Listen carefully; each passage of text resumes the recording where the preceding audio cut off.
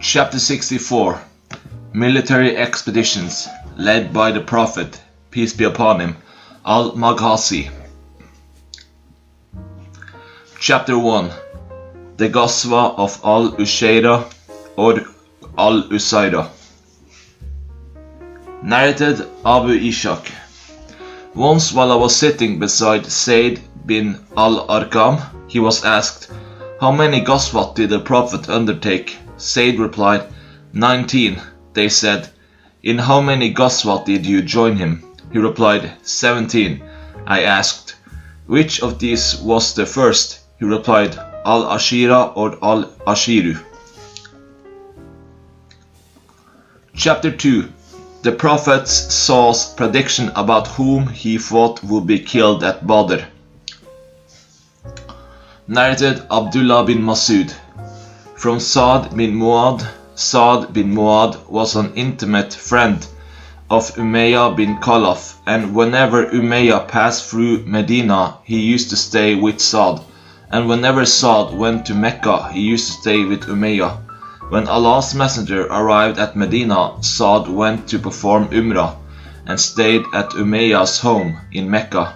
He said to Umayyah, "Tell me of a time when the mosque is empty, so that I may be able to perform tawaf around the Kaaba." So Umayyah went with him about midday. Abu Jahl met them and said, "O Abu Safwan, who is this man accompanying you?" He said, "He is Sa'd."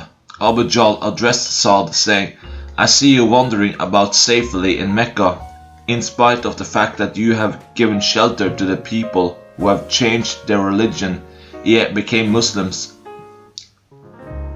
and I claim that you will help them and support them by Allah. By Allah, if you were not in the company of Abu Safwan, you would not be able to get your family safely." Sa'd, raising his voice, said to him, "By Allah, if you should stop me from doing this, ye performing tawaf, I would certainly prevent you from something which is more valuable for you. That is your passage through Medina." On this, Umayyah said to him, "O Sa'd, do not raise your voice before Abu al-Hakam, the chief of the people of the valley of Mecca." Sa'd said, "O Umayyah, stop that. By Allah, I have heard Allah's messenger predicting that the Muslim will kill you." Umayyah asked, In Mecca? In Mecca? Sa'd said, "I do not know." Umayyah was greatly scared by that news. When Umayyah returned to his family, he said to his wife, "O Safwan, don't you know what Sa'd told me?" She said, "What has he told you?" He replied, "He claims that Muhammad has informed them, ye companions, that they will kill me." I asked him, "In Mecca?" He replied, "I do not know." Then Umayyah added, "By Allah, I will never go out of Mecca." But when the day of the Ghazwa of Badr came, Abu Jahl called the people to war, saying, "Go and protect your caravan." But Umayyah disliked to go out of Mecca. Abu Jahl came to him and said, "O Abu Safwan, if the people see you staying behind, though you are the chief of the people of the valley, then they will remain behind with you." Abu Jahl kept on urging him to go until Umayyah said, "As you have forced me to change my mind, by Allah, I will buy the best camel in Mecca." Then Umayyah said to his wife, "O Safwan, prepare what I need for the journey." She said to him, "O Abu Safwan, have you forgotten what your Yathribi brother told you?" He said, "No, but I do not want to go with them but for a short distance." So when Umayyah went out, he used to tie his camel wherever he camped.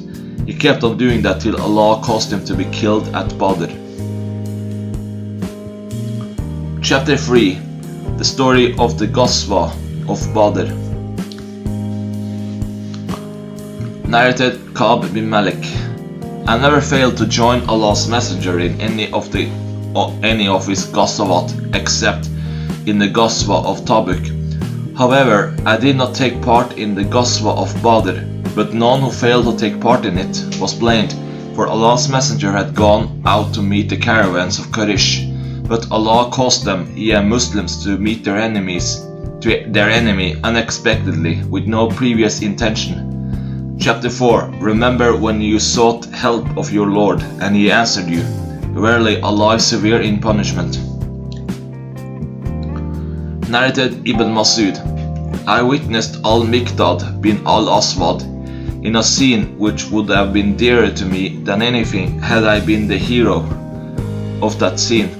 He, Al-Miqdad, came to the Prophet while the Prophet was urging the Muslims to fight with the pagans. Al-Miqdad said, We will not say as the people of Moses said, Go and your Lord and fight you too. 5:27. But we shall fight on your right and on your left, and in front of you and behind you. I saw the face of the Prophet getting bright with happiness, for that saying delighted him.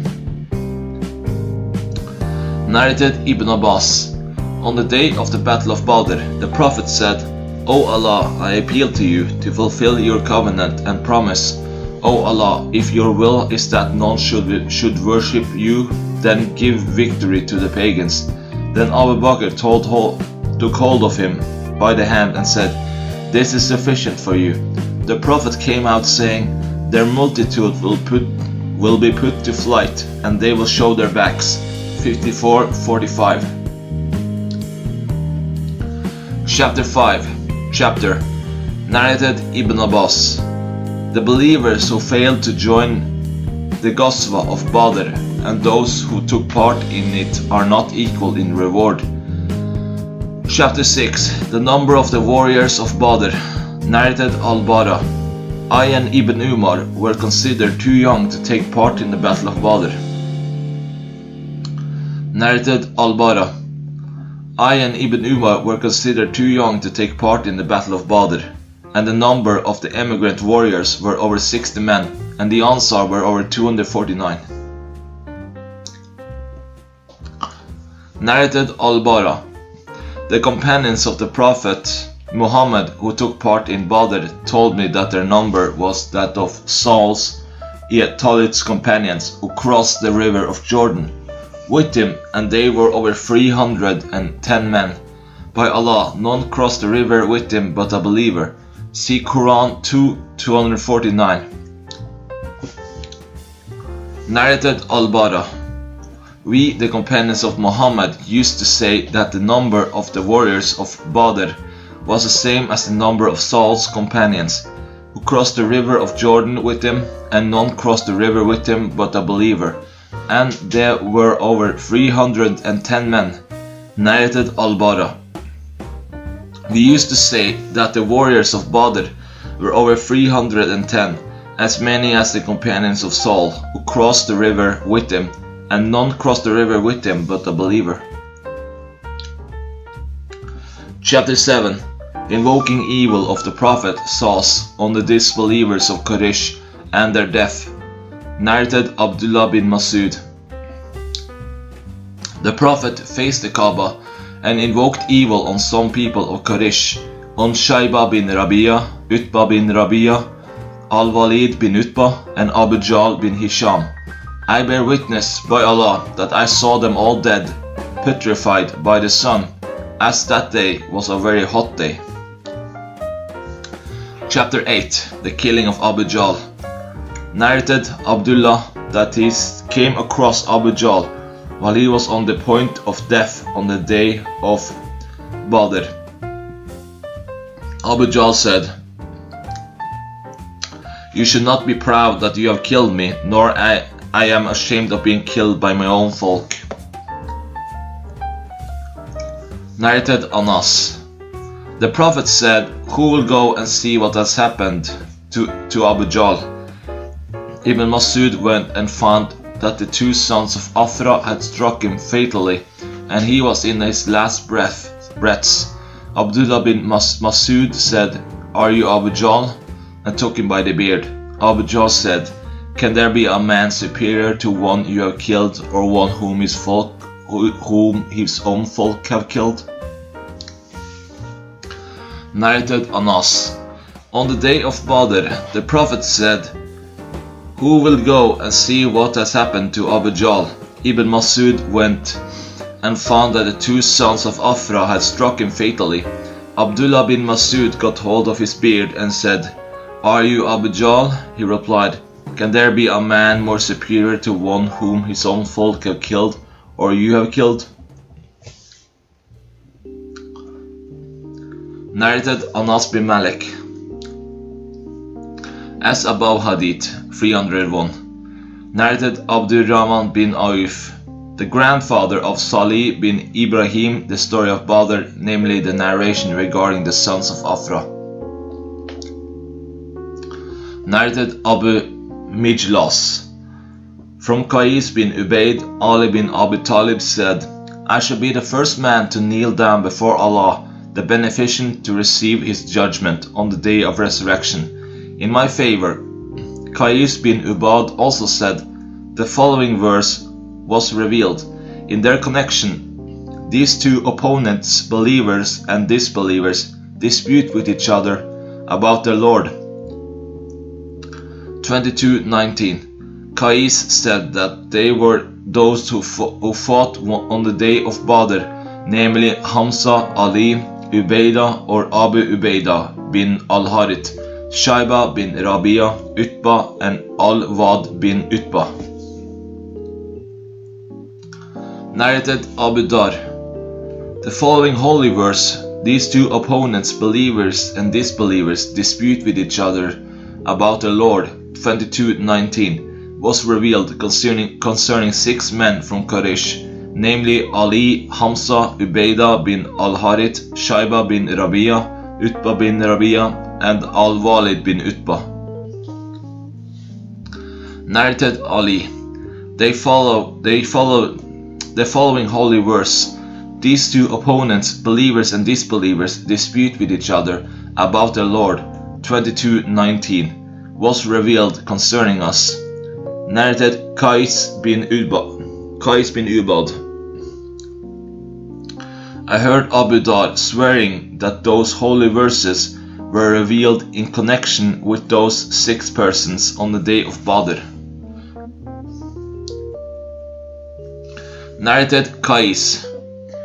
I heard Abu Dar swearing that the following holy verse, those two opponents, believers and disbelievers, disputing with each other about their Lord, 22:19, was revealed concerning those men who fought on the day of Badr, namely Hamza, Ali, Ubaidah bin al-Harith, Utbah and Shayba, the 2 sons of Rabia and Al-Walid bin Utbah.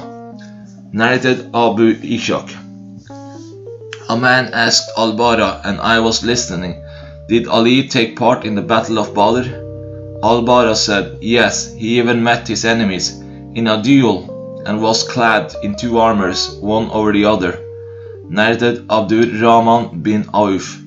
I had an agreement with Umayyah bin Khalaf that he would look after my relatives and property in Mecca, and I would look after his relatives and property in Medina. Abdurrahman then mentioned the killing of Umayyah and his son on the day of Badr, and Bilal said, "Woe to me if Umayyah remains safe, yea alive." Narrated Abdullah. The Prophet recited Surat An-Najm and then prostrated himself, and all who were with him prostrated too. But an old man took a handful of dust and touched his forehead with it, saying, "This is sufficient for me." Later on I saw him killed as an infidel. Narrated Udwa, the son of As-Zubayr. As-Zubayr had 3 scars caused by the sword, one of which was over his shoulder, and I used to insert my fingers in it. He received 2 of those wounds on the day of Badr, and one on the day of Al-Yarmouk. When Abdullah bin Zubayr was killed, Abdul Malik bin Marwan said to me, "O Urwa, do you recognize the sword of As-Zubayr?" I said, "Yes." He said, "What marks does it have?" I replied, It has a dent in its sharp edge, which was caused in it on the day of Badr. Abdul Malik said, "You are right, yet their swords have dents because of clashing with their regiments of the enemies." Then Abdul Malik returned that sword to me. Urwa. Hisham, Urwa's son, said, "We estimated the price of the sword as 3,000 dinars, and after that it was taken by one of us, the inheritors, and I wish I could have had it." Narrated Hisham that his father said, "The sword of As-Zubayr was decorated with silver." Hisham added, "The sword of Urwa was also decorated with silver." Narrated Urwa, on the day of the Battle of Al-Yarmouk, the companions of Allah's Messenger said to As-Zubayr, "Will you attack the enemy so that we shall attack them with you?" As-Zubayr replied, "If I attack them, you people will not support me." They said, "No, we will support you." So As-Zubayr attacked them, Byzantine, and pierced through their lines, and went beyond them, and none of his companions was with him. Then he returned, and the enemy got hold of the bridle of his horse, and struck him 2 blows with the sword on his shoulder. Between these 2 wounds there was a scar caused by a blow he had received on the day of Badr battle. When I was a child, I used to play with those scars by putting my fingers in them. On that day, my brother Abdullah bin As-Zubayr was also with him, and he was 10 years old. As-Zubayr had carried him on a horse and left him to the care of some men. Narrated Abu Talha. On the day of Badr, the Prophet ordered that the corpses of 24 leaders of Quraysh should be thrown into one of the dirty, dry wells of Badr. It was a habit of the Prophet that whenever he conquered some people, he used to stay at the battlefield for 3 nights. So on the 3rd day of the Battle of Badr, he ordered that his she-camel be saddled. Then he set out, and his companions followed him, saying among themselves, "Definitely he, the Prophet, is proceeding for some great purpose." When he halted at the edge of the well, he addressed the corpses of the Quraysh infidels by their names and their fathers' names. "O so-and-so, son of so-and-so, and so-and-so, son of so-and-so, would it have pleased you if you had obeyed Allah and His Apostle? We have found true what our Lord promised us. Have you too found true what your Lord promised you?" Umar said, "O Allah's Messenger, you are speaking to bodies that have no souls." Allah's Messenger said, by him in whose hand Muhammad's soul is, you do not hear, and what I say better than they do." Qatada said, "Allah brought them to life again, to let them hear him, to reprimand them and slight them and take revenge over them, and cause them to feel remorseful and regretful." Narrated Ibn Abbas, regarding the statement of Allah, "Those who have changed Allah's blessings for disbelief." 1428. The people meant here by Allah are the infidels of Quraysh. Amr, a sub-narrator, said, "Those are the infidels of Quraysh, and Muhammad is Allah's blessing regarding Allah's statement, and have led their people into the house of destruction." 1429. Ibn Abbas said, "It means the fire they will suffer from after their death on the day of Badr." Narrated Hisham's father. It was mentioned before Aisha that Ibn Umar attributed the following statement to the Prophet: "The dead person is punished in the grave because of the crying and lamentation of his family." On that, Aisha said, "But Allah's Messenger said the dead person is punished for his crimes and sins while his family cry over him." Then she added, "And this is similar to the statement of Allah's Messenger When he stood by the edge of the well, which contained the corpses of the pagans killed at Badr, "They hear what I say," she added, but he said, "Now they know very well what I used to tell them was the truth." Aisha then recited, "You cannot make the dead hear," 30:52, "and you cannot make those who are in their graves hear you," 35:22, that is, when they had taken their places in the hellfire. Narrated Ibn Umar. The Prophet stood at the well of Badr, which contained the corpses of the pagans, and said, "Have you found true what your Lord promised you?" Then he further said, "They now hear what I say." This was mentioned before Aisha, and she said, but the Prophet said, "Now they know very well that what I used to tell them was the truth." Then she recited the holy verse, "You cannot make the dead hear," till the end of verse 30:52. Chapter 9. Superiority of those who fought the Battle of Badr. Narrated Anas. Haritha was martyred on the day of the Battle of Badr, and he was a young boy then. His mother came to the Prophet and said, "O Allah's Messenger, you know how dear Haritha is to me. If he is in paradise, I shall remain patient and hope for reward from Allah. But if it is not so, then you shall see what I do."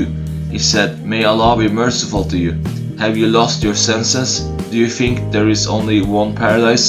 There are many paradises, and your son is in the most superior paradise of all Firdaus." Narrated Ali. Allah's Messenger sent me, Abu Martad and As-Subayr, and all of us were riding horses, and said, "Go till you reach Rawdat Kak, where there is a pagan woman carrying a ladder from Hatib bin Abi Balta to the pagans of Mecca." So we found her riding her camel on the place which Allah's Messenger had mentioned. We said to her, "Give us the leather." She said, "I have no leather." Then we made her camel kneel down, and we searched her, but we found no leather. Then we said, "Allah's Messenger had not told us a lie. Certainly take out the leather, otherwise we will strip you naked." When she saw that we were determined, she put her hand below her waist belt, for she had tied her cloak round her waist, and she took out the leather, and we brought her to Allah's Messenger. Then Umar said, "O Allah's Apostle, this Hatib has betrayed Allah, His Apostle, and the believers. Let me cut off his neck."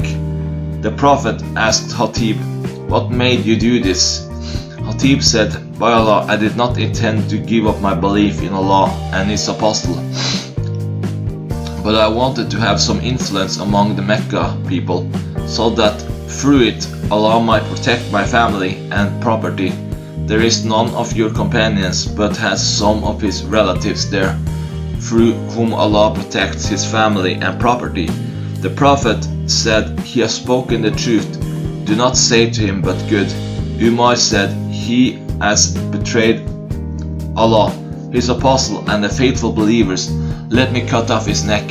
The Prophet said, "Is he not one of the Badr warriors?" Maybe Allah looked at the Badr warriors and said, "Do whatever you like, as I have granted paradise to you," or said, "I have forgiven you."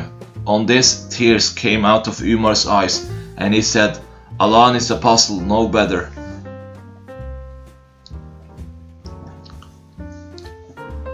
Chapter 10.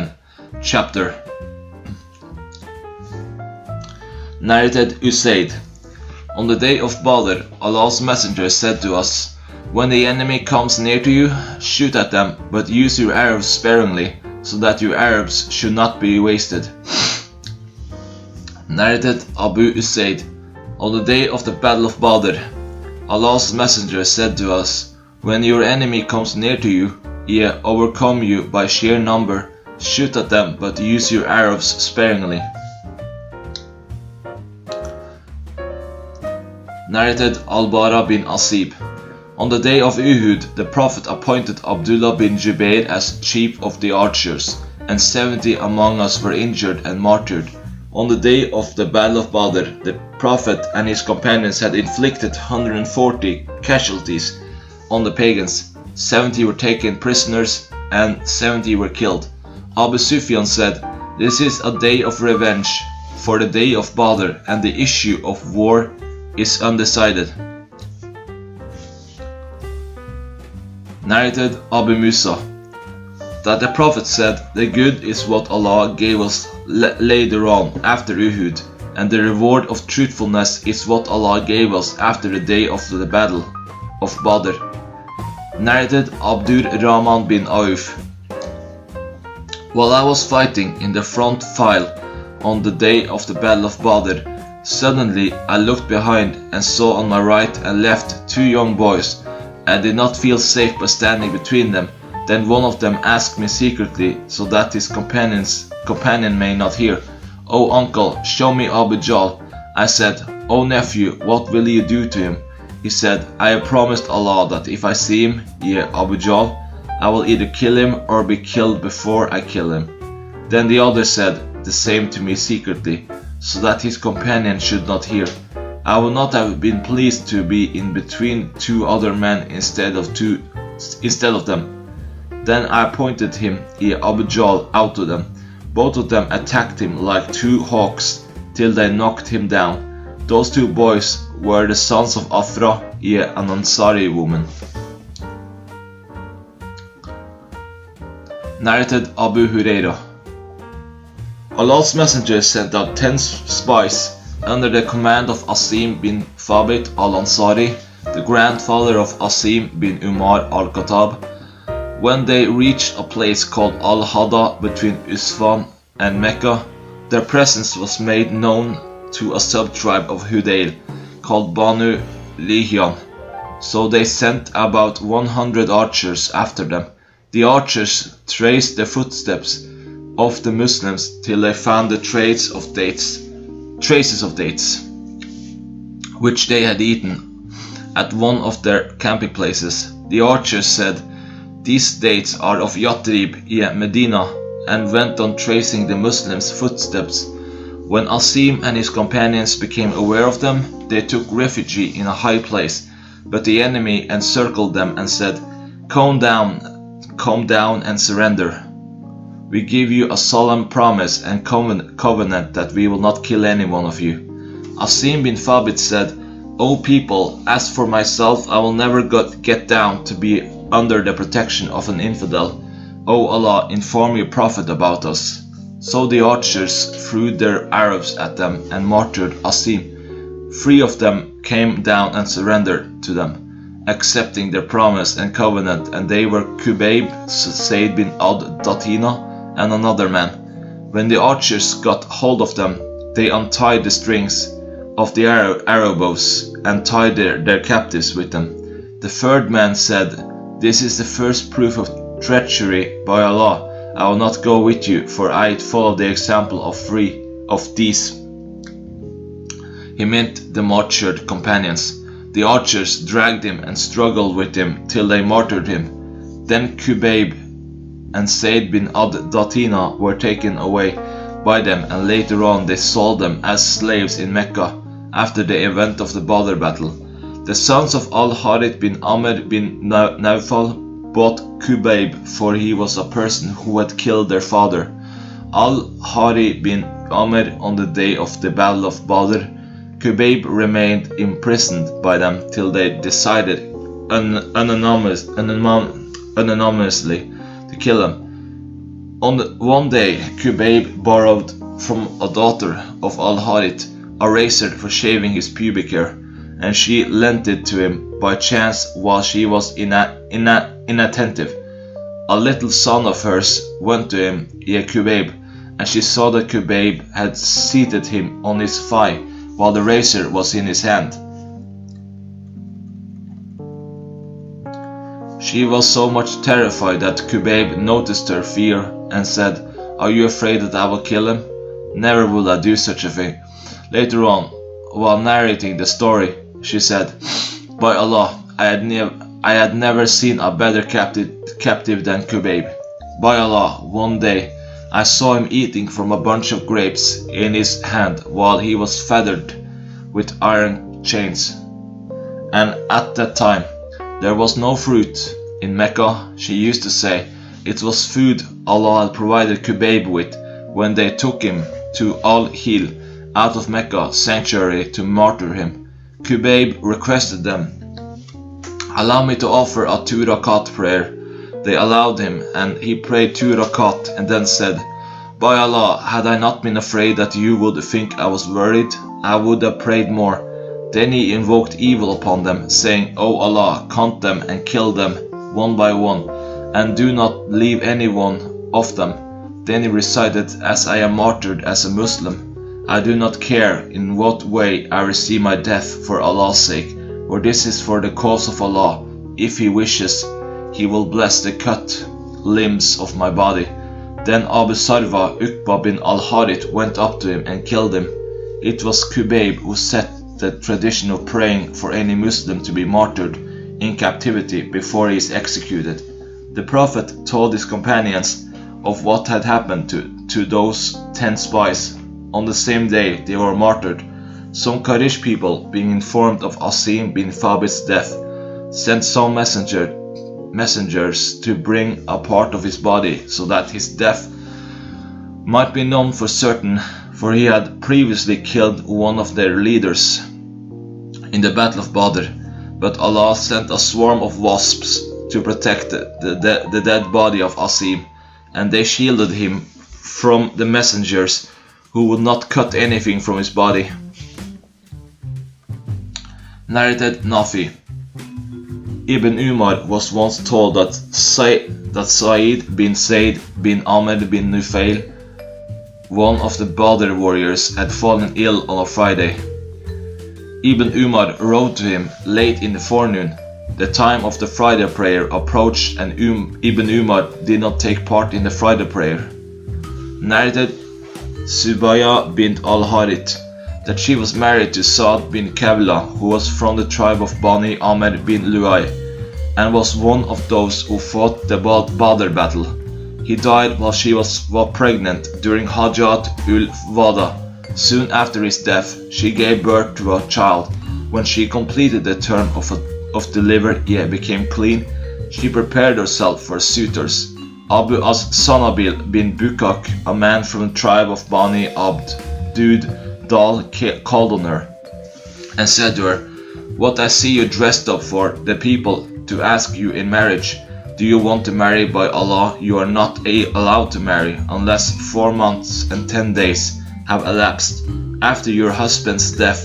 Subaya in her narration said, "When Abu as-Sanabil said this to me, I put on my dress in the evening and went to Allah's Messenger and asked him about this problem. He gave the verdict that I was free to marry as I had already given birth to my child, and ordered me to marry if I wished." Chapter 11. The participation of angels in the Battle of Badr. Narrated Rifa, who was one of the Badr warriors. Gabriel came to the Prophet and said, "How do you look upon the warriors of Badr among yourselves?" The Prophet said, "As the best of the Muslims," or said a similar statement. On that Gabriel said, "And so are the angels who participated in the Badr battle." Narrated Muad bin Rifa bin Rafi. Rifa was one of the warriors of Badr, while his father Rafi was one of the people of Al-Aqaba, yet those who gave the pledge of allegiance at Al-Aqaba. Rafi used to say to his son, "I would not have been happier if I had taken part in the Badr battle, instead of taking part in the Aqaba pledge." Narrated Muad. The one who asked the Prophet was Gabriel, referred to Hadith 327. Narrated Ibn Abbas. The Prophet said on the day of Battle of Badr, "This is Gabriel, holding the head of his horse and equipped with arms for the battle." Chapter 12. Chapter narrated Anas. Abu Said died and did not leave any offspring, and he was one of the Badr warriors. Narrated Ibn Abbas. Abu Sa'id bin Malik al-Khudri returned from a journey, and his family offered him some meat of sacrifices offered at Eid ul-Adha. On that he said, "I will not eat it," before asking whether it is allowed. He went to his maternal brother Qatada bin Man, who was one of the Badr warriors, and asked him about it. Qatada said, "After your departure, an order was issued by the Prophet, cancelling the prohibition of eating sacrifices after 3 days." Narrated Urwa. As-Zubayr said, "I met Ubaidah bin Sa'id bin al-As on the day of the battle of Badr, and he was covered with armor, so much that only his eyes were visible. He was surnamed Abu Dat al-Qaris. He said proudly, 'I am Abu al-Qaris. I attacked him with a spear and pierced his eye, and he died. I put my foot over his body to pull that spear out, but even then I had to use a great force to take it out, as its both ends were bent.'" Urwa said, "Later on Allah's messenger asked As-Zubayr for the spear, and he gave it to him. When Allah's messenger died, As-Zubayr took it back. After that Abu Bakr demanded it, and he gave it to him. And when Abu Bakr died, As-Zubayr took it back. Umar then demanded it from him, and he gave it to him. When Umar died, As-Zubayr took it back, and then Uthman demanded it from him, and he gave it to him. When Uthman was martyred, the spear remained with Ali's offspring.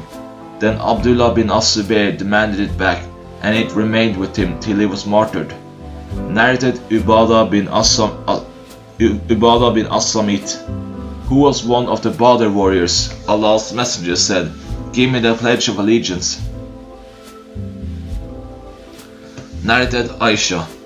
The wife of the Prophet, Abu Hudayfa, one of those who fought the Battle of Badr with Allah's apostle, adopted Salim as his son and married his niece Hind bint al-Wad bin Utbah to him. And Salim was a freed slave of an Ansari woman. Allah's messenger also adopted Zayd as his son in the pre-Islamic period of ignorance.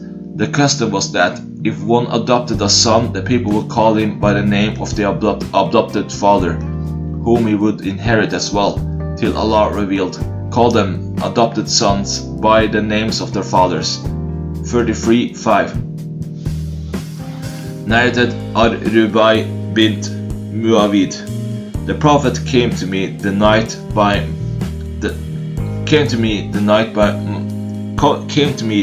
my marriage was consummated, and sat down on my bed as you, the sub-narrator, are sitting now, and small girls were beating the tambourine and singing in lamentation of my father who had been killed on the day of the Battle of Badr.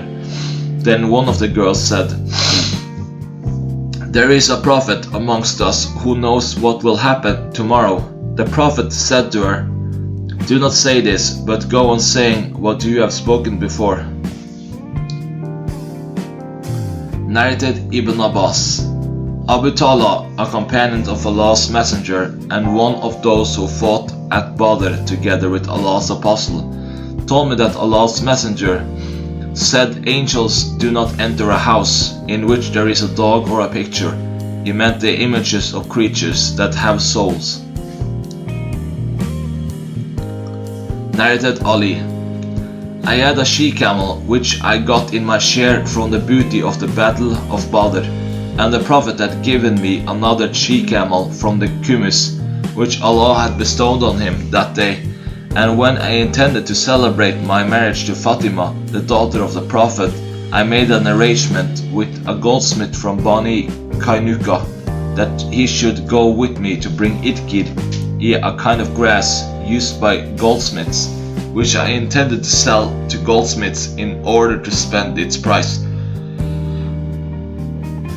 On the marriage banquet, while I was collecting ropes and sacks of pack saddles for my 2 she-camels, which were kneeling down beside an Ansari's dwelling, and after collecting what I needed, I suddenly found that the humps of the 2 she-camels had been cut off, and their flanks had been cut open, and portions of their livers had been taken out. On seeing that, I could not help weeping. I asked, "Who has done that?"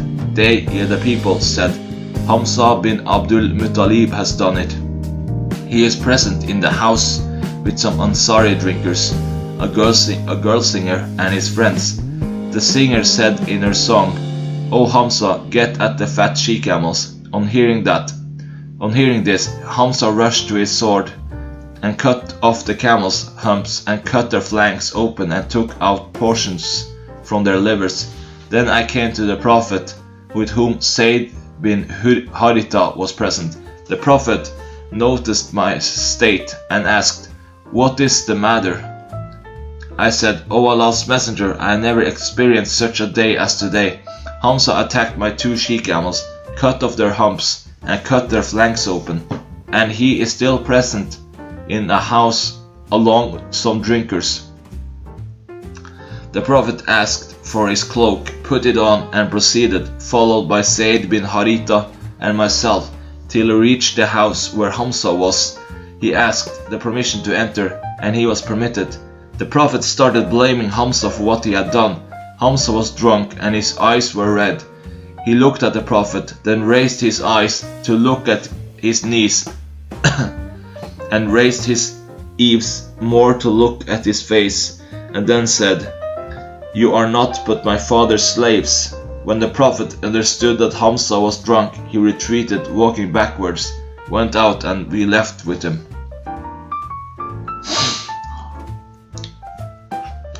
Narrated Ibn Makal.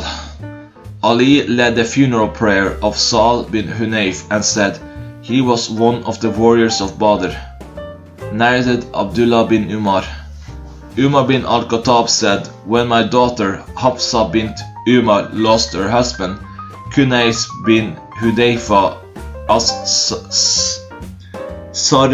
who was one of the companions of Allah's Messenger and had fought in the Battle of Badr and had died in Medina, I met Uthman bin Affan and suggested that he should marry Hafsa, saying, if you wish, I will marry Hafsa bint Umar to you. On that he said, I will think it over. I waited for a few days, and then he said to me, I am of the opinion that I shall not marry at present. Then I met Abu Bakr and said, if you wish, I will marry you, Hafsa bint Umar. He kept quiet and did not give me any reply, and I became more angry with him than I was with Uthman. Some days later, Allah's Messenger demanded her hand in marriage, and I married her to him. Later on, Abu Bakr met me and said, perhaps you were angry with me when you offered me Hafsa for marriage, and I gave no reply to you. I said, yes. Abu Bakr said, nothing prevented me from accepting your offer, except that I learned that Allah's Messenger had referred to the issue of Hafsa, and I did not want to disclose the secret of Allah's Messenger. But had he, the Prophet, given her up, I would surely have accepted her. Narrated Abu Masud al-Badri. The Prophet said, a man's spending on his family is a deed of charity.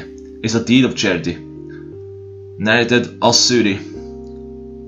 I heard Urwa bin As-Zubair talking to Umar bin Abdul Aziz during the latter's governorship at Medina. He said, Al-Mughira bin Shuba delayed the Asr prayer when he was the ruler of Al-Kufa.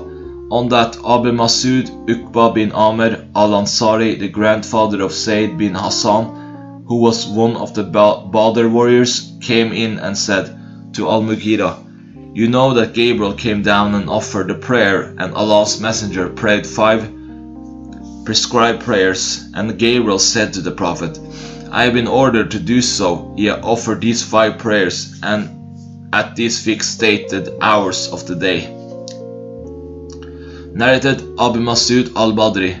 Allah's Messenger said, it is sufficient for one to recite the last 2 verses of Surat al-Baqarah at night. Narrated Mahmud bin Arabi that Itban bin Malik, who was one of the companions of the Prophet and one of the warriors of Badr, came to Allah's Messenger. Narrated Ibn Shihab. I asked Al-Hussein bin Muhammad, who was one of the sons of Salim and one of the nobles amongst them, about the narration of Mahmud bin Arabi from Itban bin Malik, and he confirmed it. Narrated Abdul bin Amr bin Rabia, who was one of the leaders of Bani Adi, and his father participated in the Battle of Badr in the company of the Prophet.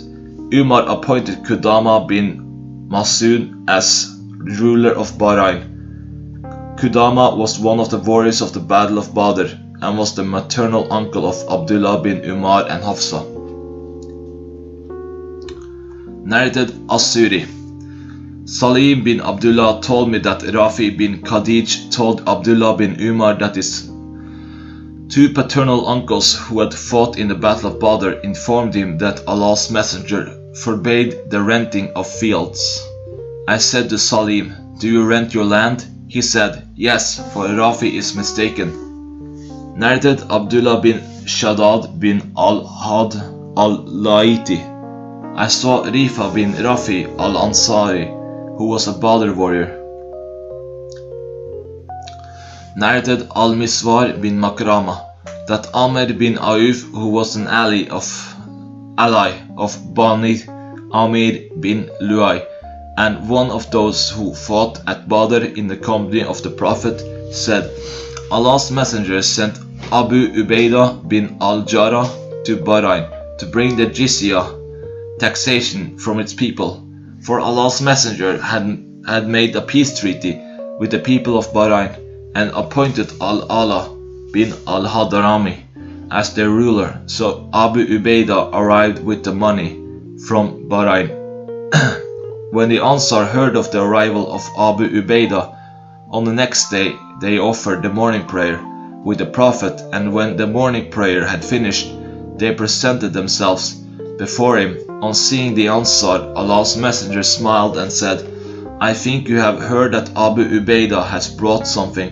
They replied, "Indeed it is so, O Allah's Apostle." He said, "Be happy and hope for what will please you. By Allah, I am not afraid that you will be poor, but I fear that worldly wealth will be bestowed upon you, as it was bestowed upon those who lived before you. So you will compete amongst yourselves for it, as they competed for it, and it will destroy you as it did them." Narrated Nafi. Ibn Umar used to kill all kinds of snakes until Abu Lubaba al-Badri told him that the Prophet had forbidden the killing of harmless snakes living in houses and called jinan, so Ibn Umar gave up killing them. Narrated Anas bin Malik. Some men of the Ansar requested Allah's Messenger to allow them to see him. They said, "Allow us to forgive the ransom of our sister's son, Abbas." The Prophet said, "By Allah, you will not leave a single dirham of it." Narrated Ubaidullah bin Adi bin Al-Qiyar that Al-Miqdad bin Amr al-Kindi, who was an ally of Bani Surah and one of those who fought the Battle of Badr together with Allah's Messenger, told him that he said to Allah's Messenger, "Suppose I meet one of the infidels and we fought, and he struck one of my hands with his sword and cut it off, and then took refuge in a tree and said, 'I surrender to Allah. I have become a Muslim. Could I kill him?'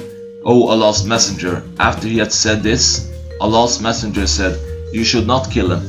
Al-Miqdad said, "O Allah's Messenger, but he had cut off one of my two hands, and then he had uttered those words." Allah's Messenger replied, "You should not kill him, for if you kill him, he will not be in your position where you had been before killing him, and you would be in his position where he had been before uttering those words." Narrated Anas. Allah's Messenger said on the day of Badr, "Who will go and see what has happened to Abu Jahl?"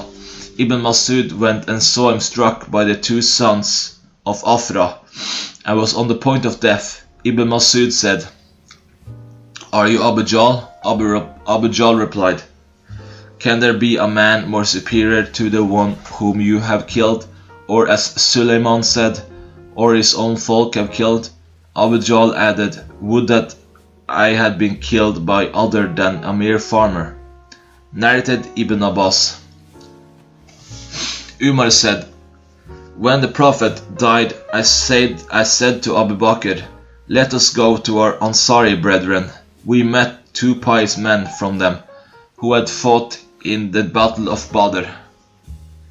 When I mentioned this to Urwa bin As-Zubayr, he said, 'Those two pious men were Uwaym bin Saida and Man bin Adi.'" Narrated Qais. The Badr warriors were given 5,000 dirhams each yearly. Umar said, "I will surely give them more than what I will give to others." Narrated Jubair bin Mutim. I heard the Prophet reciting Surat at-Tur in Maghrib prayer, and that was at a time when belief was first planted in my heart. The Prophet was speaking about the war prisoner of Badr, said, "Were Al-Mutim bin Adi alive and interceded with me for these filthy people? I would definitely forgive them for his sake." Narrated Sa'id bin al-Musayyab. When the first civil strife in Islam took place because of the murder of Uthman, it left none of the Badr warriors alive. When the second civil strife, that is, the Battle of Al-Hara, took place, it left none of the Hudaybiyah treaty companions alive. Then the third civil strife took place, and it did not subside till it had exhausted all the strength of the people.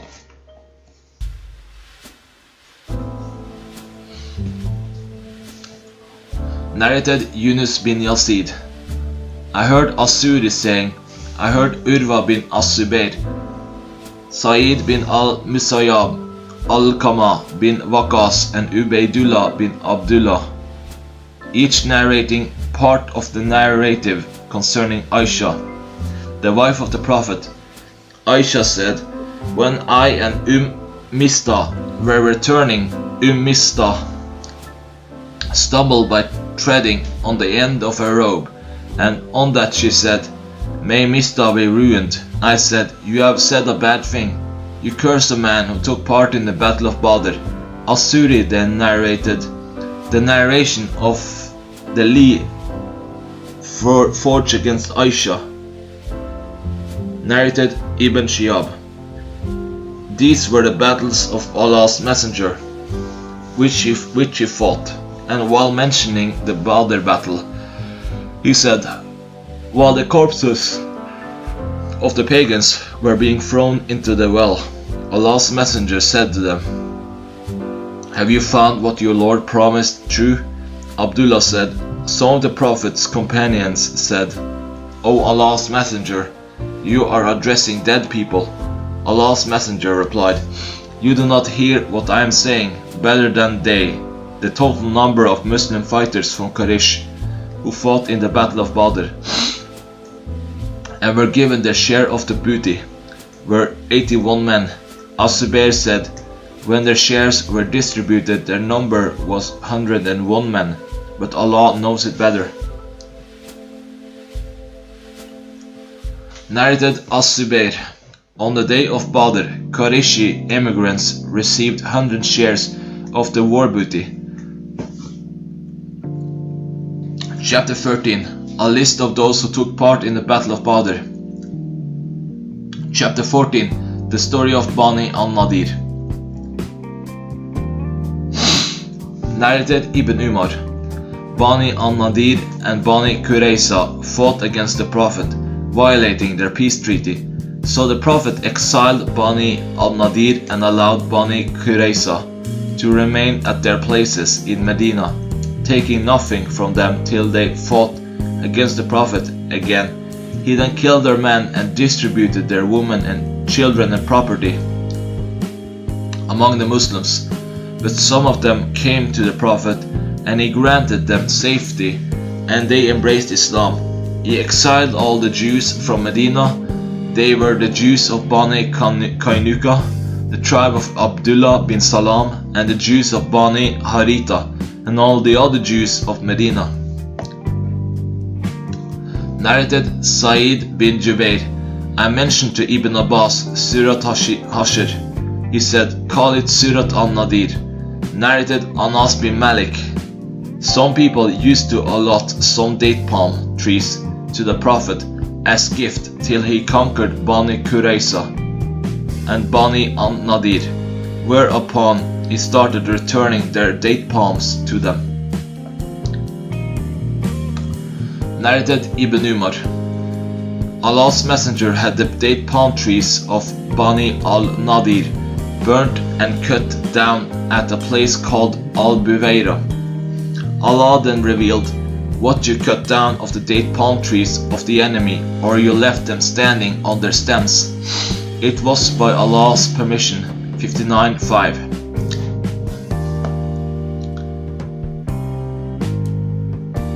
Narrated Ibn Umar, the Prophet burnt the date palm trees of Bani al-Nadir.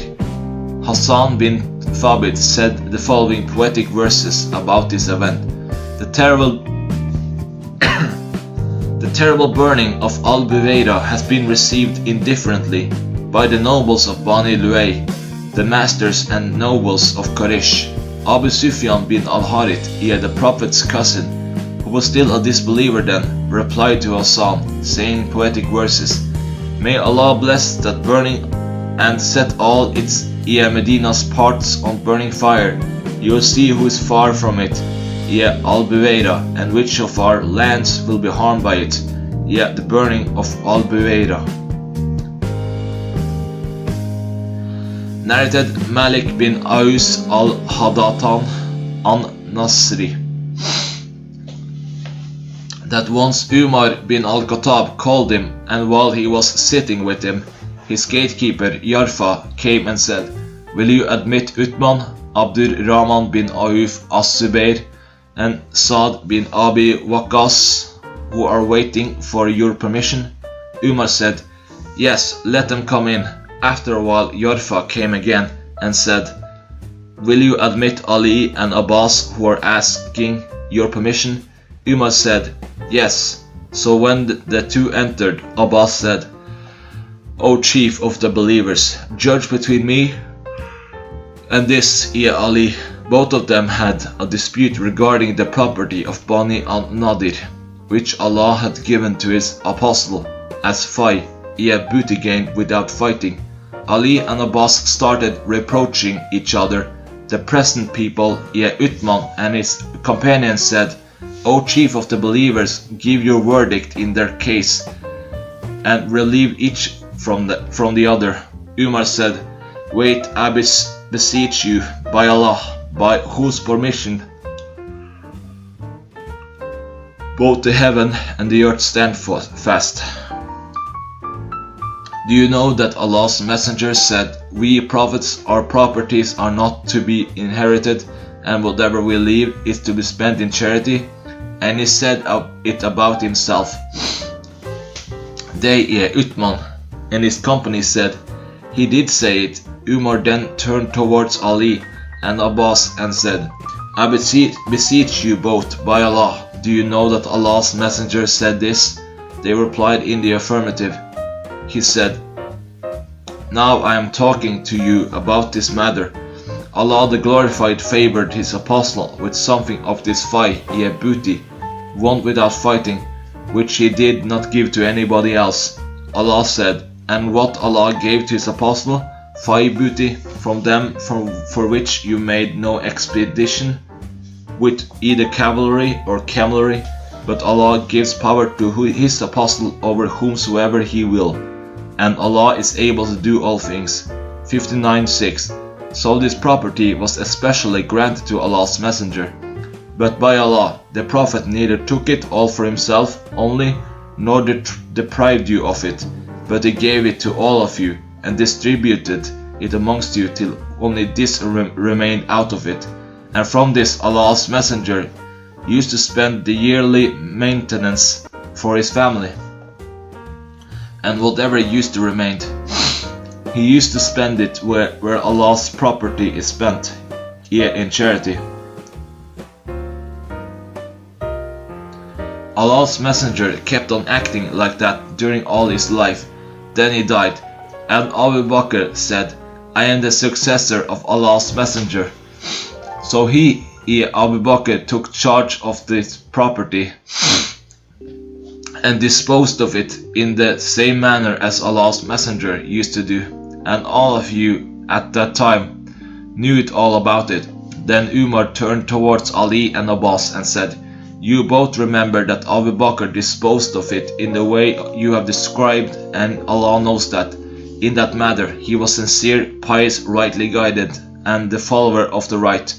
Then Allah caused Abu Bakr to die, and I said, I am the successor of Allah's Messenger and Abu Bakr, so I kept this property in my possession for the first 2 years of my rule, caliphate, and I used to dispose of it in the same way as Allah's Messenger, and Abu Bakr used to do, and Allah knows that I have been sincere, pious, rightly guided, and that the follower of the right in this matter. Later on, both of you, Ali and Abbas, came to me, and the claim of you both was one and the same.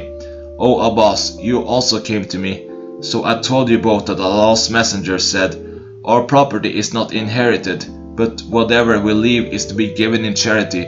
Then when I thought that I should better hand over this property to you both, or the condition that you will promise and pledge before Allah that you will dispose it of in the same way as Allah's Messenger and Abu Bakr did, and as I have done since the beginning of my caliphate, or else you should not speak to me about it. So both of you said to me, hand it over to us on this condition, and on this condition I handed it over to you. Do you want me now to give a decision other than that decision by Allah, with whose permission both the sky and the earth stand fast? I will never give any decision other than that decision till the last hour is established. But if you are unable to manage it, that property, then return it to me, and I will manage on your behalf. The sub-narrator said, I told Udwa bin As-Zubayr of this hadith, and he said, Malik bin Aus has told the truth. I heard Aisha, his wife of the Prophet, saying, the wives of the Prophet sent Uthman to Abu Bakr, demanding from him their 1/8 of the fee, which Allah had granted to his apostle. But I used to oppose them and say to them, will you not fear Allah? Don't you know that the Prophet used to say, our property is not inherited, but whatever we leave is to be given in charity. The Prophet mentioned that regarding himself. He added, the family of Muhammad can take their sustenance from this property. So the wives of the Prophet stopped demanding it when I told them of that. So this property of Sadaqah was in the hands of Ali, who withheld it from Abbas and overpowered him. Then it came in the hands of Hassan bin Ali, then in the hands of Hussein bin Ali, and then in the hands of Ali bin Hussein and Hassan bin Hassan, and each of the last two used to manage it in turn. Then it came in the hands of Zayd bin Hassan, and it was truly the Sadaqah of Allah's Apostle. Narrated Aisha. Fatima and Al-Abbas came to Abu Bakr claiming their inheritance of the Prophet's land of Fadak and his share from Khaybar.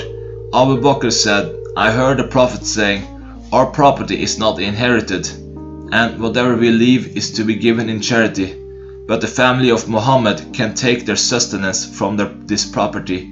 By Allah, I would love to do good to the kith and kin of Allah's Apostle, rather than to my own kith and kin. Chapter 15. The killing of Ka'b bin al-Asraf. Narrated Jabir bin Abdullah. Allah's messenger said, "Who is willing to kill Ka'b bin al-Ashraf, who has hurt Allah and his apostle?" Thereupon Muhammad bin Maslama got up, saying, "O Allah's messenger, would you like that I kill him?" The Prophet said, "Yes." Muhammad bin Maslama said, "Then allow me to say a false thing, yet to deceive Ka'b." The Prophet said, "You may say it." Then Muhammad bin Maslama went to Ka'b and said, "That man, Muhammad, demands sadaqah, zakat from us, and he has troubled us, and I have come to borrow something from you." On that, Ka'b said, "By Allah, you will get tired of him." Muhammad bin Maslama said, "Now, as we have followed him, we do not want to leave him unless and until we see how his end is going to be. Now we want you to lend us a camel load or two of food." Some difference between narrators about a camel load or two. Ka'b said, "Yes, I will lend you, but you should mortgage something to me." Muhammad bin Maslama and his companion said, "What do you want?" Ka'b replied, "Mortgage your woman to me." They said, "How can we mortgage our woman to you, and you are the most handsome of the Arabs?" Ka'b said, "Then mortgage your sons to me." They said, "How can we mortgage our sons to you? Later they would be abused by the people, saying that so and so has been mortgaged for a camel load of food. That would cause us a great disgrace, but we will mortgage our arms to you." Muhammad bin Maslama and his companion promised Ka'b that Muhammad would return to him. He came to Ka'b at night along with Ka'b's foster brother Abu Naila. Ka'b invited them to come into his fort, and then he went down to them. His wife asked him, "Where are you going at this time?" Ka'b replied, "None, but Muhammad bin Maslama and my foster brother Abu Naila have come." His wife said, I hear a voice as if dropping blood is from him." Ka'b said, "There are none but my brother Muhammad bin Maslama and my foster brother Abu Naila. A generous man should respond to a call at night, even if invited to be killed." Muhammad bin Maslama went with two men. Some narrators mention that the men as Abu bin Jabir, Al-Harith bin Aus, and Abad bin Bisr. So Muhammad bin Maslama went in together with two men and sailed to them. "When Ka'b comes, I will touch his hair and smell it, and when you see that I have got hold of his head, strip him. I will let you smell his head." Ka'b bin al-Ashraf came down to them, wrapped in his clothes and diffusing perfume. Muhammad bin Maslama said, "Have never smelt a better scent than this." Ka'b replied, "I have got the best Arab women who know how to use the high class of perfume." Muhammad bin Maslama requested Ka'b, "Will you allow me to smell your head?" Ka'b said, "Yes." Muhammad smelt it and made his companion smell it as well. Then he requested Ka'b again, Will you let me smell your head?" Ka'b said, "Yes." When Muhammad got a strong hold of him, he said to his companions, "Get at him." So they killed him and went to the Prophet and informed him Abu Rafi was killed after Ka'b bin al-Ashraf. Chapter 16. The killing of Abu Rafi, Abdullah bin Abi al-Hukayk.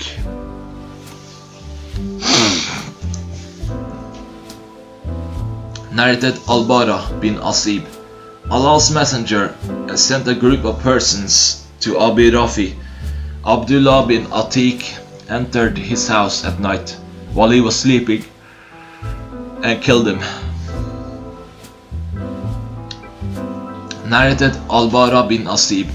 Allah's messenger sent some men from the Ansar to kill Abu Rafi, the Jew, and appointed Abdullah bin Atiq as their leader. Abu Rafi used to hurt Allah's messenger and helped his enemies against him. He lived in his castle in the land of Hijaz. When those men approached the castle after the sun had set, and the people had brought back their livestock to their homes. Abdullah bin Atiq said to his companions, "Sit down at your places, I am going, and I will try to play a trick on the gatekeeper, so that I may enter the castle." So Abdullah proceeded towards the castle, and when he approached the gate, he covered himself with his clothes, pretending to answer the call of nature. The people had gone in, and the gatekeeper considered Abdullah as one of the castle's servants, addressing him, saying, "O Allah's servant, enter if you wish, for I want to close the gate." Abdullah added in his story, "So I went in the castle and hid myself. When the people got inside, the gatekeeper closed the gate and hung the keys on a fixed wooden peg. I got up and took the keys and opened the gate. Some people were staying late at night with Abu Rafi for a pleasant night chat in a room of his. When his companions of nightly entertainment went away, I ascended to him, and whenever I opened a door, I closed it from inside. I said to myself, should these people discover my presence, they will not be able to catch me till I have killed him. So I reached him and found him sleeping in a dark house amidst his family. I could not recognize his location in the house. So I shouted, "O Abu Rafi!" Abu Rafi said, "Who is it?" I proceeded towards the source of the voice and hit him with the sword, and because of my perplexity, I could not kill him. He cried loudly, and I came out of the house and waited for a while, and then went to him again and said, "What is this voice, O Abu Rafi?" He said, "Woe to your mother, a man in my house has hit me with a sword." I again hit him severely, but I did not kill him. Then I drove the point of the sword into his belly and pressed it through till it touched his back, and I realized that I have killed him. I then opened the doors one by one till I reached the staircase, and thinking that I had reached the ground, I stepped out and fell down and got my leg broken in a moonlit night. I tied my leg with a turban and proceeded on till I sat at the gate and said, "I will not go out tonight till I know that I have killed him." So when early in the morning the cock crowed, the announcer of the casualty stood on the wall, saying, "I announce the death of Abu Rafi, the merchant of Hijaz." Thereupon I went to my companions and said, "Let us save ourselves, for Allah has killed Abu Rafi." So I, along with my companions, proceeded and went to the Prophet and described the whole story to him. He said, "Stretch out your broken leg." I stretched it out, and he rubbed it, and it became all right, as if I had never had any ailment whatsoever. Narrated Al-Bara. Allah's Messenger sent Abdullah bin Atiq and Abdullah bin Utbah with a group of men to Abu Rafi to kill him. They proceeded till they approached his castle, whereupon Abdullah bin Atiq said to him, "Wait here, and in the meantime I will go and see." Abdullah said later on, "I played a trick in order to enter the castle, but chanced they lost a donkey of theirs and came out carrying a flaming light to search for it. I was afraid that they would recognize me, so I covered my head and legs and pretended to answer the call to nature. The gatekeeper called, 'Whoever wants to come in should come in before I close the gate.' So I went in and hid myself in a stall and of a donkey near the gate of the castle. They took their supper with Abu Rafi and had a chat till late at night. Then they went back to their homes. When the voices vanished and I no longer detected any movement, I came out. I had seen where the gatekeeper had kept the key of the castle in a hole in the wall.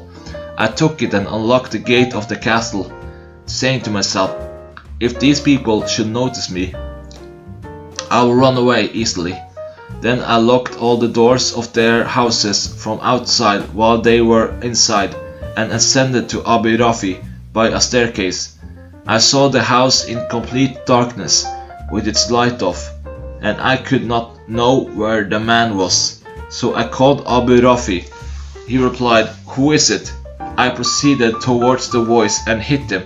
He cried loudly, but my blow was futile. Then I came to him, pretending to help him, saying, with a different tone of my voice, "What is wrong with you, O Abu Rafi?" He said, "Are you not surprised? Woe on your mother, a man has come to me and hit me with a sword." So again I aimed at him and hit him, but the blow proved futile again. And on that Abu Rafi cried loudly, and his wife got up.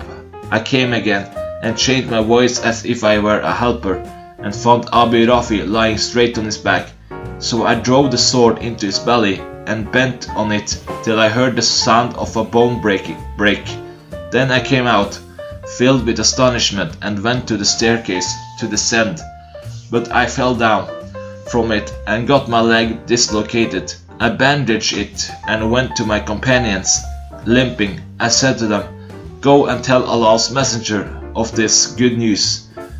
But I will not leave this place till I hear the news of his, Abu Rafi's death." When dawn broke, an announcer of death got over the wall and announced, "I convey to you the news of Abu Rafi's death." I got up and proceeded without feeling any pain till I caught up with my companions before they reached the Prophet, to whom I conveyed the good news.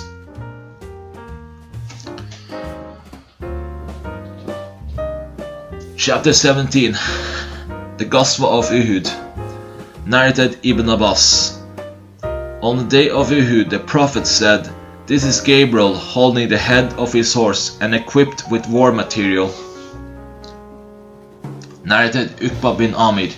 Allah's Messenger offered the funeral prayers of the martyrs of Uhud 8 years after their death, as if bidding farewell to the living and the dead.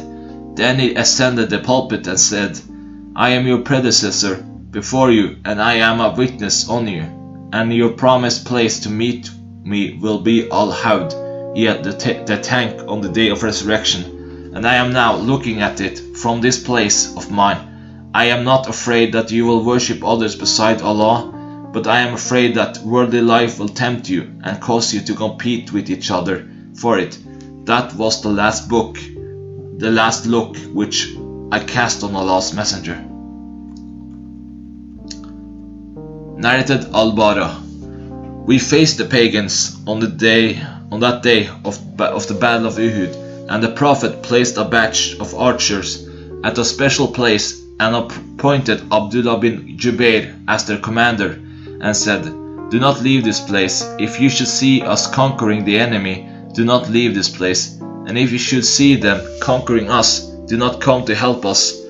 So when we faced the enemy, they took their heels till I saw their women running towards the mountain, lifting up their clothes from their legs, revealing their leg bangles. The Muslims started saying, "The booty, the booty." Abdullah bin Jubair said, "The Prophet had taken a firm promise from me not to leave this place." But his companions refused to stay. So when they refused to stay there, Allah confused them so that they could not know where to go. And they suffered 70 casualties. Abu Sufyan ascended a high place and said, "Is Muhammad present amongst the people?" The Prophet said, "Do not answer him." Abu Sufyan said, "Is the son of Abu Kuhafa present among the people?" The Prophet said, "Do not answer him." Abu Sufyan said, "Is the son of Al-Khattab amongst the people?" He then added, "All these people have been killed, for were they alive, they would have replied." On that, Umar could not help saying, You are a liar, O enemy of Allah. Allah has kept what will make you unhappy." Abu Sufyan said, "Superior may be Hubal." On that the Prophet said to his companions, replied to him. They asked, what may we say?" He said, "Say Allah is more elevated and more majestic." Abu Sufyan said, We have the idol of Al-Uzza, whereas you have no Uzza. The Prophet said to his companions, replied to him, they said, what may we say? The Prophet said, say Allah is our helper and you have no helper. Abu Sufyan said, this day compensates for our loss at Badr, and in the battle the victory is always undecided and shared in turns by the belligerents. You will see some of your dead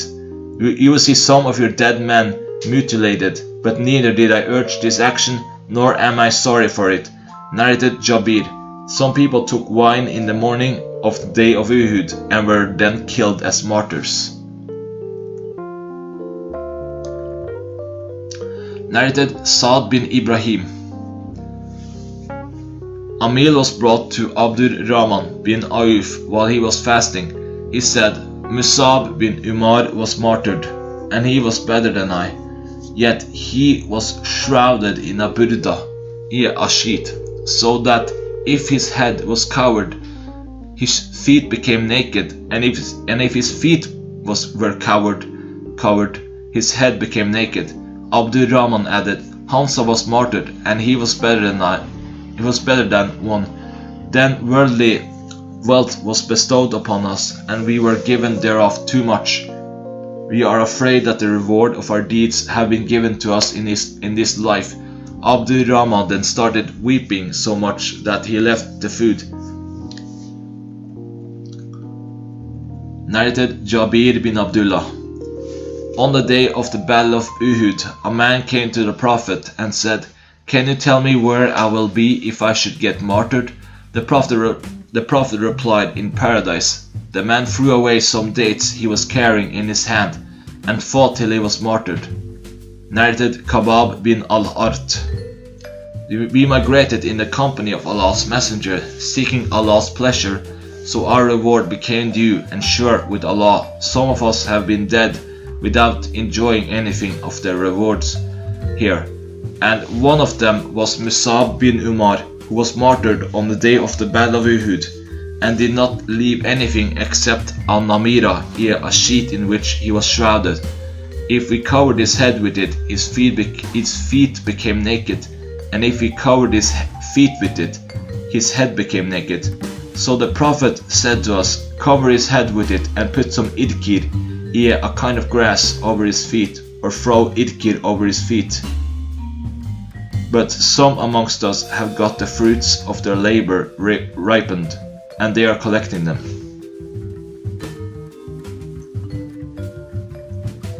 Narrated Anas.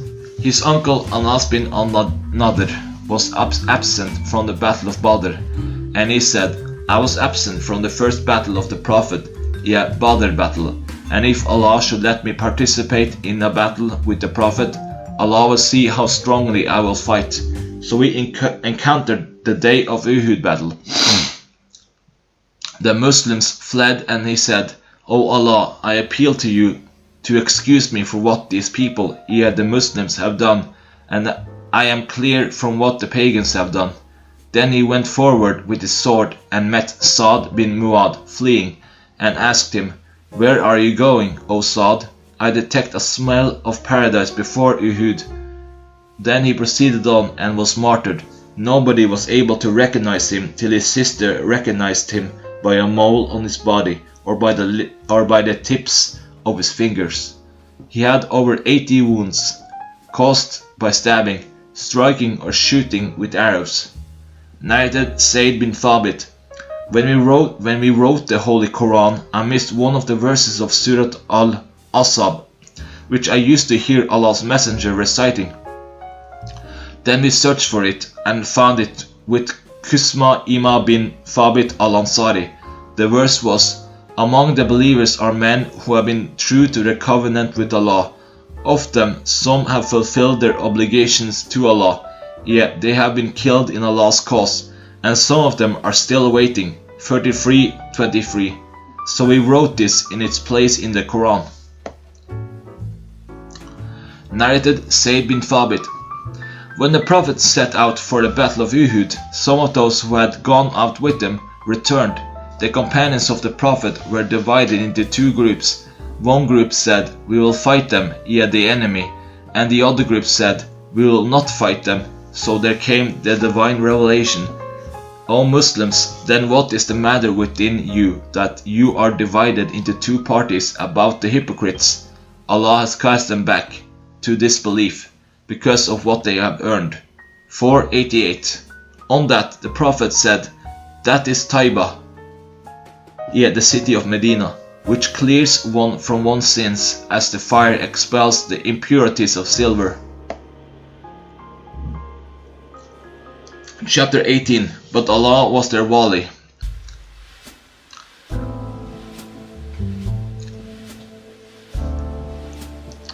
Narrated Jabir. This verse, when two of your parties almost decided to fall away, was revealed in our connection, Bani Salama and Bani Haritha, and I would not have liked that if it was not revealed, for Allah said, "But Allah was their protector." 322. Narrated Jabir.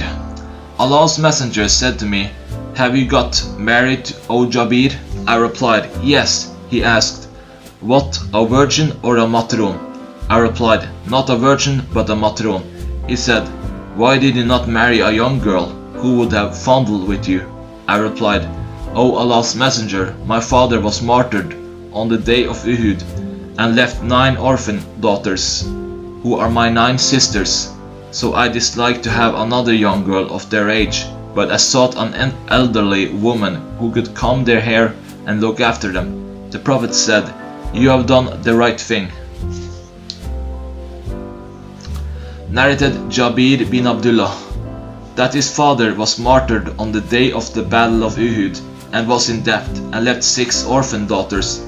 Jabir added, "When the season of plucking the dates came, I went to Allah's messenger and said, 'You know that my father was martyred on the day of Uhud, and he was heavily in debt, and I would like that the creditors should see you.'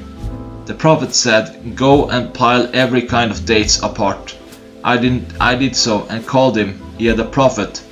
When the creditors saw him, they started claiming their debts from me, then in such a harsh manner as they had never done before. So when he saw their attitude, he went round the biggest heap of dates thrice, and then sat over it and said, 'O Jabir, call your companions, the creditors.' Then he kept on measuring and giving to the creditors their due, till Allah paid all the debt of my father. I would have been satisfied to retain nothing of those dates for my sisters after Allah had paid the debts of my father. But Allah saved all the heaps of dates, so that when I looked at the heap where the Prophet had been sitting, it seemed as if a single date has not been taken away thereof." Narrated Sa'd bin Abi Waqqas. I saw Allah's messenger on the day of the Battle of Uhud, accompanied by 2 men fighting on his behalf.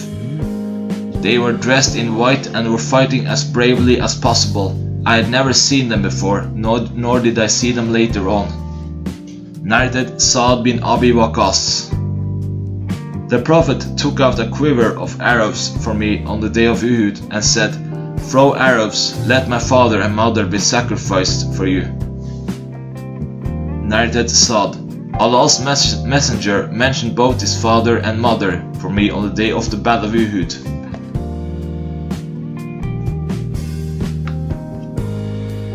Narrated Ibn al-Musayyab. Sa'd bin Abi Waqqas said, Allah's messenger mentioned both his father and mother for me on the day of the Battle of Uhud. He meant when the Prophet said to Sa'd, while the latter was fighting, "Let my father and mother be sacrificed for you." Narrated Ali. I have never heard the Prophet mentioning both his father and mother for anybody other than Sa'd. Narrated Ali. I have never heard the Prophet mentioning his father and mother for anybody other than Sa'd bin Malik.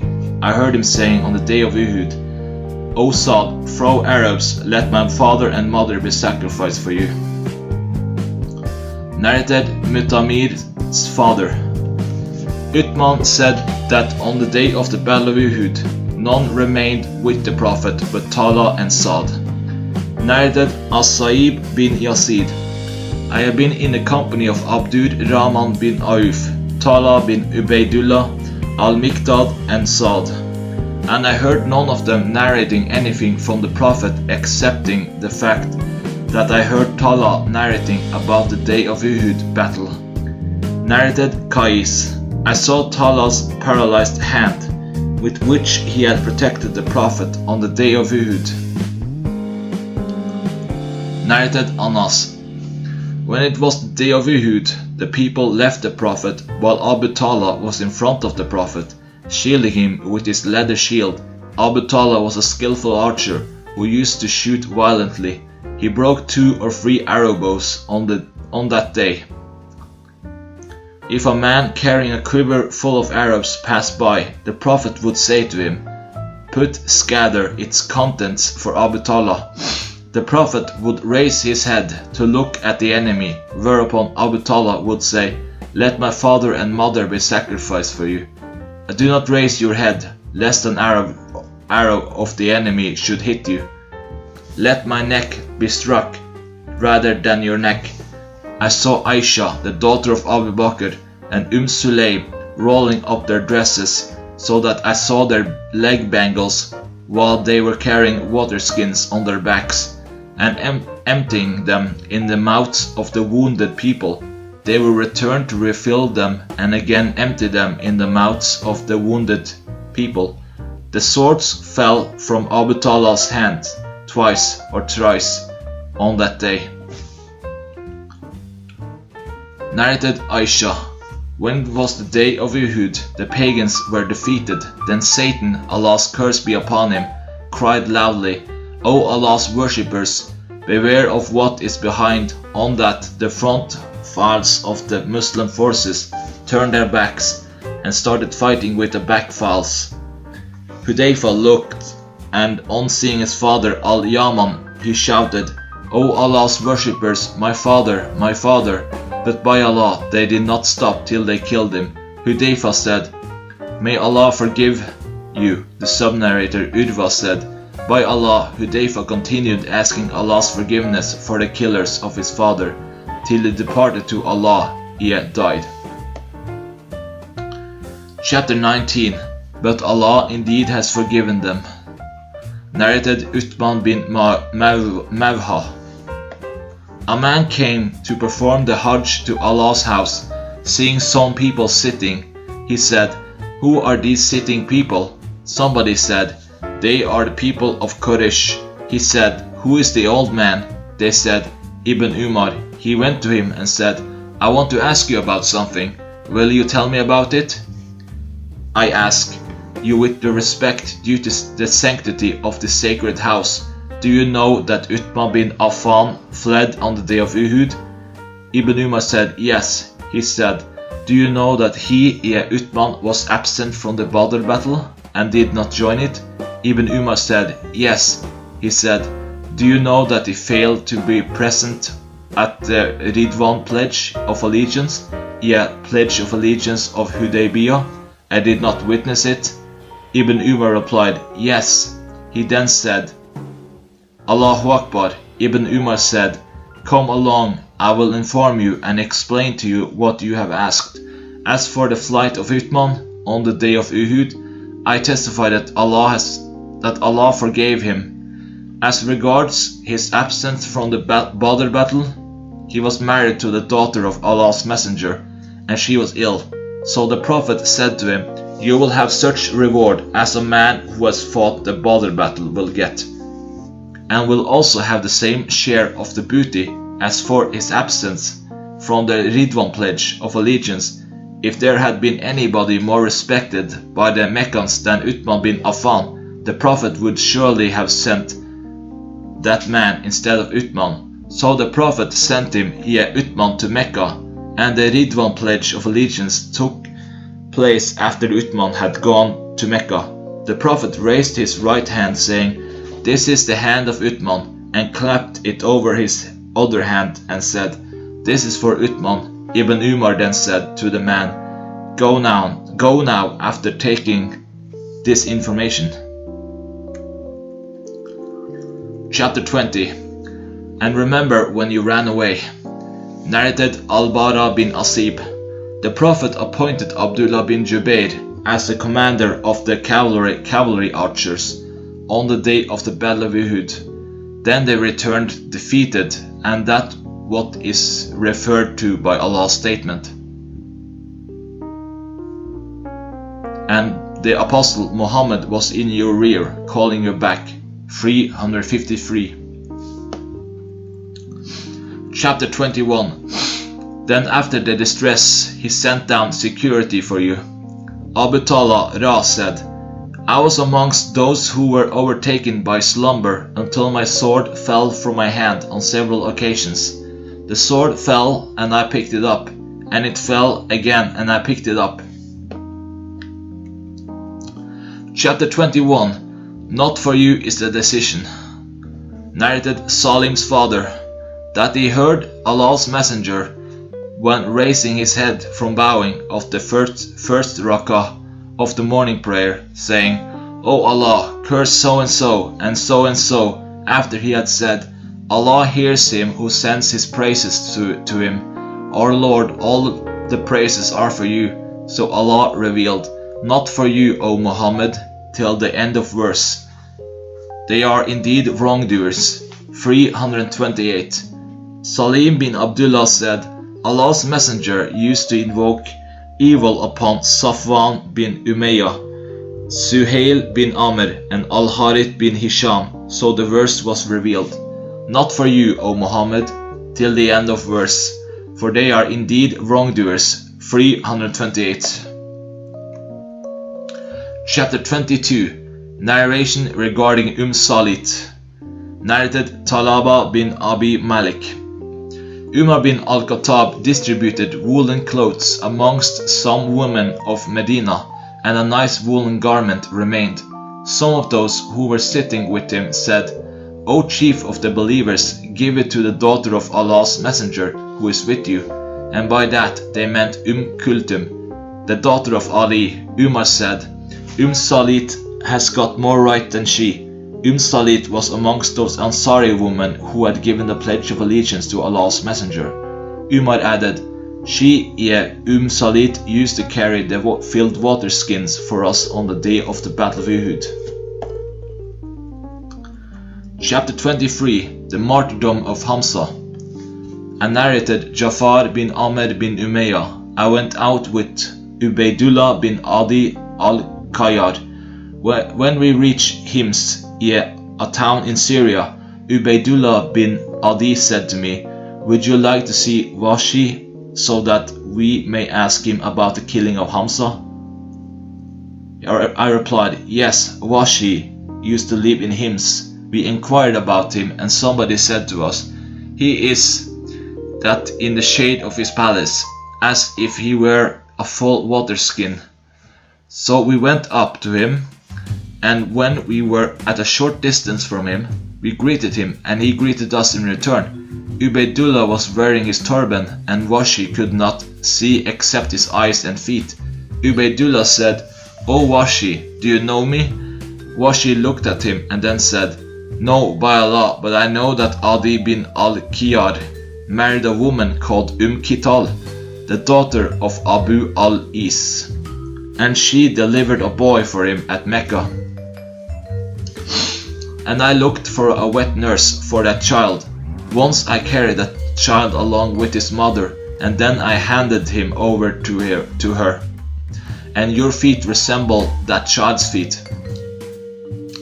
Then Ubaydullah uncovered his face and said to Washi, Will you tell us the story of the killing of Hamza? Washi replied, Yes, Hamza killed Tuaima bin Adi bin al-Qayyar at Badr battle. So my master, Jubair bin Mut'im, said to me, If you kill Hamza in revenge for my uncle, then you will be set free.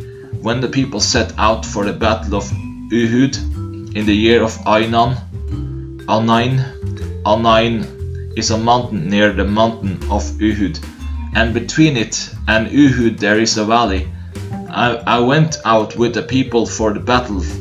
When the army aligned for the fight, Siba came out and said, "Is there any Muslim to accept my challenge to a duel?"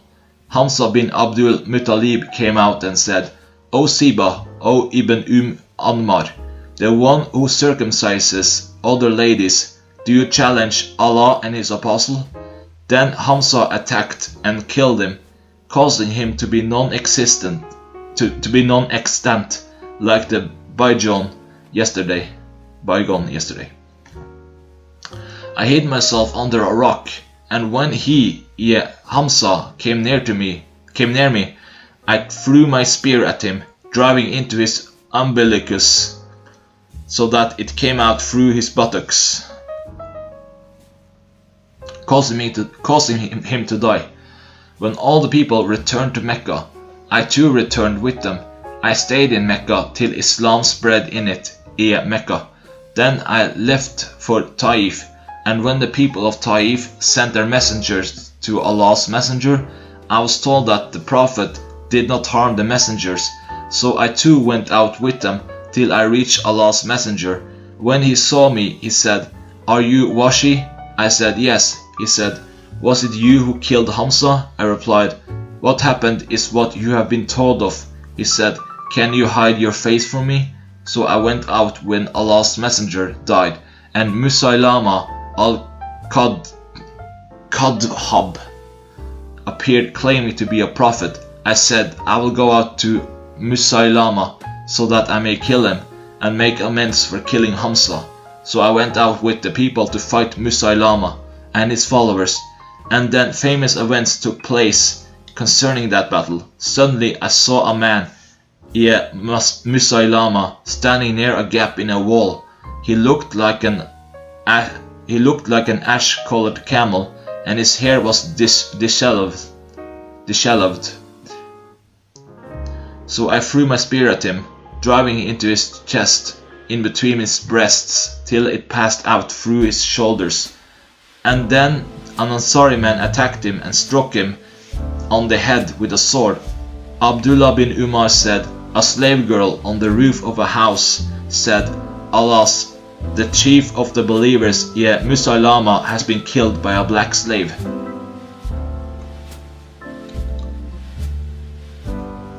Chapter 24. The wounds inflicted on the Prophet Sas on the day of Battle of Uhud. Narrated Abu Huraira. Allah's messenger, pointing to his broken canine tooth, said, "Allah's wrath has become severe on the people who harmed his prophet. Allah's wrath has become severe on the man who is killed by the apostle of Allah in Allah's cause." Narrated Ibn Abbas. Allah's wrath became severe on him whom the prophet had killed in Allah's cause. Allah's wrath became severe on the people who caused the face of Allah's prophet to bleed. Narrated Abu Hasim. That he heard Sahl bin Sa'd being asked about the wounds of Allah's messenger, saying, "By Allah, I know who washed the wounds of Allah's messenger, and who poured water for washing them, and with what he was treated." Sahl added, "Fatima, the daughter of Allah's messenger, used to wash their wounds, and Ali bin Abi Talib used to pour water from a shield. When Fatima saw that the water aggravated the bleeding, she took a piece of mat, burnt it, and inserted its ashes into the wound, so that the blood was congealed and bleeding stopped. His canine tooth got broken on that day, and face was wounded, and his helmet was broken on his head." Narrated Ibn Abbas. Allah's wrath gets severe on a person killed by a prophet, and Allah's wrath became severe on him who had caused the face of Allah's messenger to bleed. Chapter 25. Those who answer the call of Allah and the messenger. Narrated Aisha.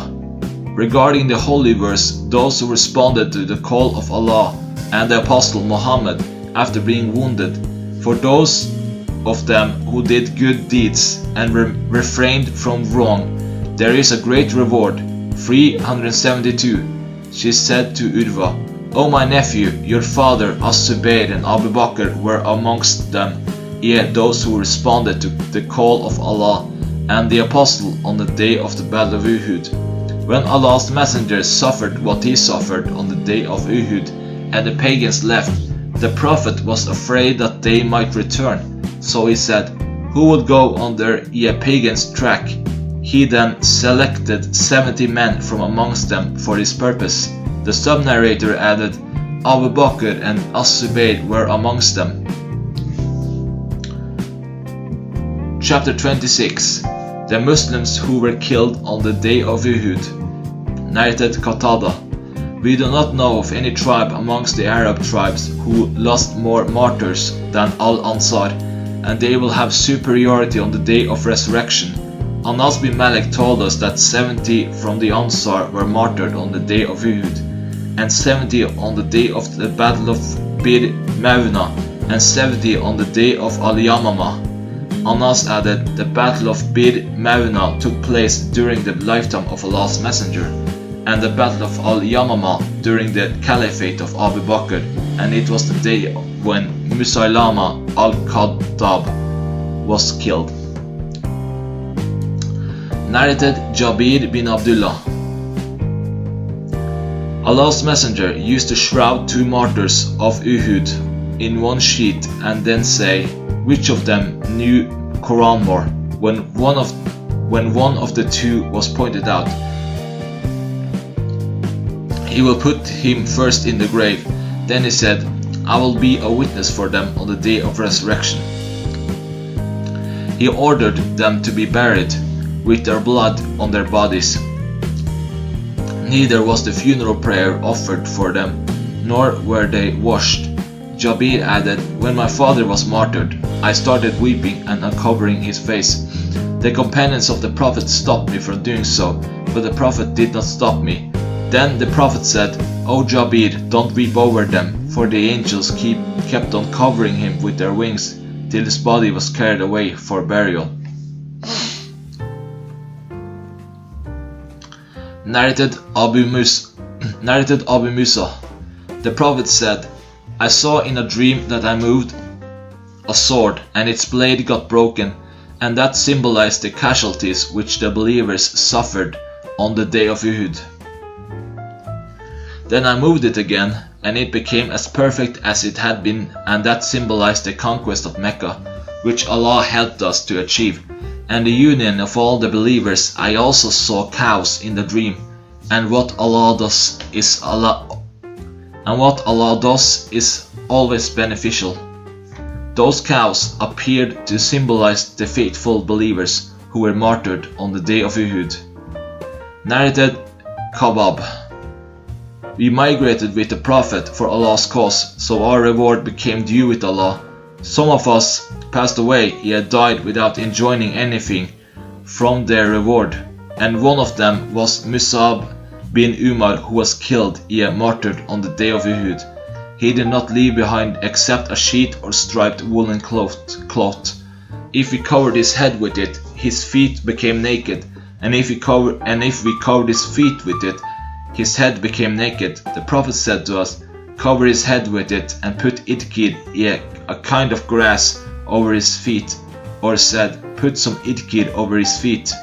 Put some of us have got their fruits ripened, and they are collecting them.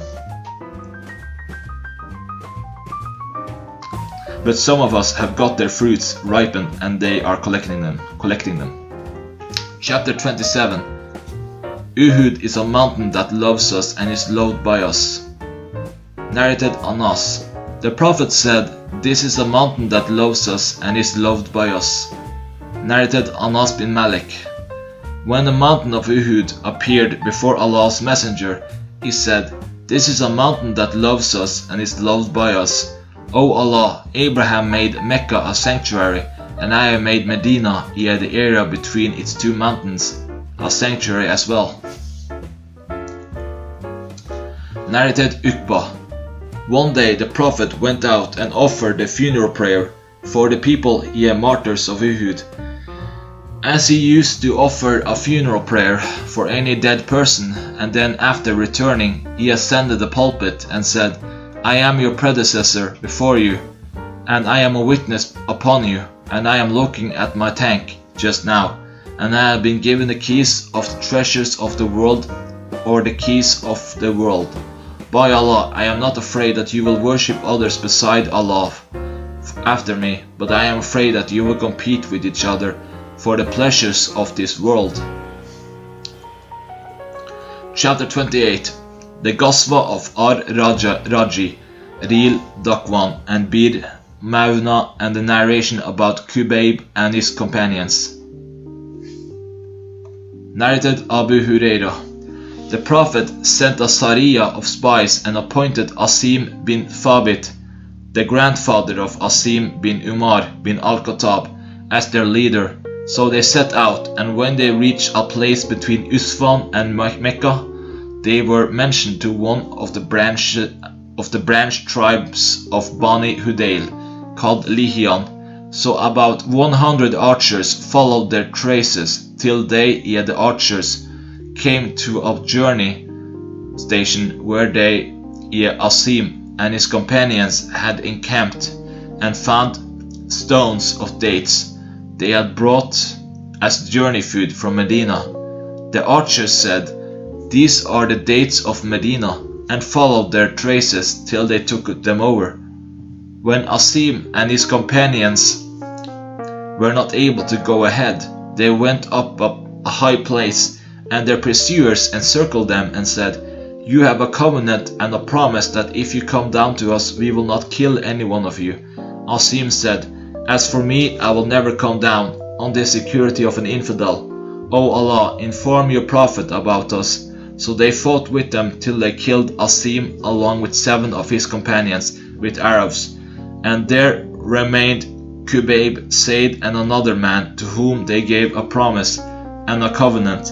So when the infidels gave them the covenant and promise, they came down. When they captured them, they opened the strings of their arrows bows and tied them with it. The third man who was with them said, This is the first breach in the covenant, and refused to accompany them.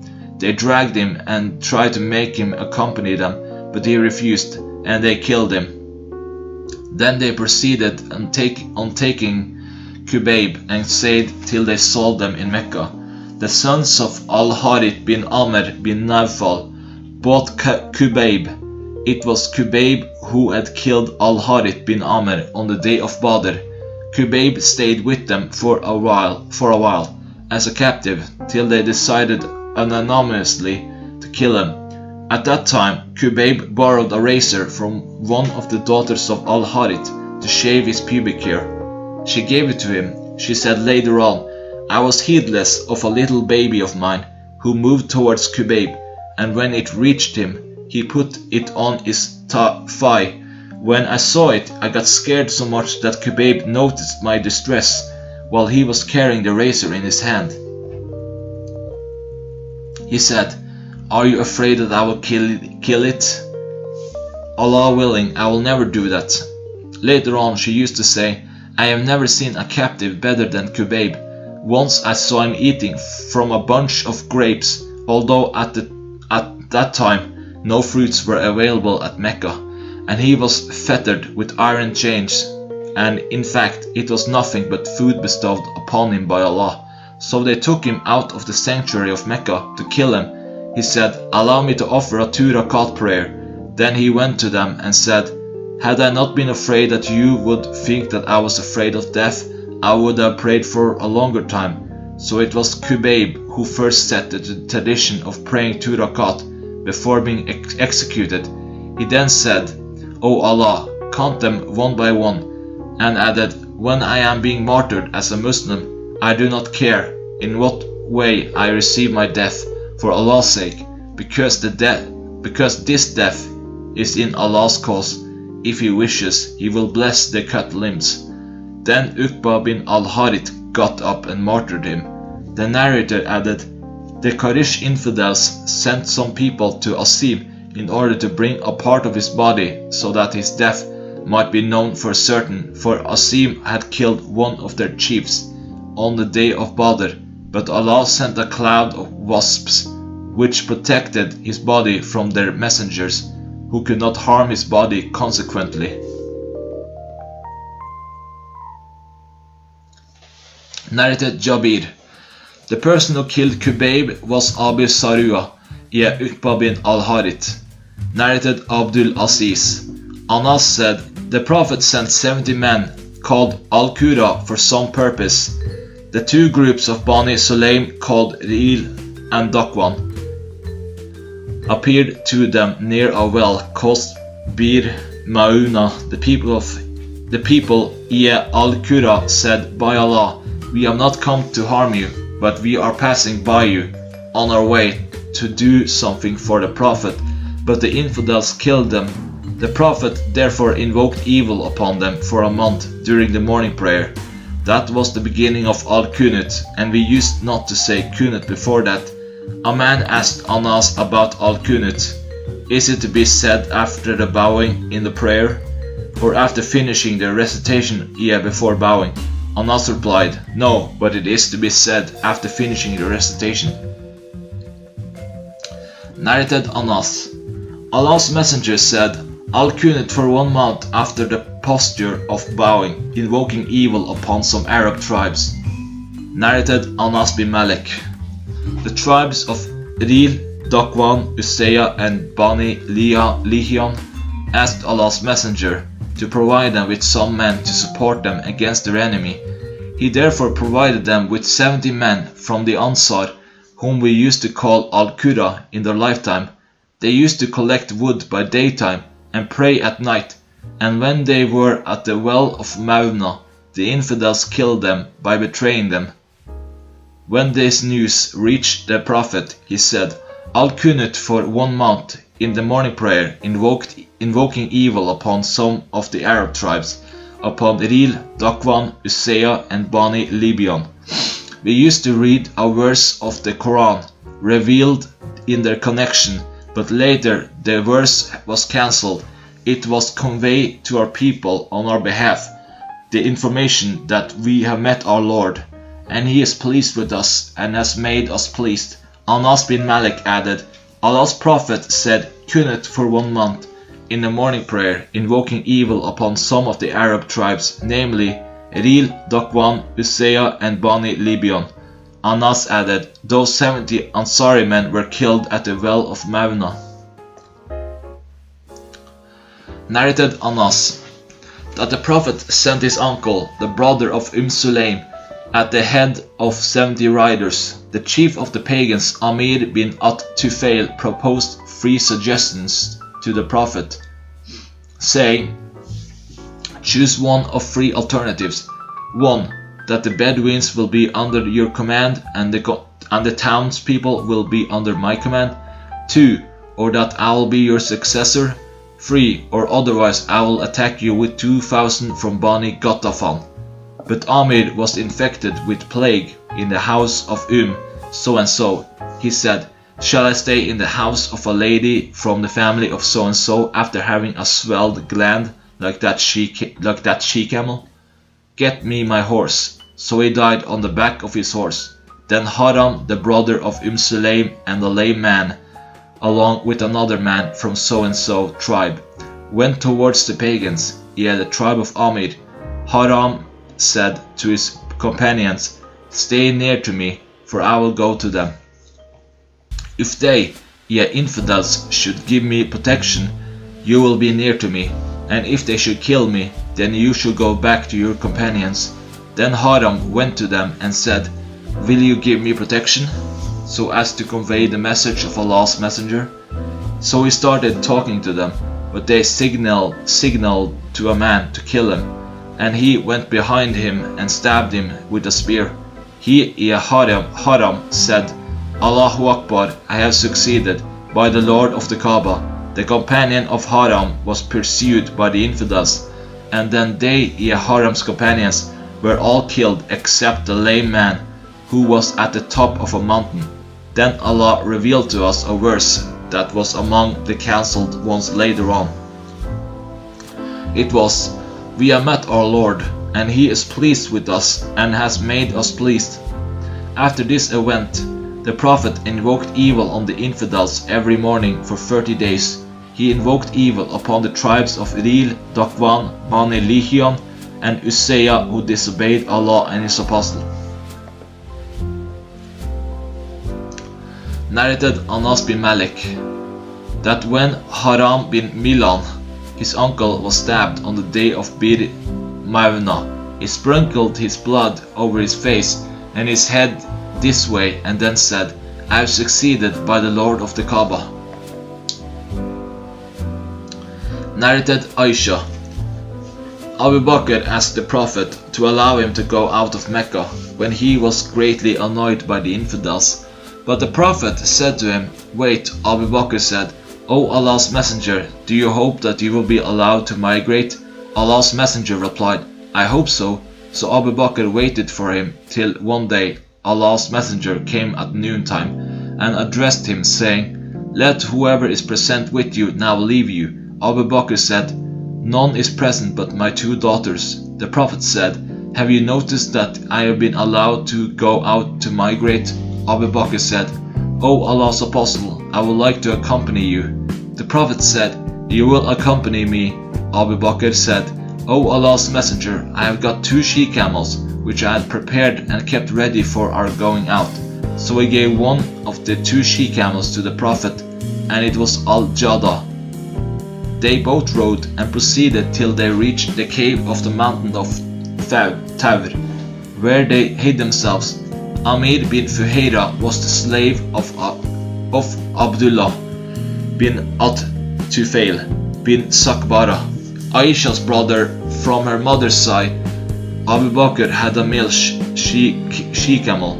Amir used to go with it, the milch she-camel, in the afternoon, and come back to them before noon by setting out towards them in the early morning when it was still dark, and then he would take it to the pasture so that none of the shepherds would be aware of his job.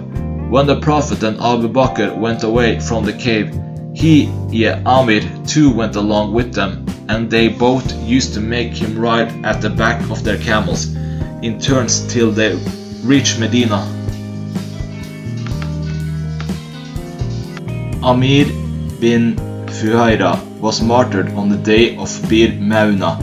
Narrated Urwa when those Muslims at Bir Mawna were martyred, and Amr bin Umayra al-Damri was taken prisoner, Amir bin At-Tufail pointed at a killed person, asked Amr, "Who is this?" Amr bin Umayya said to him, "He is Amir bin Fuhaira." Amir bin At-Tufail said, "I saw him lifted to the sky after he was killed, till I saw the sky between him and the earth, and then he was brought down upon the earth." Then the news of the killed Muslims reached the Prophet, and he announced the news of their death, saying, "Your companions of Bir Mawna have been killed, and they have asked their Lord, saying, 'O our Lord, inform our brothers about us, as we are pleased with you, and you are pleased with us.' So Allah informed them, the Prophet and his companions, about them, martyrs of Bir Mawna on that day. Urwa bin Asma bin As-Salt, who was one of them, was killed, and Urwa bin As-Zubair was named after Urwa bin Asma, and Mundir bin As-Zubair was named after Mundir bin Amr, who had also been martyred on that day.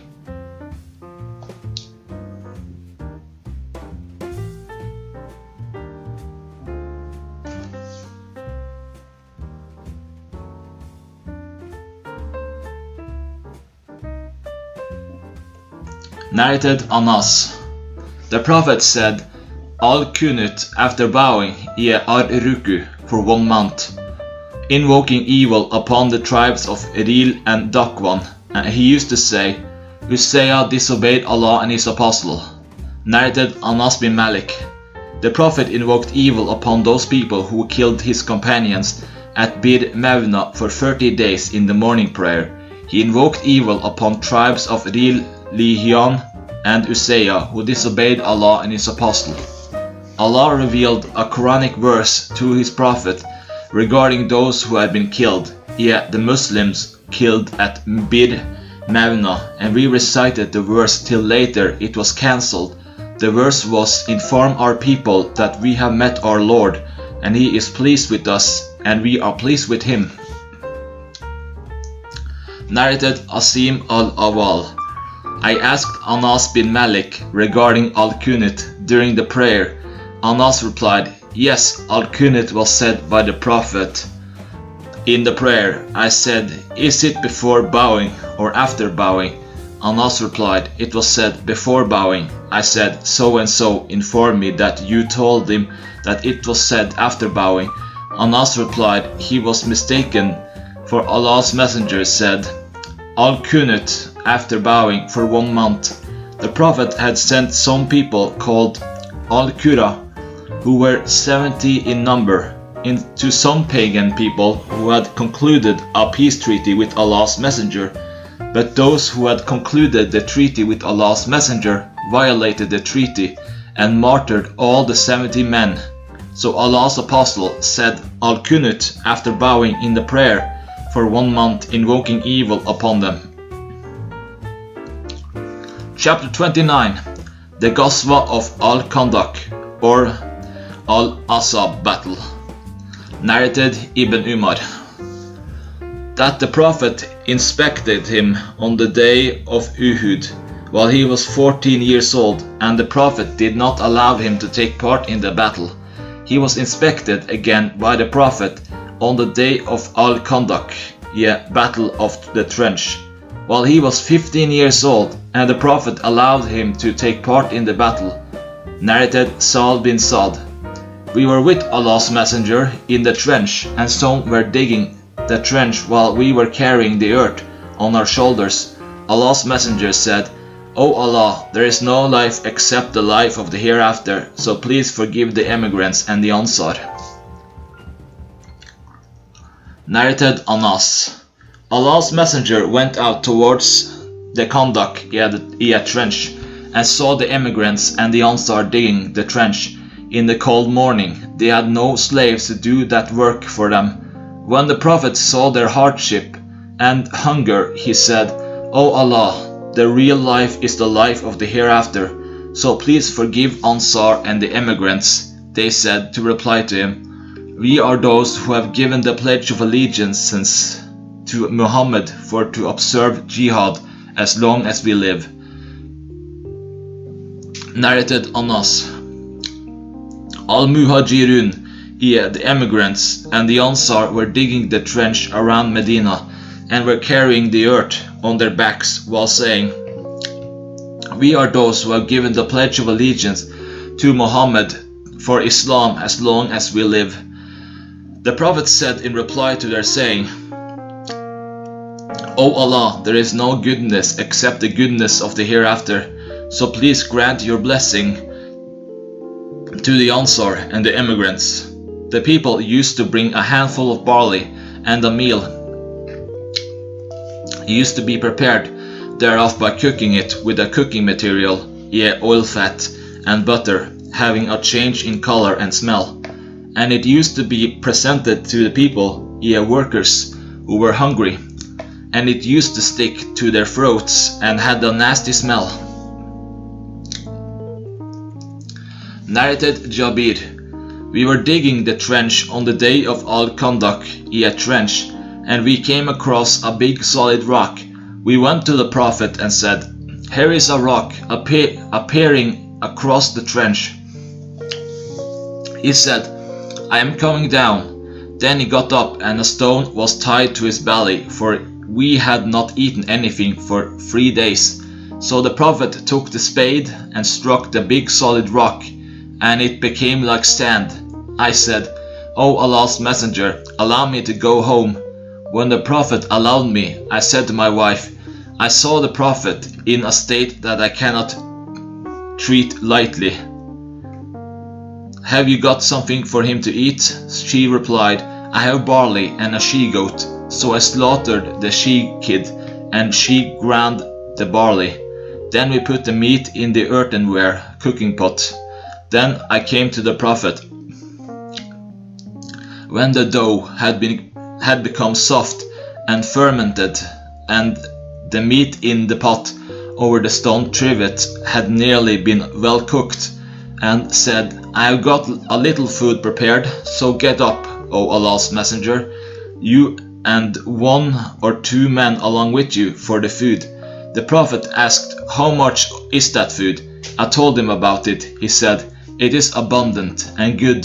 Tell your wife not to remove the earthenware pot from the fire, and not to take out any bread from the oven till I reach there. Then he said to all his companions, get up. So the Muhajirin, immigrants, and the Ansar got up. When I came to my wife, I said, Allah's mercy be upon you. The Prophet came along with the Muhajirin and the Ansar, and those who were present with them. She said, did the Prophet ask you how much food you had? I replied, yes. Then the Prophet said, enter and do not throng. The Prophet started cutting the bread into pieces and put the cooked meat over it. He covered the earthenware pot and the oven whenever he took something out of them. He would give the food to his companions and take the meat out of the pot. He went on cutting the bread and scooping the meat for his companions till they all ate their fill, and even then some food remained. Then the Prophet said to my wife, eat and present to others, as the people are struck with hunger. Narrated Jabir bin Abdullah. When the trench was dug, I saw the Prophet in the state of severe hunger, so I returned to my wife and said, have you got nothing to eat? Have you got anything to eat? And have you got anything to eat? For I had seen Allah's messenger in a state of severe hunger. She brought out for me a bag containing 1 saw of barley, and we had a domestic she-animal, a kid, which I slaughtered then, and my wife ground the barley, and she finished at the time I finished my job, slaughtering the kid. Then I cut the meat into pieces and put it in an earthenware cooking pot, and returned to Allah's messenger. My wife said, do not disgrace me in front of Allah's apostle and those who are with him. So I went to him and said to him secretly, O Allah's messenger, I have slaughtered a she-animal, a kid of ours, and we have ground a saw of barley which was with us. So please come, you and another person along with you. The Prophet raised his voice and said, O people of Trench, Jabir has prepared a meal, so let us go. Allah's messenger said to me, don't put down your earthenware meat pot from the fireplace, or bake your dough till I come. So I came to my house, and Allah's messenger too came proceeding before the people. When I came to my wife, she said, may Allah do so and so to you. I said, I have told the Prophet of what you said. Then she brought out to him, the Prophet, the dough, and he spat in it, and invoked for Allah's blessings in it. Then he proceeded towards our earthenware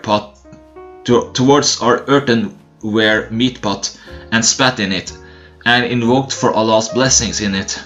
Then he said to my wife, call a lady baker to bake along with you, and keep on taking out scoops from your earthenware meat pot, and do not put it down from its fireplace. They were 1,000 who took their meals, and by Allah they all ate.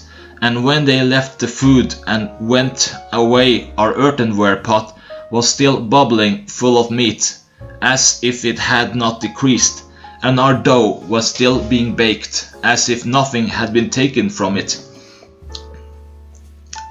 Narrated Aisha. As regards the following Quranic verse, when they came on you from above and from below you from east and west of the valley, and when the eyes grew wild and the hearts reached up to the throats. 33:10. That happened on the day of Al-Khandaq, a trench. Narrated Al-Bara. The Prophet was carrying earth on the day of Al-Khandaq, till his abdomen was fully covered with dust, and he was saying, By Allah, without Allah we would not have been guided, neither would we have given in charity, nor would we have prayed. So, O Allah, please send Sakina, a calmness, upon us, and make our feet firm, if we meet the enemy as the enemy have rebelled against us, and if they intended affliction, want to frighten us and fight against us, then we would not flee, but withstand them. The Prophet used to raise his voice, saying, Abayna, Abayna, would not, we would not. Narrated Ibn Abbas. The Prophet said, I have been made victorious by Asaba, an easterly wind, and the Ad nation was destroyed by Ad Dabur, a westerly wind. Narrated Al-Bara. When it was the day of Al-Asab, the clans, and Allah's messenger dug the trench, I saw him carrying earth out of the trench, till dust made the skin of his abdomen out of my sight, and he was a hairy man. I heard him reciting the poetic verses composed by Ibn Rawaha while he was carrying the earth. O Allah, without you we would not have been guided, nor would we have given in charity, nor would we have prayed. So, O Allah, please send Sakina, a calmness, upon us, and make our feet firm, if we meet the enemy, as they have rebelled against us, and if they intend affliction, want to frighten us and fight against us, then we would not flee, but withstand them. The Prophet would then prolong his voice at the last words. Narrated Ibn Umar. The first day, Ghazwa, I participated in, was the day of Al-Khandaq, a trench. Narrated Ikrima bin Khalid. Ibn Umar said, I went to Hafsa while water was dribbling from her twined braids. I said, the condition of the people is as you see, and no authority has been given to me. Hafsa said to me, go to them, and as they, the people, are waiting for you, and I am afraid your absence from them will produce division amongst them. So Hafsa did not leave Ibn Umar till we went to them. When the people differed, Muawiyah addressed the people, saying, if anybody wants to say anything in this matter of the caliphate, he should show up and not conceal himself, for we are more rightful to be a caliph than he and his father. On that, Habib bin Masalama said to Ibn Umar, why don't you reply to him, Muawiyah? Abdullah bin Umar said, I untied my garment that was going round my back and legs while I was sitting, and was about to say, he who fought against you and against your father for the sake of Islam is more rightful to be a caliph, but I was afraid that my statement might produce differences amongst the people and cause bloodshed, and my statement might be interpreted not as I intended. So I kept quiet, remembering what Allah has prepared in the gardens of paradise.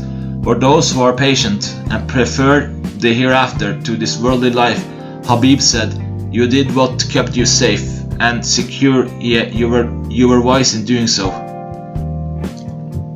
Narrated Sulaiman bin Surd.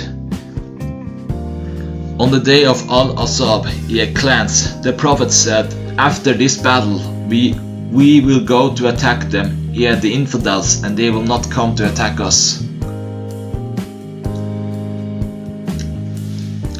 Narrated Sulaiman bin Surd.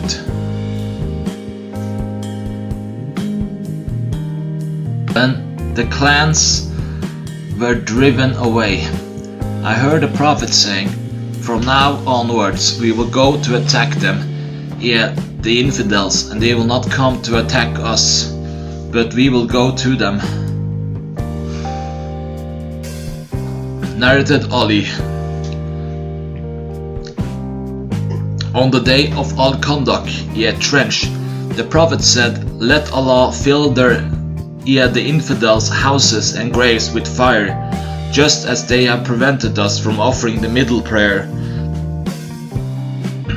Asr prayer, till the sun had set." Narrated Jabir bin Abdullah. Umar bin al-Khattab came on the day of Al-Khandaq, after the sun had set, and he was abusing the infidels of Quraysh, saying, "O Allah's Messenger, I was unable to offer the Asr prayer till the sun was about to set." The Prophet said, "By Allah, I have not offered this Asr prayer." So we came down, along with the Prophet, to Butan, where he performed ablution for the prayer, and then we performed the ablution for it. Then he offered the Asr prayer after the sun had set, and after it he offered the Maghrib prayer.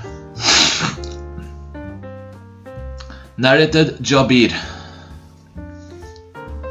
On the day of Al-Asab, cleansed, Allah's Messenger said, "Who will bring us the news of the people, the clans of Quraysh infidels?" As-Zubair said, "I, the Prophet." Again said, "Who will bring us the news of the people?" As-Zubair said, "I, the Prophet." Again said, "Who will bring us the news of the people?"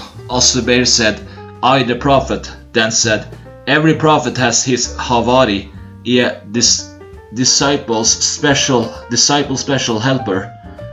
My disciple is As-Zubair." Narrated Abu Huraira. Allah's Messenger used to say, "None has the right to be worshipped except Allah alone, who honored his warriors and made his slave victorious, and he alone defeated the infidel clans, so there is nothing after him."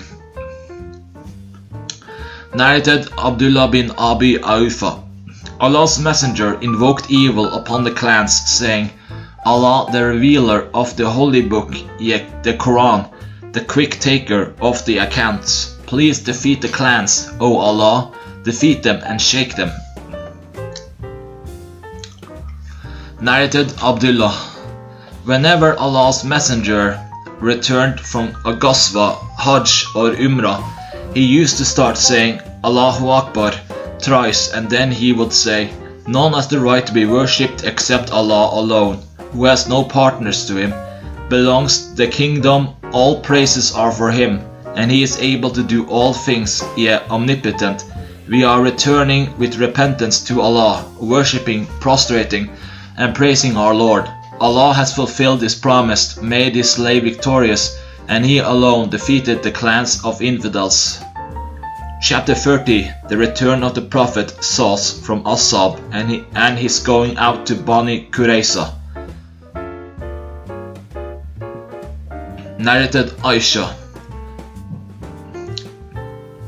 When the Prophet returned from Al-Khandaq, he had trenched and laid down his arms and took a bath. Gabriel came and said to the Prophet, "You have laid down your arms. By Allah, we angels have not laid them down yet.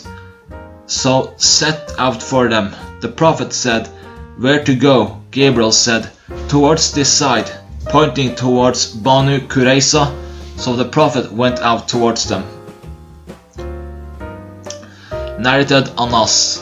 As if I am just now looking at the dust rising in the street of Banu Gan in Medina, because of the marching of Gabriel's regiment, when Allah's Messenger set out to Bani Qurayza to attack them. Narrated Ibn Umar. On the day of Al-Asab, clans, the Prophet said, "None of you Muslims should offer the Asr prayer, but at Bani Qurayza's place." The Asr prayer became due for some of them on the way. Some of those said, "We will not offer it till we reach it, the place of Bani Qurayza," while some others said, "No, we will pray at this spot, for the Prophet did not mean that for us." Later on it was mentioned to the Prophet, and he did not berate any of the two groups. Narrated Anas. Some of the Ansar used to present date palm trees to the Prophet till Banu Qurayza and Banu al-Nadir were conquered. Then he returned to the people their date palms. My people ordered me to ask the Prophet to return some or all the date palms they had given to him.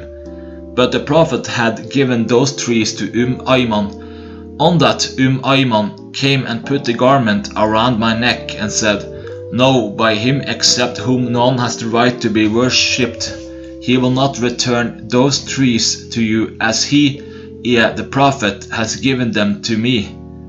The Prophet go said to her, "Return those trees and I will give you so much instead of them." But she kept on refusing, saying, "No, by Allah," till he gave her 10 times the number of her date palms. Narrated Abu Sa'id al-Khudri. The people of Banu Qurayza agreed to accept the verdict of Sa'd bin Mu'adh. So the Prophet sent for Sa'd, and the latter came riding a donkey, and when he approached the mosque, the Prophet said to the Ansar, "Get up for your chief or for the best among you." Then the Prophet said to Sa'd, "These, Banu Qurayza, have agreed to accept your verdict." Sa'd said, "Kill their men, warriors, and take their offspring as captives." On that the Prophet said, "You have judged according to Allah's judgment, or said according to the king's judgment."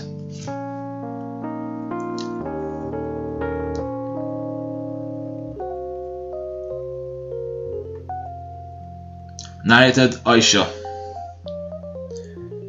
Sa'd was wounded on the day of Khandak in a trench, when a man from Quraysh called Hibban bin al-Araka hit him with an arrow. The man was Hibban bin Qais from the tribe of Bani Ma'is bin Amir bin Luay, who shot an arrow at Sa'd's medial arm vein, or main artery of the arm. The Prophet pitched a tent for Sa'd in the mosque so that he might be near to the Prophet to visit. When the Prophet returned from the battle of Al-Khandak trench and laid down his arms and took a bath, Gabriel came to him while Gabriel was shaking the dust off his head and said, "You have laid down the arms. By Allah, I have not laid them down. Go out to them to attack them." The Prophet said, "Where?" Gabriel pointed towards Bani Qurayza. So Allah's messenger went to them, Bani Qurayza, besieged them. They then surrendered to the Prophet's judgment, but he directed them to Sa'd to give his verdict concerning them. Sa'd said, "I give my judgment that the warriors should be killed, their women and children should be taken as captives, and their properties distributed." Narrated Hisham. My father informed me that Aisha said, Sa'd said, "O Allah, you know that there is nothing more beloved to me than to fight in your cause against those who disbelieved your apostle and turned him out of Mecca. O Allah, I think you have put to an end the fight between us and them, Quraysh infidels, and if there still remains any fight with the Quraysh infidels, then keep me alive till I fight against them for your sake. But if you have brought the war to an end, then let this wound burst and cause my death thereby." So blood gushed from the wound. There was a tent in the mosque belonging to Banu Gifar, who were surprised by the blood flowing towards them. They said, "O people of the tent, what is this thing which is coming to us from your side?" Behold, blood was flowing profusely out of Sa'd's wound. Sa'd then died because of that. Narrated Al-Bara. The Prophet said to Hassan, "Abuse them with your poems, and Gabriel is with you, supports you." Through another group of sub-narrators, Al-Bara bin Asib said, "On the day of Qurayza's besiege, Allah's messenger said to Hassan, bin Thabit, abuse them with your poems, and Gabriel is with you, he supports you. Al-Bara bin Al-Sib said through another chain of sub-narrators, on the day of Qurayza's siege, Allah's messenger said to Hassan bin Thabit, abuse them with your poems, and Jibril is with you. Chapter 31. The Ghazwa of Dat-ur-Rika. Narrated Jabir bin Abdullah Rah. The Prophet led his companions in the fear prayer in the 7th Ghazwa, the Ghazwa of Dat-ur-Rika. Ibn Abbas said, the Prophet offered the fear prayer at a place called Di Karad. Jabir said that the Prophet led the people in the fear prayer on the day of Muharib and Talaba, the day of the battle of Dat-ur-Rika. Jabir added, the Prophet set out for the battle of Dat-ur-Rika at a place called Nakel, and he met a group of people from Ghatafan, but there was no clash between them. The people were afraid of each other, and the Prophet offered the 2 rakat of the fear prayer. Narrated Salama, I fought in the company of the Prophet on the day of Al-Qarad. Narrated Abu Burda. Abu Musa said, we went out in the company of the Prophet for a Ghazwa, and we were 6 persons having 1 camel which we rode in rotation. So due to excessive walking, our feet became thin, and my feet became thin, and my nail dropped, and we used to wrap our feet with the pieces of cloth, and for this reason the Ghazwa was named Dat-ur-Rika, as we wrapped our feet with rags. When Abu Musa narrated this hadith, he felt regretful to do so, and said, as if he disliked to have disclosed a good deed of his. Narrated Salih bin Kawat. Concerning those who witnessed the fear prayer that was performed in the battle of Dat-ur-Rika in the company of Allah's messenger, 1 batch lined up behind him, while another batch lined up facing the enemy. The Prophet led the batch that was with him in 1 rakah, and he stayed in the standing posture while that batch completed their 2 rakat prayer by themselves, and went away lying in the face of the enemy, while the other batch came, and the Prophet offered his remaining rakah with them, and then kept on sitting till they completed their prayer by themselves, and he then finished his prayer with taslim along with them. Narrated Ibn As-Zubayr. Jabir said, we were with the Prophet at Nakel, and then he mentioned the fear prayer. Narrated Al-Qasim bin Muhammad. The Prophet offered the fear prayer in the Ghazwa of Banu Ammar. Narrated Sal bin Abi Hatma.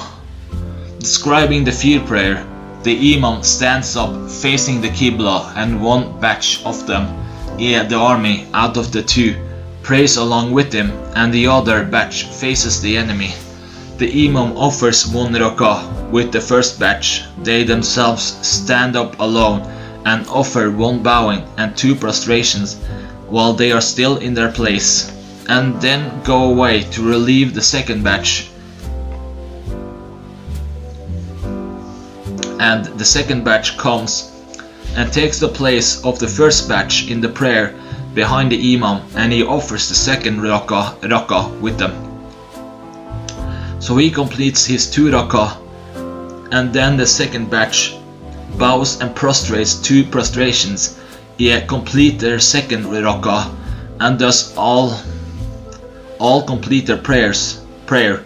This hadith has also been narrated through 2 other chains by Sal bin Abi Hatma.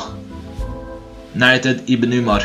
I took part in a Ghazwa towards Najd along with Allah's messenger, and we clashed with the enemy, and we lined up for them.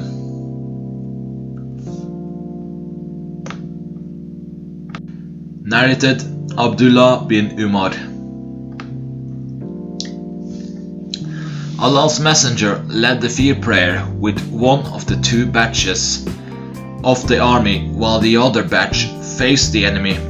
Then the first batch went away and took places of their companions in a second batch, and the second batch came, and he led his second rak'ah with them. Then the Prophet, finished his prayer with taslim, and then each of the two batches got up and completed their remaining one rak'ah. Narrated Sinan and Abu Salama. Jabir mentioned that he had participated in a ghazwa towards Najd in the company of Allah's messenger. Narrated Jabir bin Abdullah that he fought in a ghazwa towards Najd along with Allah's messenger.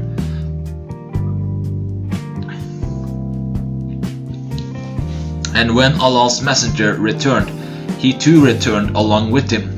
The time of the afternoon nap overtook them when they were in a valley full of thorny trees.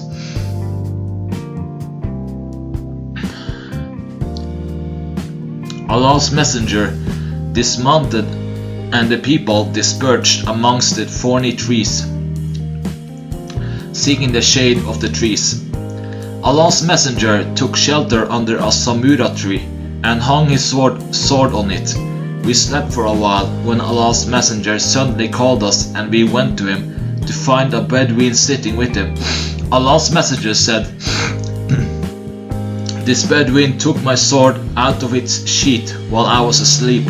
When I woke up, the naked sword was in his hand, and he said to me, 'Who can save you from me?' I replied, 'Allah.' Now here he is sitting. Allah's messenger did not punish him for that."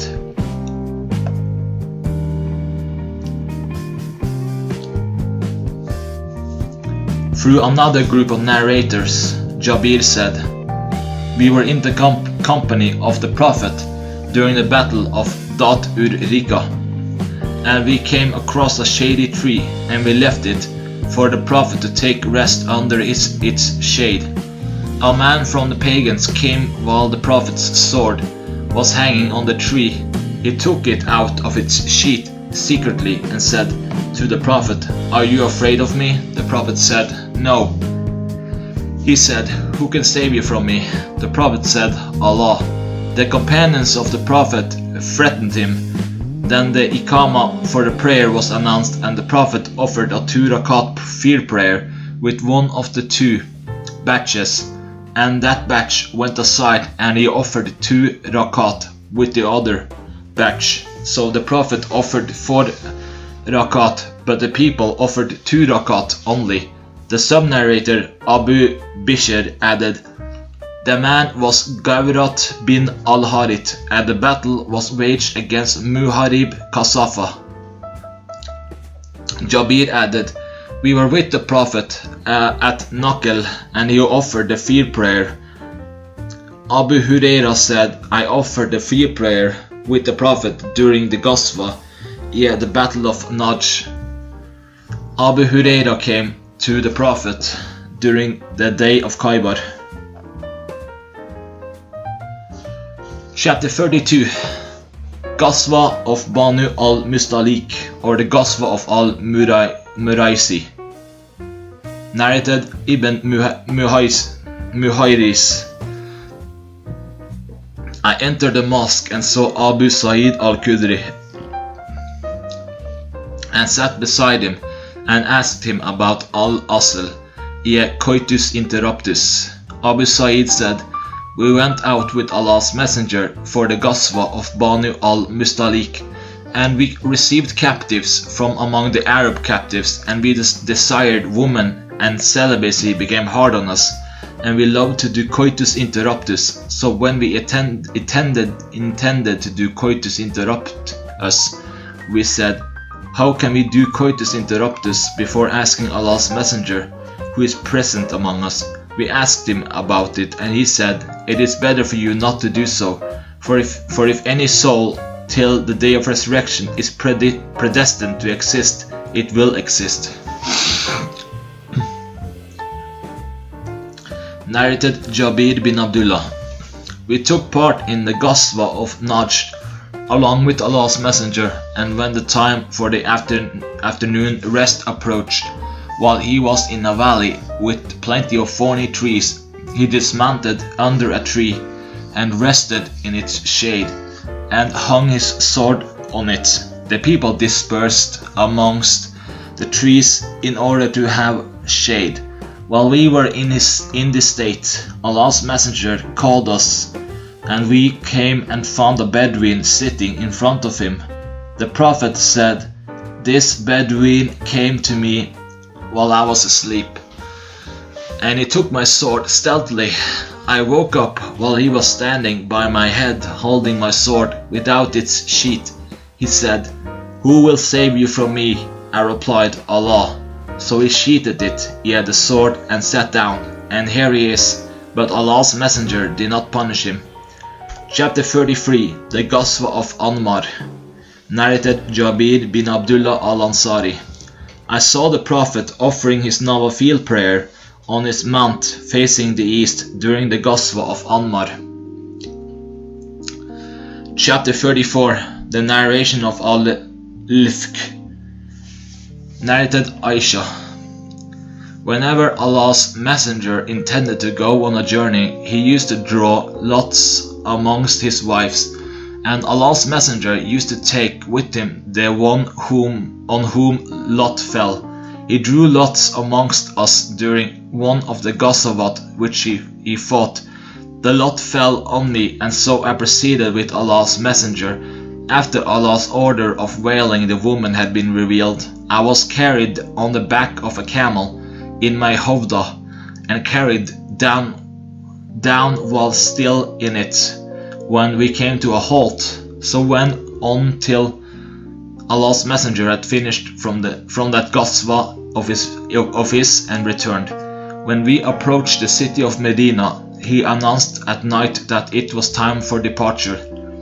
So when they announced the news of departure, I got up and went away from the army camps, and after finishing from the call of nature, I came back to my riding animal. I touched my chest to find that my necklace, which was made of sifar beads, Yemenite beads, partly black and partly white, was missing. So I returned to look for my necklace, and my search for it detained me. In the meanwhile, the people who used to carry me on my camel came and took my hovda and put it on the back of my camel, on which I used to ride, as they considered that I was in it. In those days, women were light in weight, for they did not get fat, and flesh did not cover their bodies in abundance, as they used to eat only a little food. Those people therefore disregarded the lightness of the howdah while lifting and carrying it, and at that time I was still a young girl. They made the camel rise, and all of them left along with it. I found my necklace after the army had gone. Then I came to their camping place, to find no call maker of them, nor one who would respond to the call. So I intended to go to the place where I used to stay, thinking that they would miss me and come back to me in my search. While I was sitting in my resting place, I was overwhelmed by sleep and slept. Safwan bin al-Mu'attal as-Sulami ad-Dakwani was behind the army. When he reached my place in the morning, he saw the figure of a sleeping person, and he recognized me on seeing me, as he had seen me before the order of compulsory wailing was prescribed. So I woke up when he recited Istirja, Ya inna lillahi wa inna ilaihi raji'un. As soon as he recognized me, I veiled my face.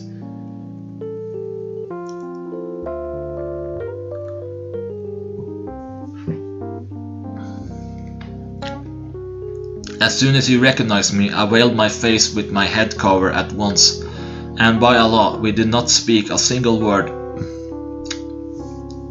And I did not hear him saying any word besides his istirja.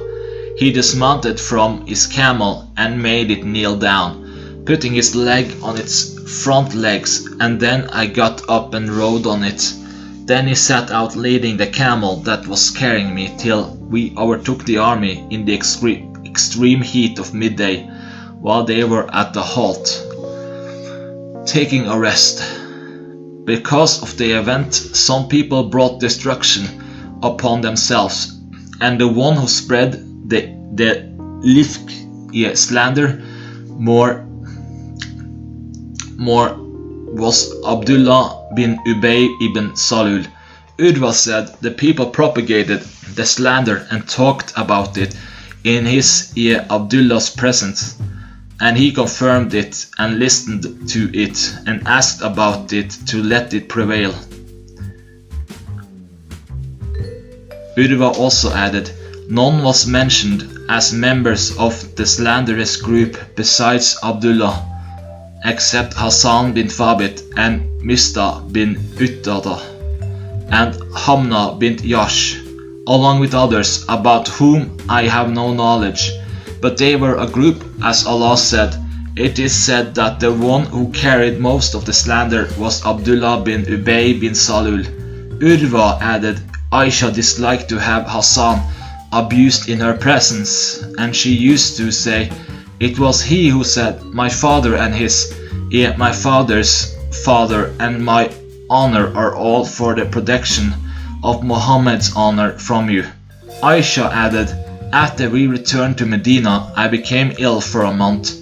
The people were propagating the forged statements of the slanderers while I was unaware of anything of all that.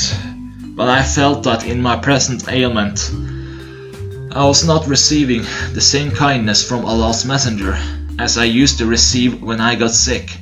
But now Allah's Messenger would only come, greet me and say, how is that lady, and leave. That roused my doubts. But I did not discover the evil he has slandered till I went out after my convalescence.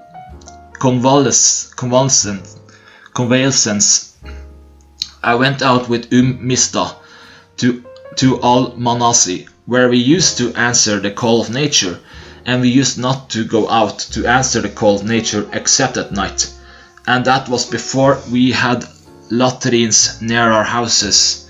And this habit of our concerning evacuation, the bowels, was similar to the habits of the old Arabs living in the deserts, for it will be troublesome for us to take latrines near our houses. So I and Mista, who was the daughter of Abu Rum bin al-Muttalib bin Abd Manaf,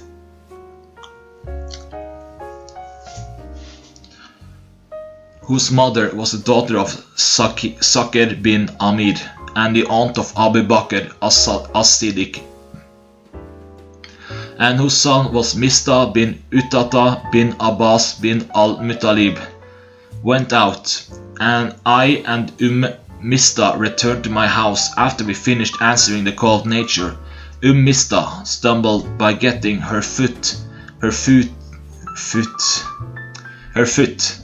entangled in her covering sheet, and on that she said, let Mista be ruined. I said, what a hard word you have said. Do you abuse a man who took part in the battle of Badr? On that she said, oh you Hanta, didn't you hear what Mista said? I said, what did he say? Then she told me the slander of the people of Ifk, so my ailment was aggravated. And when I reached my home, Allah's Messenger came to me, and after greeting me said, how is that lady? I said, will you allow me to go to my parents, as I wanted to be sure about the news through them? Allah's Apostle allowed me, and I went to my parents and asked my mother, O mother, what are the people talking about? She said, O my daughter, don't worry, for scarcely is there a charming woman who is loved by her husband, and whose husband has other wives besides herself, that they, woman, would find faults with her. I said, Subhanallah, I testify the uniqueness of Allah. Are the people really talking in this way? I kept on weeping that night till dawn. I could neither stop weeping nor sleep. Then in the morning again, I kept on weeping when the divine inspiration was delayed. Allah's messenger called Ali bin Abi Talib and Usama bin Zayd to ask and consult them about divorcing me. Usama bin Zayd said what he knew of my innocence and the respect he preserved in himself for me. Usama said, "O Allah's messenger, she is your wife and we do not know anything except good about her." Ali bin Abi Talib said, "O Allah's messenger, Allah does not put you in difficulty, and there are plenty of women other than she. Yet ask the maid servant who will tell you the truth." On that, Allah's messenger called Barira, the maid servant, and said, "O Barira, did you ever see anything which aroused your suspicion?" Barira said to him, "By him who has sent you with the truth, I have never seen anything in her, Aisha, which I would conceal, except that she is a young girl who sleeps leaving the dough of her family exposed so that the domestic goats come and eat it." So on that day, Allah's messenger got up on the pulpit and complained about Abdullah bin Ubay bin Salul before his companions, saying, "O you Muslims, who will relieve me from that man who has hurt me with his evil statement about my family? By Allah, I know nothing except good about my family, and they have blamed a man about whom I know nothing except good, and he used never to enter my home except with me." Sa'd bin Mu'ad, the brother of Banu Abd al-Ashad, got up and said, "O Allah's messenger, I will relieve you from him. If he is from the tribe of Al-Aws, then I will chop his head off, and if he is from our brothers, Al-Khazraj, then order us, and we will fulfill your order." On that, a man from Al-Khazraj got up. Hassan, his cousin, was from his branch tribe, and he was Sa'd bin Ubadah, chief of Al-Khazraj. Before this incident, he was a pious man, but his love for his tribe goaded him into saying to Sa'd bin Mu'ad, "By Allah, you have told a lie. You shall not and cannot kill him. If he belonged to your people, you would not wish him to be killed." On that, Usayd bin Hudayr, who was the cousin of Sa'd bin Mu'ad, got up and said to Sa'd bin Ubadah, "By Allah, you are a liar. We will surely kill him, and you are a hypocrite, arguing on the behalf of hypocrites." On this, the two tribes Al-Aws and Al-Khazraj got so much excited that they were about to fight while Allah's messenger was standing on the pulpit. Allah's messenger kept on quieting them till they became silent, and so did he. All that day I kept on weeping with my tears, never ceasing, and I could never sleep. In the morning, my parents were with me, and I wept for 2 nights and a day with my tears, never ceasing, and I could never sleep till I thought that my liver would burst from weeping. So while my parents were sitting with me and I was weeping, an Ansari woman asked me to grant her admittance. I allowed her to come in, and when she came in, she sat down and started weeping with me. While we were in this state, Allah's messenger came, greeted us, and sat down. He had never sat with me since that day of the slander. A month had elapsed, and no divine inspiration came to him about my case. Allah's apostle then recited Tashahhud and then said, "Amma Badu, O Aisha, I have been informed so and so about you. If you are innocent, then soon Allah will reveal your innocence."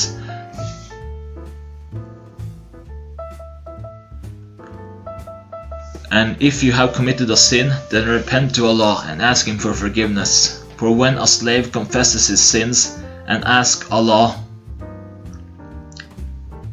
for forgiveness, Allah accepts his repentance. Continuing 5462. When Allah's Messenger finished his speech, my tears ceased, flowing completely, that I no longer felt a single drop of tear flowing. I said to my father, reply to Allah's Messenger on my behalf concerning what he has said. My father said, by Allah, I do not know what to say to Allah's Messenger. Then I said to my mother, reply to Allah's Messenger on my behalf concerning what he has said. She said, by Allah, I do not know what to say to Allah's Messenger in spite of the fact that I was a young girl and had little knowledge of Quran. I said, by Allah, no doubt, I know that you heard this slanderous speech so that it has been planted in your hearts, yea, minds, and you have taken it as a truth. Now, if I tell you that I am innocent, you will not believe me, and if confess to you about it, and Allah knows that I am innocent, you will surely believe me. By Allah, I find no similitude for me and you except that of Joseph's father, when he said, for me patience in the most fitting against that which you assert. It is Allah alone whose help can be sought. Then I turned to the other side and lay on my bed, and Allah knew then that I was innocent, and hoped that Allah would reveal my innocence. But by Allah, I never thought that Allah would reveal about my case divine inspiration that would be recited forever, as I considered myself too unworthy to be talked of by Allah with something of my concern. But I hoped that Allah's Messenger might have a dream in which Allah would prove my innocence. But by Allah, before Allah's Messenger left his seat and before any of the household left, the divine inspiration came to Allah's Messenger. So there overtook him the same hard condition which used to overtake him when he used to be inspired divinely. The sweat was dropping from his body like pearls, though it was a wintry day, and that was because of the weighty statement which was being revealed to him. When that state of Allah's Messenger was over, he got up smiling, and the first word he said was, O Aisha, Allah has declared your innocence. Then my mother said to me, get up and go to him, Ya Allah's Messenger. I replied, by Allah, I will not go to him, and I praise none but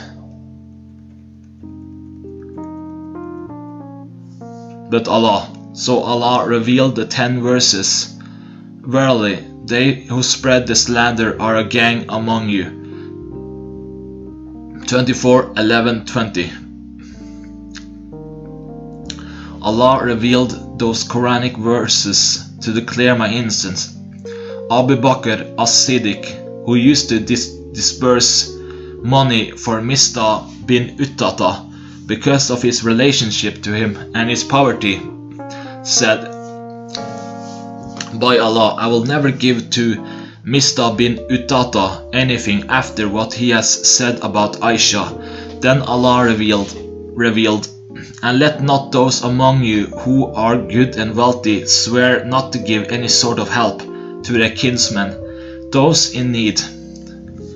And those who have left their homes for Allah's cause, let them pardon and forgive. Do you not love that Allah should forgive you? And Allah is oft forgiving, most merciful. 24:22. Abu Bakr as-Siddiq said, yes, by Allah, I would like that Allah forgive me, and went on giving Mistah the money he used to give him before. He also added, by Allah, I will never deprive him of it at all. Aisha further said, Allah's Messenger also asked Zainab bint Yash, his wife, about my case. He said to Zainab, what do you know and what did you see? She replied, O Allah's Messenger, I refrain from claiming falsely that I have heard or seen anything. By Allah, I know nothing except good about Aisha. From amongst the wives of the Prophet, Zainab was my peer in beauty and in the love she received from the Prophet, but Allah saved her from that evil because of her piety. Her sister Hamna started struggling on her behalf, and she was destroyed along with those who were destroyed. The man who was blamed said, Subhanallah, by him in whose hand my soul is, I have never uncovered the cover, veil of any female. Later on, the man was martyred in Allah's cause.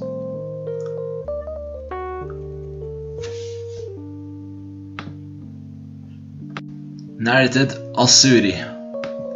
Al-Walid bin Abdul Malik said to me, have you heard that Ali was one of those who slandered Aisha? I replied, no, but two men from your people named Abu Salama bin Abdul Rahman and Abu Bakr bin Abdul Rahman bin Al-Harith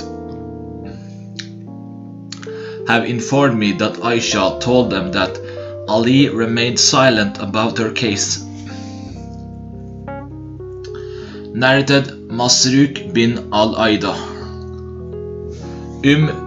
Ruman, the mother of Aisha, said that while Aisha and she were sitting, an Ansari woman came and said, may Allah harm such and such a person. Ruman said to her, what is the matter? She replied, my son was amongst those who talked of the story of the slander. Ruman said, what is that? She said, so and so, and narrated the whole story. On that Aisha said, did Allah's apostle hear about that? She replies, yes. Aisha further said, and Abu Bakr too? She replied, yes. On that Aisha fell down fainting, and when she came to her senses she had got fever with rigors. I put her clothes over her and covered her. The Prophet came and asked, what is wrong with this lady? Ruman replied, O Allah's Messenger, she, Aisha, has got temperature with rigors. He said, perhaps it is because of the story that has been talked about. She said, yes. Aisha sat up and said, by Allah, if I took an oath that I am innocent, you would not believe me, and if I said that I am not innocent, you would not excuse me. My and your example is like that of Jacob and his sons. As Jacob said, it is Allah alone whose help can be sought against that you assert. Rahman said, the Prophet then went out saying nothing. Then Allah declared her innocence. On that Aisha said to the Prophet, I thank Allah only, thank neither anybody else nor you. Narrated Ibn Abi Malaika. Aisha used to recite this verse, Ida talikunnahu bi alsinatikum, 24:15, as you tell lie with your tongues. And he used to say, al-walak means telling of a lie. She knew this verse more than anybody else, as it was revealed about her. Narrated Hisham's father.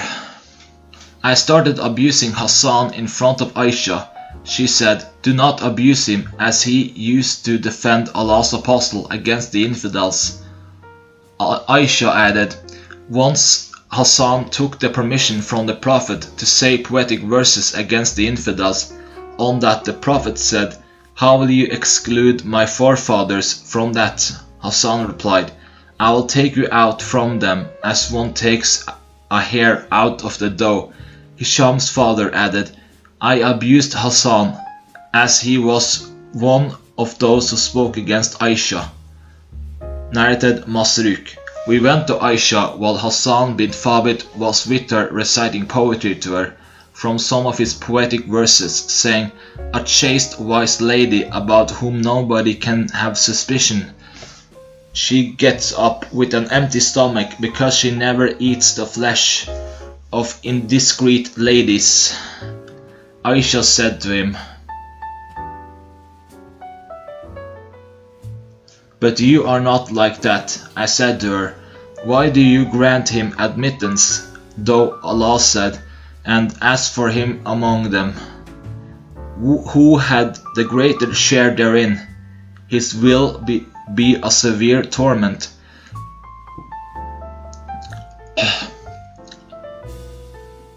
24:11. On that Aisha said, "And what punishment is more than blinding?" She added, "Hassan used to defend or say poetry on behalf of Allah's Messenger against the infidels." Chapter 35. The Ghazwa of Al-Hudaybiyah. Narrated Said bin Khalid.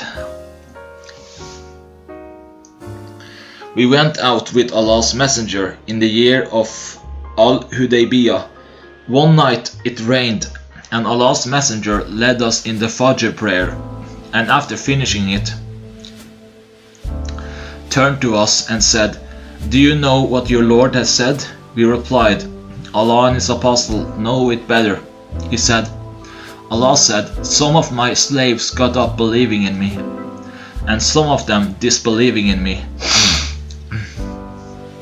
The one who said, we have been given rain through Allah's mercy and Allah's blessing and Allah's bounty, then he is a believer in me, and is a disbeliever in the star.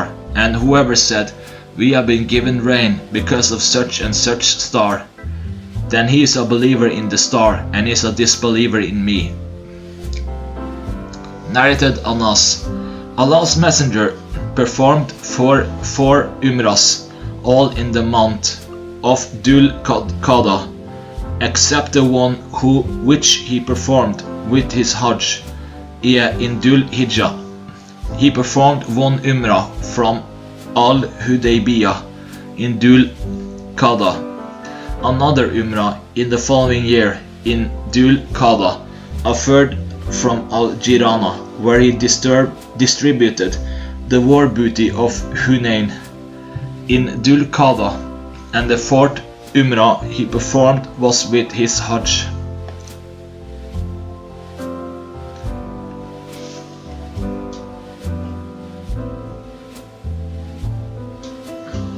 Narrated Abu Qatada.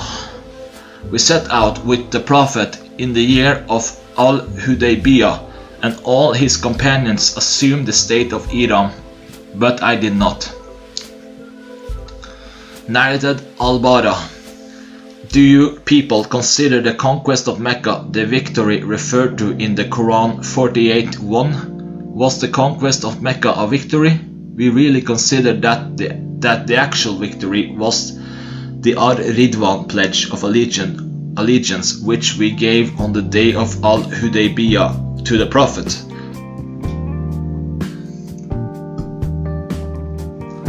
On the day of Al-Hudaybiyah we were 1,400 men along with the Prophet. Al-Hudaybiyah was a well, and the water of which we used up, leaving not a single drop of water in it. When the Prophet was informed of that, he came and sat on its edge. Then he asked for a utensil of water, performed ablution from it, rinsed his mouth, invoked Allah, and poured the remaining water into the well. We stayed there for a while, and then the well brought forth what we required of water for ourselves and our riding animals. Narrated Al-Bara bin Asib, that they were in the company of Allah's Messenger on the day of Al-Hudaybiyah, and their number was 1,400 or more. They camped at a well and drew its water till it was dried.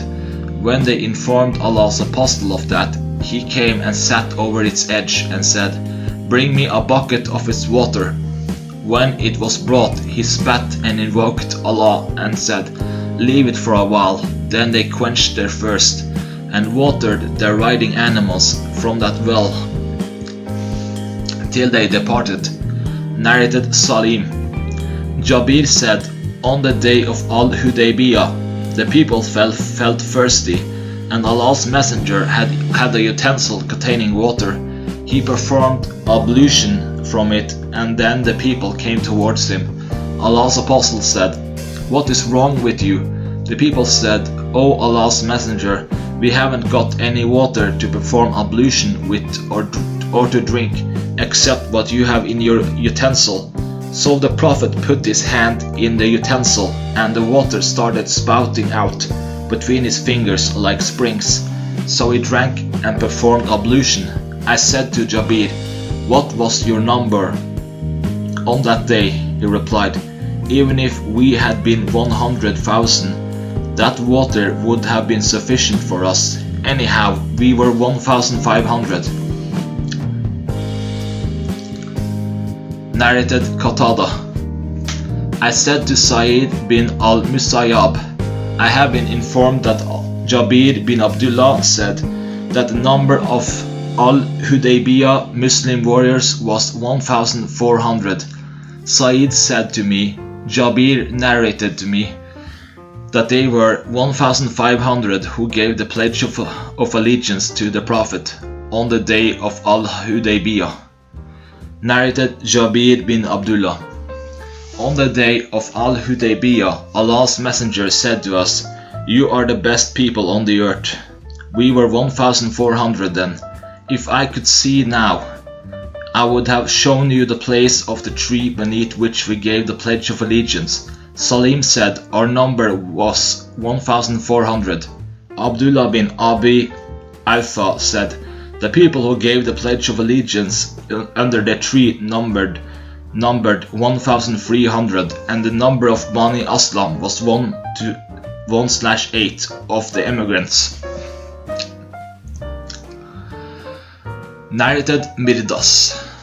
Al-Aslami, who was among those who had given the pledge of allegiance under the tree, pious people will die in succession, and there will remain the dregs of society who will be like the useless residues of dates and barley, and Allah will pay no attention to them. Narrated Marwan and Al-Miswar bin Makrama. The Prophet went out in the company of 1,300 to 1,500 of his companions in the year of Al-Hudaybiyah, and when they reached Dhul Hulayfa, he garlanded and marked his hadi and assumed the state of Iram. Narrated Ka'b bin Ujrah that Allah's messenger saw him with the lice falling from his head on his face. Allah's messenger said, Are your lice troubling you? Ka'b said, yes, Allah's messenger thus ordered him to shave his head while he was at Al-Hudaybiyah. Up to then, there was no indication that all of them would finish their state of Iram, and they hoped that they would enter Mecca. Then the order of Al-Fidyah was revealed, so Allah's messenger ordered Ka'b to feed 6 poor persons with 1 farak of food, or slaughtered or a sheep, or fast for 3 days. Narrated Aslam. Once I went with Umar bin al-Khattab to the market. A young woman followed Umar and said, O chief of the believers, my husband has died, leaving little children. By Allah, they have not even a sheep's trotter to cook.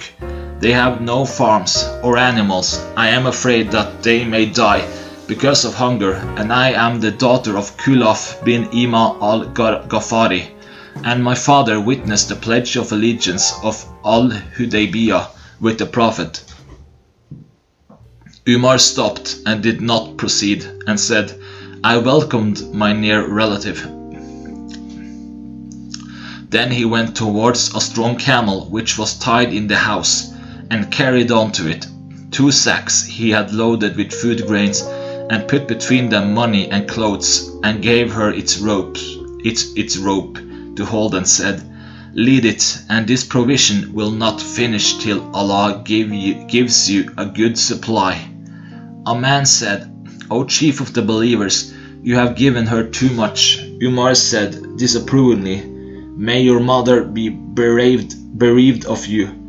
By Allah, I have seen her father and brother besieging a fort for a long time and conquering it, and then we were discussing what their shares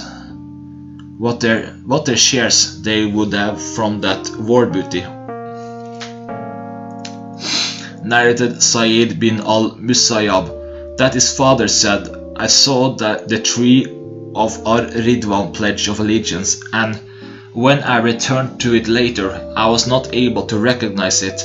The sub-narrator Mahmud said, "Al-Musayyab said, then forgot it, yeah, the tree." Narrated Tariq bin Abdur Rahman. When I set out for Hajj, I passed by some people offering a prayer. I asked, "What is this mosque?" They said, "This is the tree where Allah's messenger took the Ridwan pledge of allegiance." Then I went to Sa'id bin Musayyab and informed him about it. Sa'id said, "My father said that he was amongst those who had given the pledge of allegiance to Allah's messenger. Beneath the tree, he and my father said, when we set out the following year, we forgot the tree and were unable to recognize it." Then Sa'id said, "Perhaps ironically, the companions of the Prophet could not recognize it. Nevertheless, you do recognize it. Therefore, you have a better knowledge." Narrated Sa'id bin al-Musayyab that his father was amongst those who had given the pledge of allegiance to the Prophet beneath the tree, and the next year when they went towards the tree, they were not able to recognize it. Narrated Tariq. The tree where the Ridwan pledge of allegiance was taken by the Prophet was mentioned before Sa'id bin al-Musayyab. On that he smiled and said, "My father informed me about it, and he had witnessed it, yeah, the pledge." Narrated Abdullah bin Abi Awfa, who was one of those who had given the pledge of allegiance to the Prophet beneath the tree. When the people bought sadaqah, yeah, rakat, to the Prophet, he used to say, "O Allah, bless them with your mercy." Once my father came with his sadaqah to him, whereupon he, yeah, the Prophet said, "O Allah, bless the family of Abu Awfa." Narrated Abbas bin Tamim. When it was the day of the battle of Al-Hara, the people were giving pledge of allegiance to Abdullah bin Hansala. Ibn Said said, "For what are the people giving pledge of allegiance to Abdullah bin Hansala?" It was said to him, for death." Ibn Said said, "I will never give the pledge of allegiance for that to anybody else after Allah's messenger." Ibn Said was one of those who had witnessed the day of Al-Hudaybiyah with the Prophet.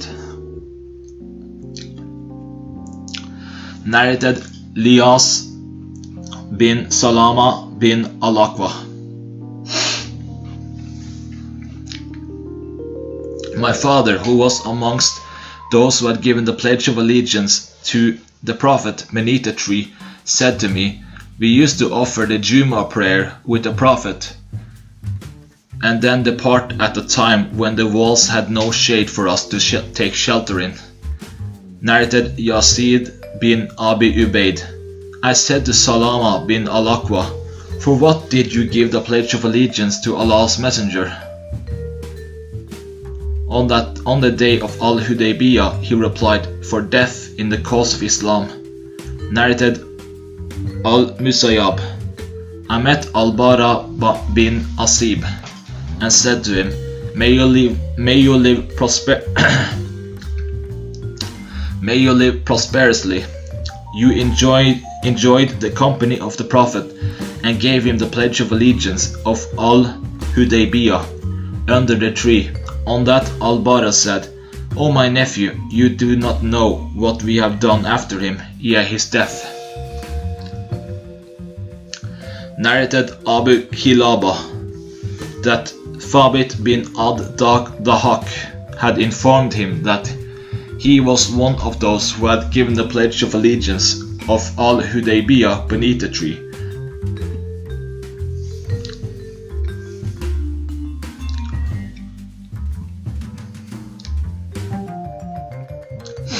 Narrated Anas bin Malik regarding Allah's statement, "Verily, we have granted you, O Muhammad, manifest victory," 48:1. It refers to the Al-Hudaybiyah pledge, and the companions of the Prophet said to the Prophet, "Congratulations and happiness for you, but what reward shall we get?" So Allah revealed that He may admit the believing men and women to gardens beneath which rivers flow. 48:5. Narrated Sahih al-Aslami, who was one of those who had witnessed the pledge of allegiance beneath the tree. While I was making fire beneath the cooking pots containing donkey's meat, the announcer of Allah's messenger announced, "Allah's messenger forbids you to eat donkey's meat."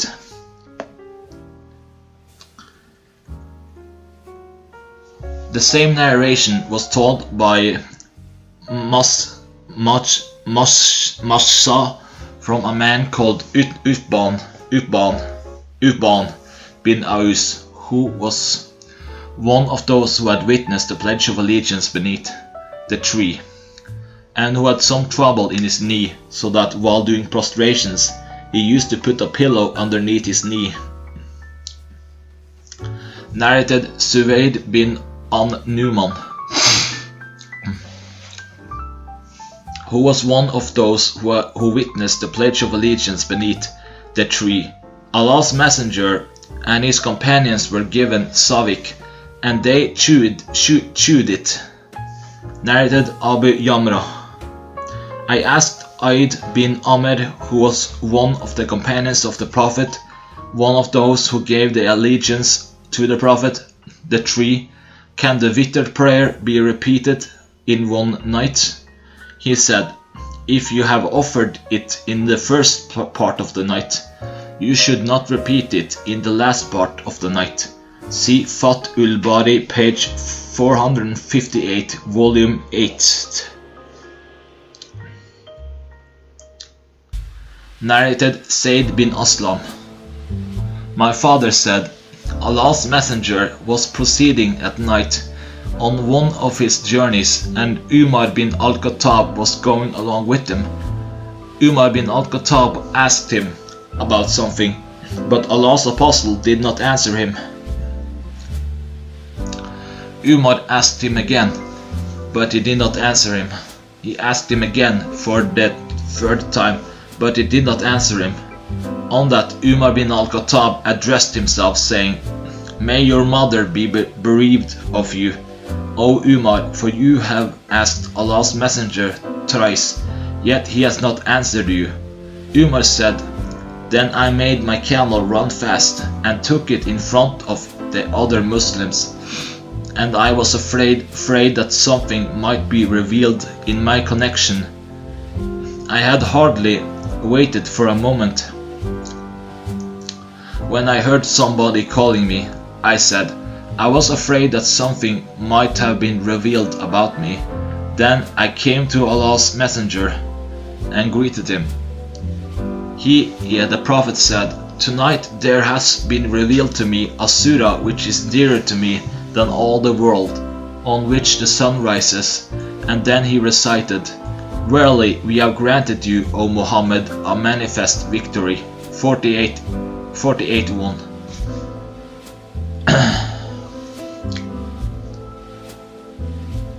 Narrated Al-Miswar bin Makrama and Marwan bin Al-Hakam.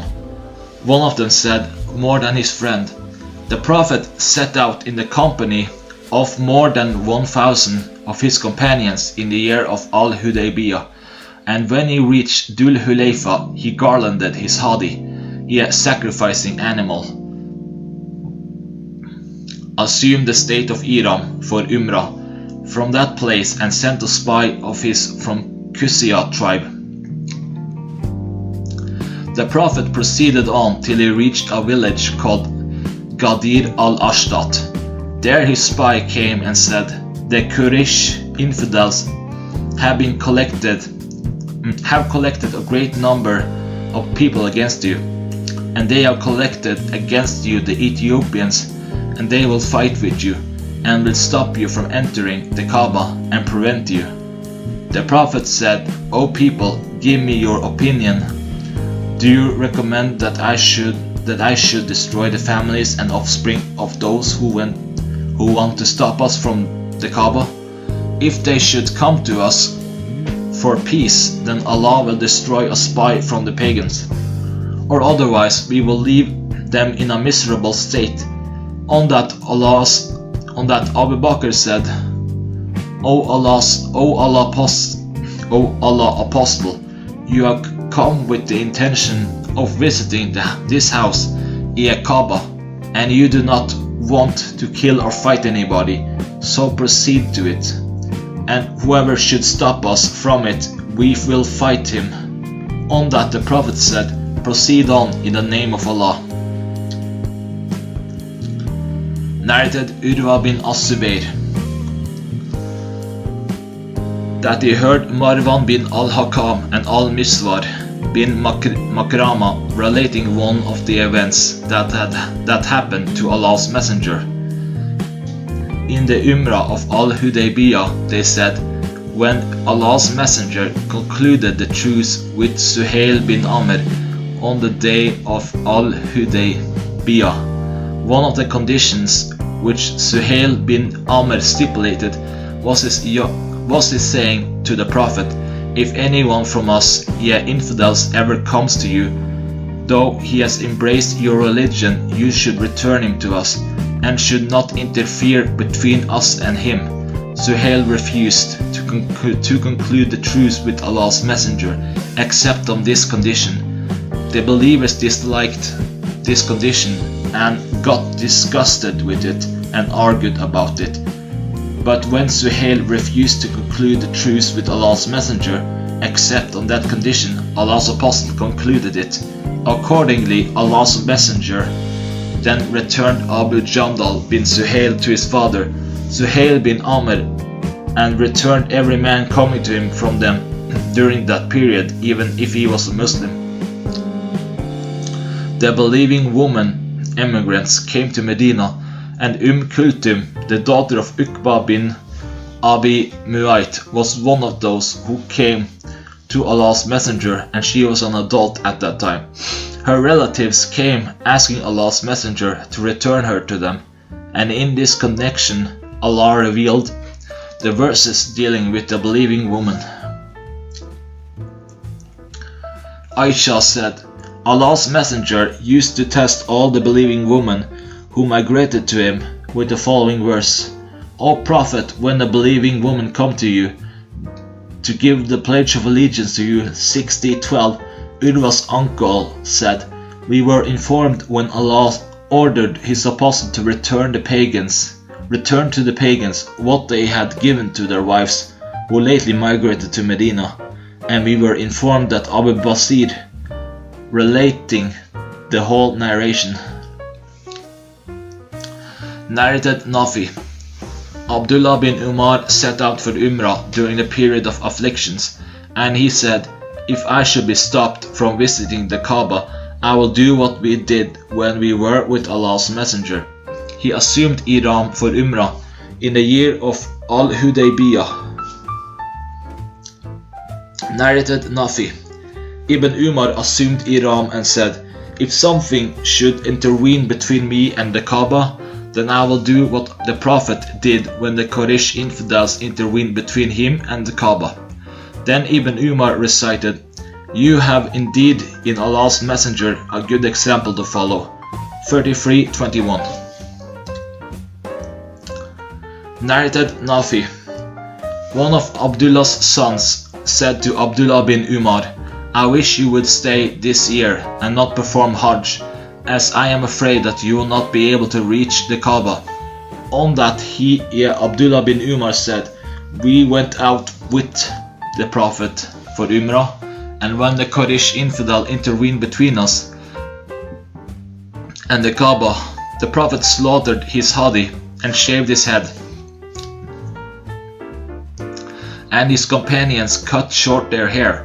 Then Abdullah bin Umar said, "I make you witness that I have intended to perform Umrah, and if I am allowed to reach the Kaaba, I will perform the Tawaf. And if something, obstacles intervene between me and the Kaaba, then I will do what Allah's Messenger did." Then after going for a while, he said, I consider the ceremonies of both Umrah and Hajj as one, and at the same, so I would like you to witness that I have intended to perform Hajj along with my Umrah. So we performed only one Tawaf and one Sa'i between Safa and Marwa, and finished the Ihram of both Umrah and Hajj. Narrated Nafi. The people used to say that Ibn Umar had embraced Islam before Umar. This is not true. What happened is that Umar sent Abdullah to bring his horse from an Ansari man so as to fight on it. At that time, the people were giving the pledge of allegiance to Allah's Messenger near the tree, and Umar was not aware of that. So Abdullah bin Umar gave the pledge of allegiance to the Prophet and went to take the horse and brought it to Umar.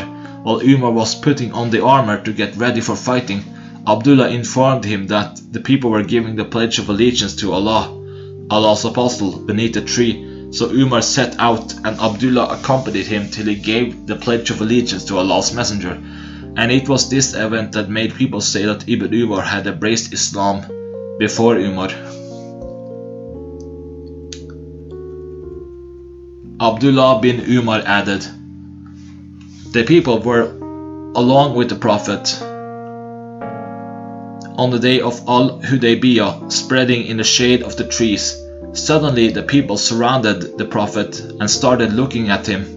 Umar said, "O Abdullah, go and see why the people are encircling Allah's apostle and looking at him."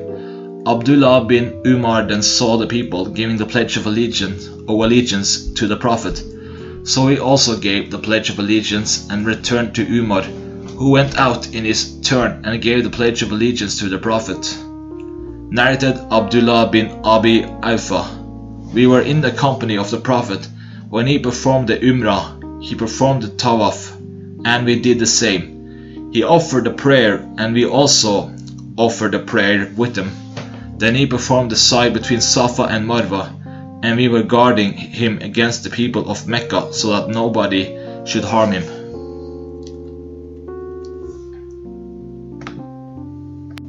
Narrated Abu Wail. When Sa'al bin Hunayf returned from the battle of Siffin, we went to ask him as to why he had come back. He replied, "You should not consider me a coward, but blame your opinions. I saw myself on the day of Abu Jandal, inclined to fight, and if I had the power of refusing the order of Allah's apostle, then I would have refused it, and fought the infidels bravely. Allah and his apostle know what is convenient better. Whenever we put our swords on our shoulders for any matter that terrified us, our swords led us to an easy, agreeable solution before the present situation of disagreement and dispute between the Muslims.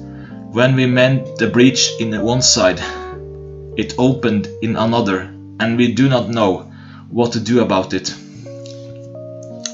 Narrated Ka'b bin Ujra. The Prophet came to me at the time of Al-Hudaybiyah pledge, while lice were falling on my face. He said, "Are the lice on your head troubling you?" I said, "Yes." He said, "Shave your head and fast for 3 days, or fix 6 poor persons, or slaughter a sheep as sacrifice." The sub-narrator Ayub said, "I do not know with which of these 3 options he started."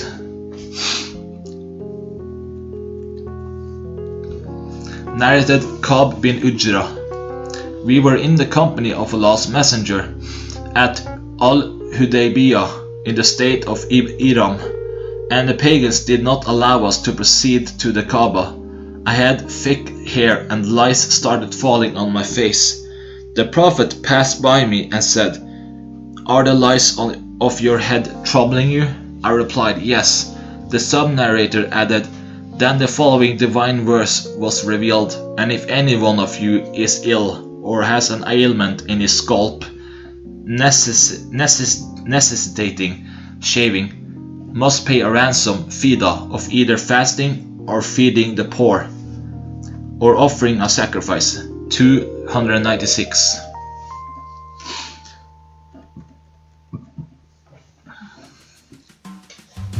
Chapter 36. The story of the tribes of Ukl and Ureina. Narrated Anas. Some people of the tribe of Ukl and Ureina arrived at Medina to meet the Prophet and embraced Islam and said, "O Allah's Prophet, we are the owners of milch livestock. Bedouins, and not farmers. Countrymen. They found the climate of Medina unsuitable for them, so Allah's Messenger ordered that they should be provided with some milch camels and a shepherd, and ordered them to go out of Medina and to drink the camel's milk and urine as medicine. So they set out, and when they reached Al-Hara, they reverted to heathenism after embracing Islam, and killed the shepherd of the Prophet and drove away the camels. When this news reached the Prophet, he sent some people in pursuit of them, so they were caught and brought back to the Prophet. The Prophet gave his orders in their concern, so their eyes were branded with pieces of iron, and their hands and legs were cut off, and they were left away in Hara till they died in that state of theirs. See Hadith 234, Volume 1. Narrated Abu Raja. The freed slave of Abu Kilaba, who was with Abu Kilaba in Sham, Umar bin Abdul Aziz, consulted the people, saying, "What do you think of Qasama?" They said, "It is a right judgment with which Allah's apostle and the caliphs before you acted on." Abu Kilaba was behind Umar's bed. Al-Basa bin Sa'id said, "But what about the narration concerning the people of Ureina?" Abu Kilaba said, "Anas bin Malik narrated it to me," and then narrated the whole story. Chapter 37. Ghazwa Dal Qarad. Narrated Salama bin al-Aqwa. Once I went from Medina towards Al-Gaba before the first Adhan of the Fajr prayer. The she-camels of Allah's Messenger used to graze at a place called Di Qarad. A slave of Abdurrahman bin Auf met me on the way and said, "The she-camels of Allah's Messenger had been taken away by force." I asked, "Who had taken them?" He replied, "The people of Ghatafan."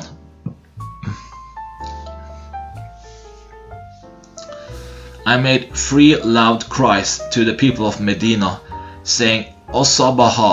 I made the people between the 2 mountains of Medina hear me. Then I rushed onward and caught up with the robbers while they were watering the camels. I started throwing arrows at them as I was a good archer, and I was saying, "I am the son of Al-Aqwa, and today will perish the wicked people." I kept on saying like that till I restored the she-camels of the Prophet. I also snatched 30 burda, garments, from them. Then the Prophet and the other people came there, and I said, "O Allah's Prophet, I have stopped the people of Ghatafan from taking water, and they are thirsty now, so send some people after them now." On that the Prophet said, O the son of Al-Aqwa, you have overpowered them, so forgive them. Then we all came back, and Allah's messenger seated me behind him on the she-camel till we entered Medina.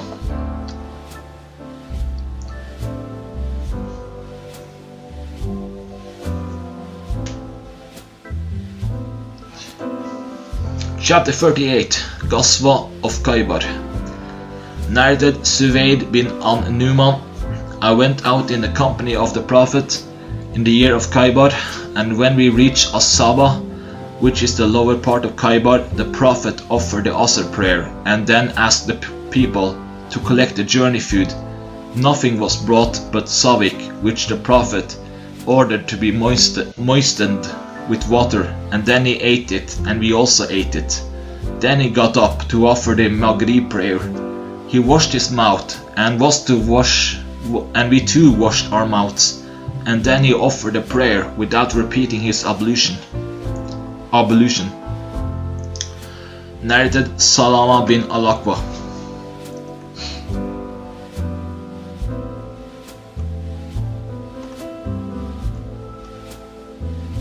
We went out to Khaybar in the company of the Prophet. While we were proceeding at night, a man from the group said to Amir, "O Amir, won't you let us hear your poetry?" Amir was a poet, so he got down and started reciting for the people poetry that kept pace with the camel's footsteps, saying, "O Allah, without you we would not have been guided on the right path, neither would we have given in charity, nor would we have prayed, so please forgive us what we have committed, our defects. Let all of us be sacrificed for your cause, and send Sakina, calmness, upon us to make our feet firm when we meet our enemy, and if they will call us towards an unjust thing, we will refuse. The infidels have made a hue and cry to ask others, help against us." The Prophet on that asked, "Who is that camel driver reciting poetry?" The people said, "He is Amir bin Al-Aqwa." Then the Prophet said, "May Allah bestow his mercy on him." A man amongst the people said, "O Allah's Prophet, has martyrdom been granted to him? Would that you let us enjoy his company longer." Then we reached and besieged Khaybar till we were afflicted with severe hunger. Then Allah helped the Muslims conquer Khaybar in the evening of the day of the conquest of the city. The Muslims made huge fires. The Prophet said, "What are these fires for cooking? What are you making the fire?" The people replied, "For cooking meat." He asked, "What kind of meat?" People said, "The meat of donkeys." The Prophet said, "Throw away the meat and break the pots." Some man said, "O Allah's Messenger, shall we throw away the meat and wash the pots instead?" He said, "Yes, you can do that too." So when the army files were arranged in rows for the clash, Amir's sword was short, and he aimed at the leg of a Jew to strike it. But the sharp blade of the sword returned to him and injured his own knee, and that caused him to die. When they returned from the battle, Allah's Messenger saw me in a sad mood. He took my hand and said, "What is bothering you?" I replied, "Let my father and mother be sacrificed for you." The people say that the deeds of Amir are lost. The Prophet said, "Whoever says so is mistaken, for Amir has got a double reward." The Prophet raised 2 fingers and added, Amir was a persevering struggler in the cause of Allah, and there are few Arabs who achieved the like of good deeds Amir had done.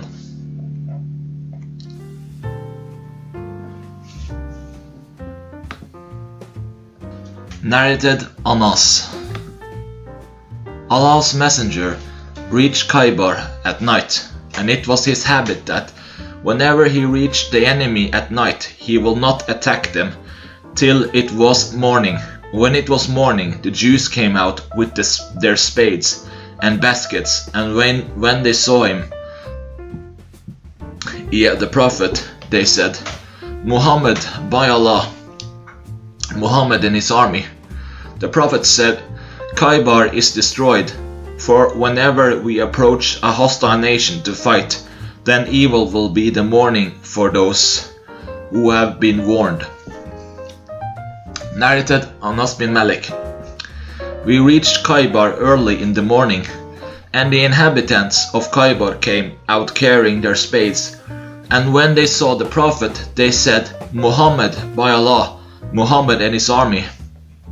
The prophet said, Allahu Akbar, Khaybar is destroyed, for whenever we approached a hostile nation to fight, then evil will be the morning for those who have been warned. When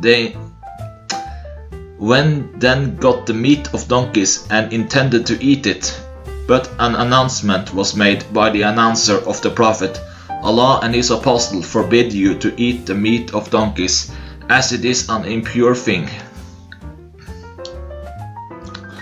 Narrated Anas bin Malik. Someone came to Allah's messenger and said, the donkeys have been eaten by the Muslims. The prophet kept quiet.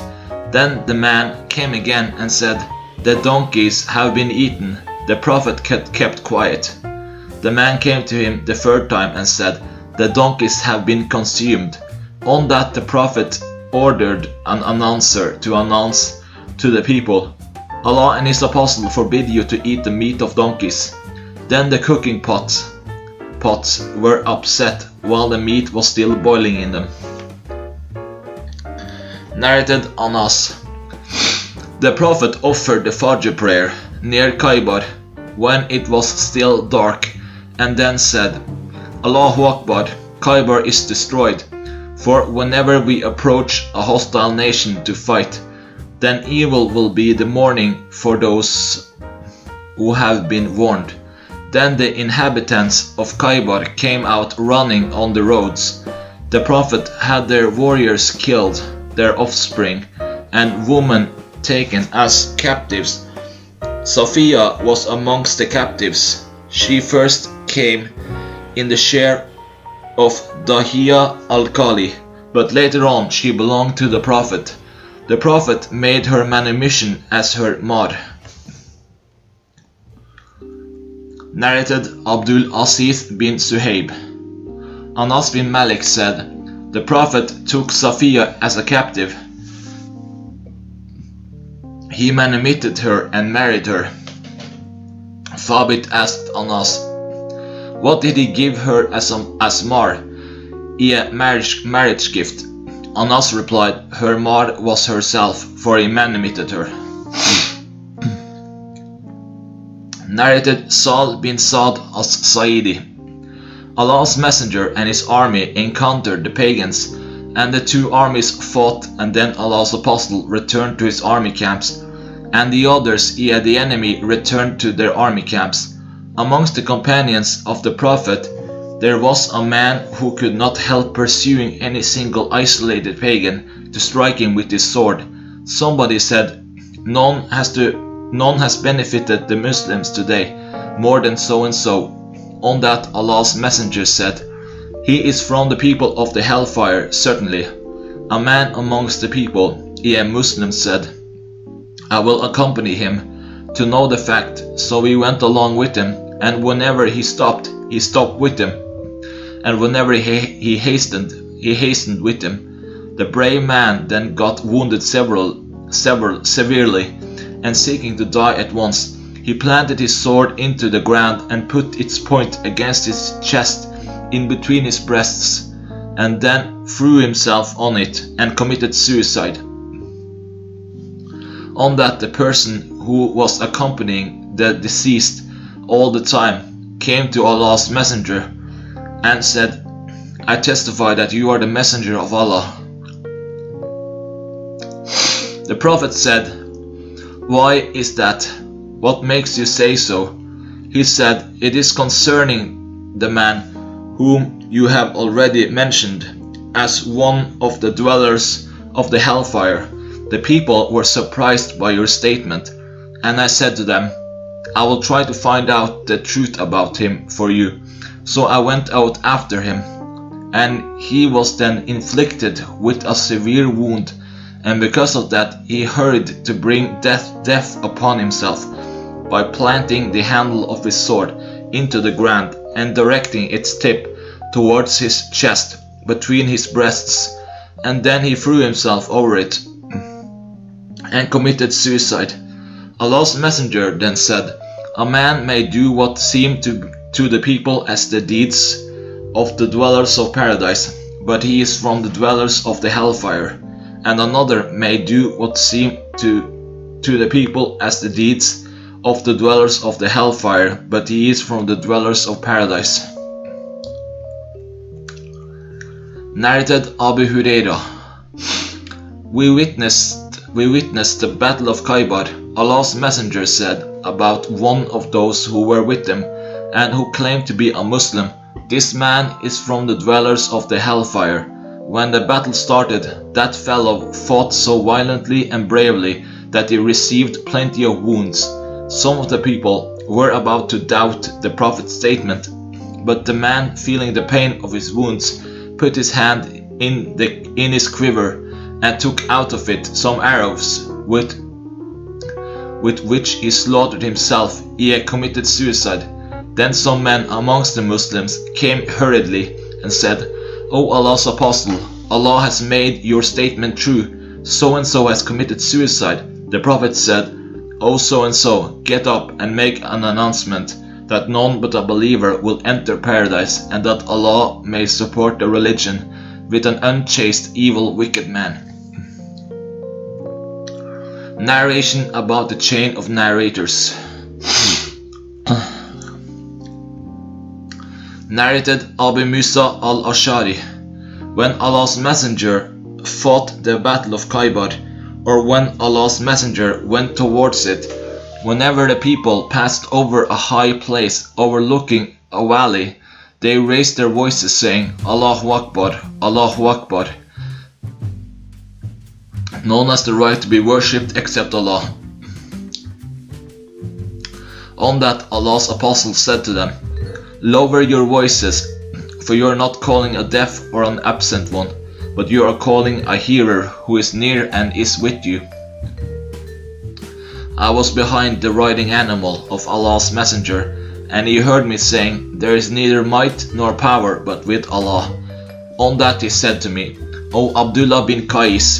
I said, "Labaik, O Allah's messenger." He said, "Shall I tell you a sentence which is one of the treasures of paradise?"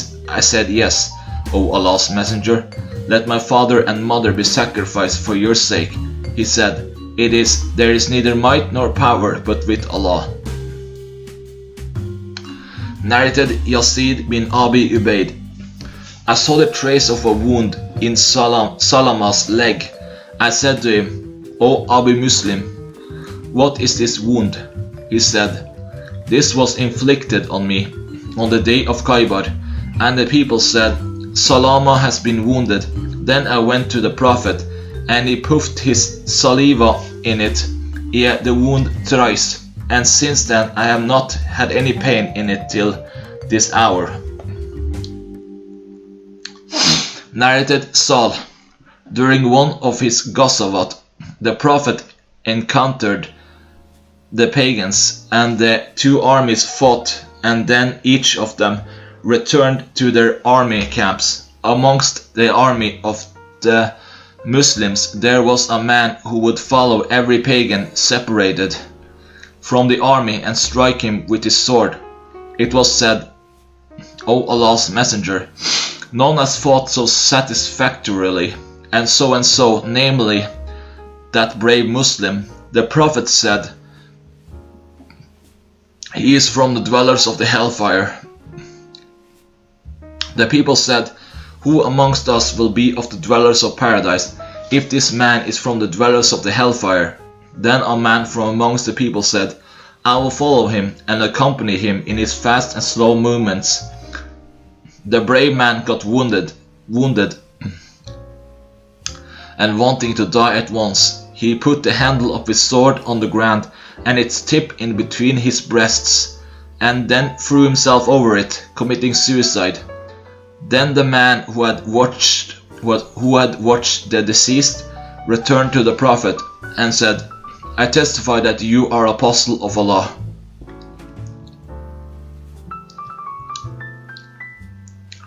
The Prophet said, What is this? The man told him the whole story. The Prophet said, A man may do what may seem to the people as the deeds of the dwellers of paradise.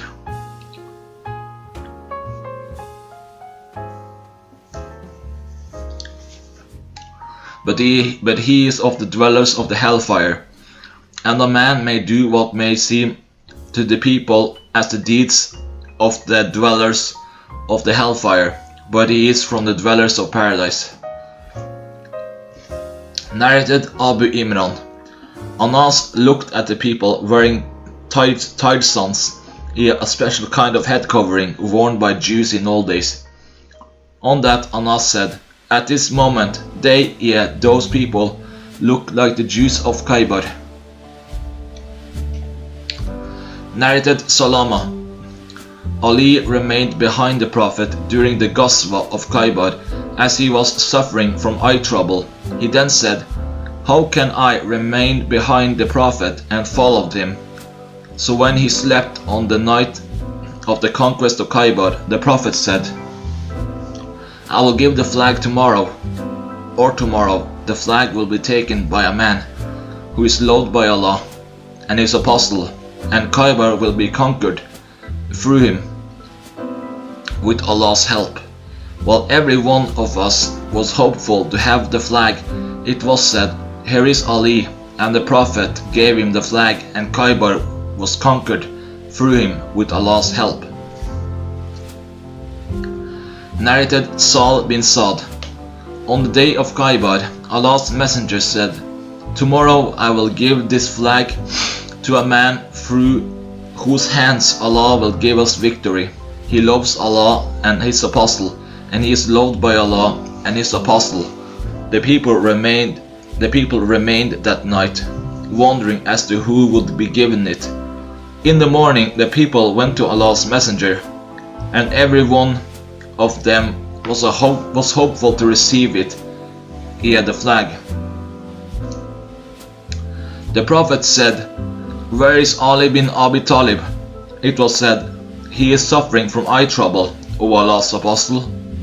He said, Send for him. Ali was brought, and Allah's messenger spat in his eye and invoked good upon him.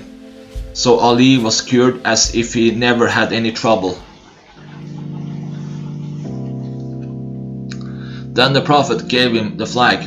Ali said, O Allah's messenger, I will fight with them till they become like us. Allah's messenger said, Proceed and do not hurry. When you enter their territory, call them to embrace Islam and inform them of Allah's rights, which they should observe. For by Allah, even if a single man is led on the right path of Islam, by Allah through you, then that will be better for you than the nice red camels. Narrated Anas bin Malik. We arrived at Khaybar, and when Allah helped his apostle to open the fort, the beauty of Safiya bint Huyay bin Akhtar, whose husband has been killed while she was a bride, was mentioned to Allah's apostle. The Prophet selected her for himself and set out with her, and when we reached a place called Sid as-Saba, Safiya became clean from her menses. Then Allah's messenger married her. Hais, an Arabian dish, was prepared on a small leather mat. Then the Prophet said to me, I invite the people around you. So that was the marriage banquet of the Prophet. And Sophia, then we proceeded towards Medina, and I saw the Prophet making for her a kind of cushion with his cloak behind him on his camel. He then sat beside his camel and put his knee for Sophia to put her foot on, in order to ride on the camel. Narrated Anas bin Malik.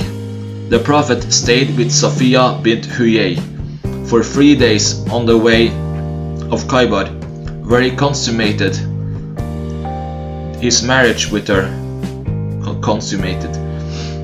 Sophia was amongst those who were ordered to use a veil. Narrated Anas. The Prophet stayed for 3 nights between Khaybar and Medina, and was married to Sophia. I invited the Muslim to his marriage banquet, and there was neither mat nor bread in that banquet, but the Prophet ordered Bilal to spread the leather mats on which dates, dried yogurt and butter were put. The Muslims said amongst themselves, "Will she, Sophia, be one of the mothers of the believers, one of the wives of the Prophet, or just a lady captive of what his right hand possesses?" Some of them said, "If the Prophet makes her observe the veil, then she will be one of the mothers of the believers, one of the Prophet's wives. And if he does not make her observe the veil, then she will be his lady slave." So when he departed, he made a place for her behind him on his and made her observe the veil. Narrated Abdullah bin Mughaffal. While we were besieging Khaybar, a person threw a leather container containing some fat, and I ran to take it. Suddenly I looked behind, and behold, the Prophet was there, so I felt shy to take it then.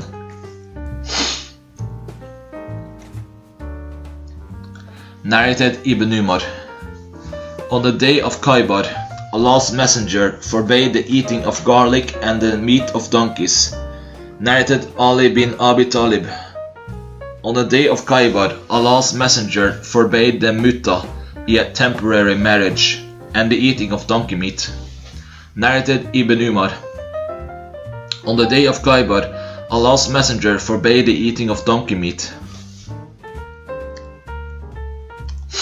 Narrated Ibn Umar. Allah's Messenger forbade the eating of donkey meat. Narrated Jabir bin Abdullah. On the day of Khaybar, Allah's Messenger forbade the eating of donkey meat and allowed the eating of horse meat. Narrated Ibn Abi Awfa. We were afflicted with severe hunger on the day of Khaybar. While the cooking pots were boiling and some of the food was well cooked, the announcer of the Prophet came to say, "Do not eat anything, the donkey meat, and upset the cooking pots." We then thought that the Prophet had prohibited such food because the kumus had not been taken out of it. Some others said, he prohibited the meat of donkeys from the point of view of principle, because donkeys used to eat dirty things.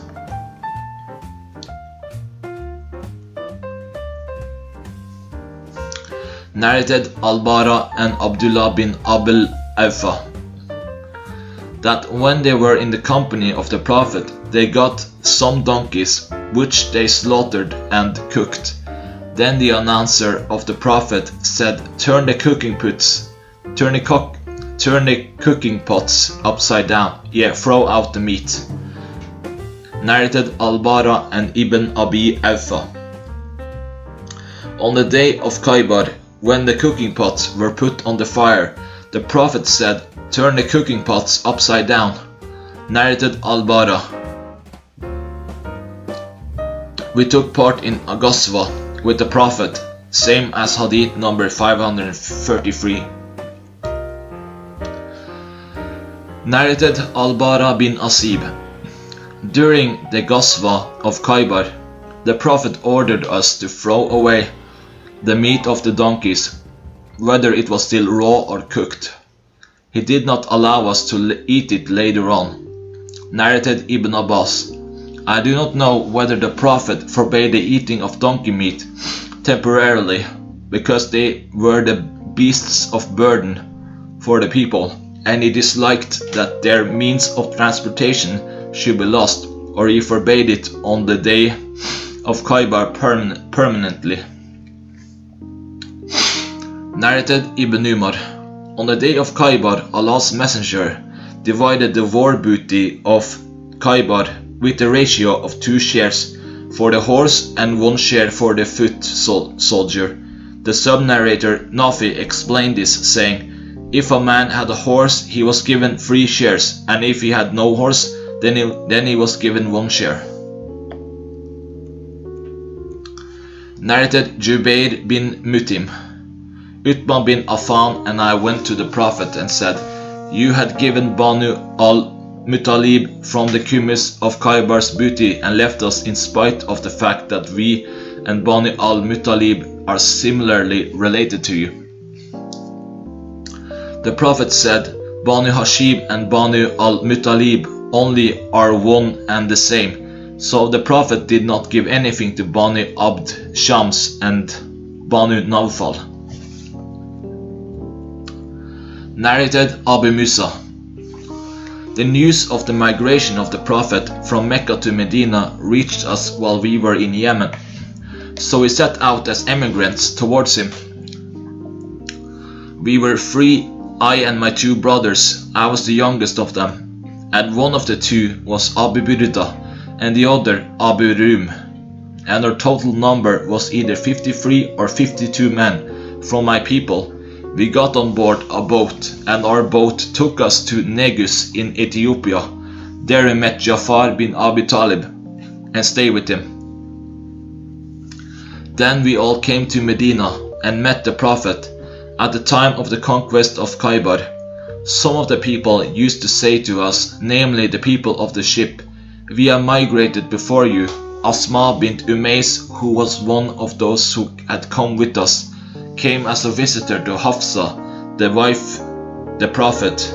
She had migrated along with those other Muslims who migrated to Negus. Umar came to Hafsa while Asma bint Umays was with her. Umar, on seeing Asma, said, who is this? She said. Asma bint Umays, Umar said, Is she the Ethiopian? Is she the seafaring lady? Asma replied, yes. Umar said, we have migrated before you, people of the boat, so we have got more right than you over Allah's Messenger. On that, Asma became angry and said, no, by Allah, while you were with Allah's Messenger, who was feeding the hungry ones amongst you, and advised the ignorant ones amongst you. We were in the far-off, hated land of Ethiopia, and all that was for the sake of Allah's Messenger. By Allah, I will neither eat any food nor drink anything, till I inform Allah's Messenger of all that you have said. There we were harmed and frightened. I will mention this to the Prophet, and will not tell a lie or curtail your saying or add something to it.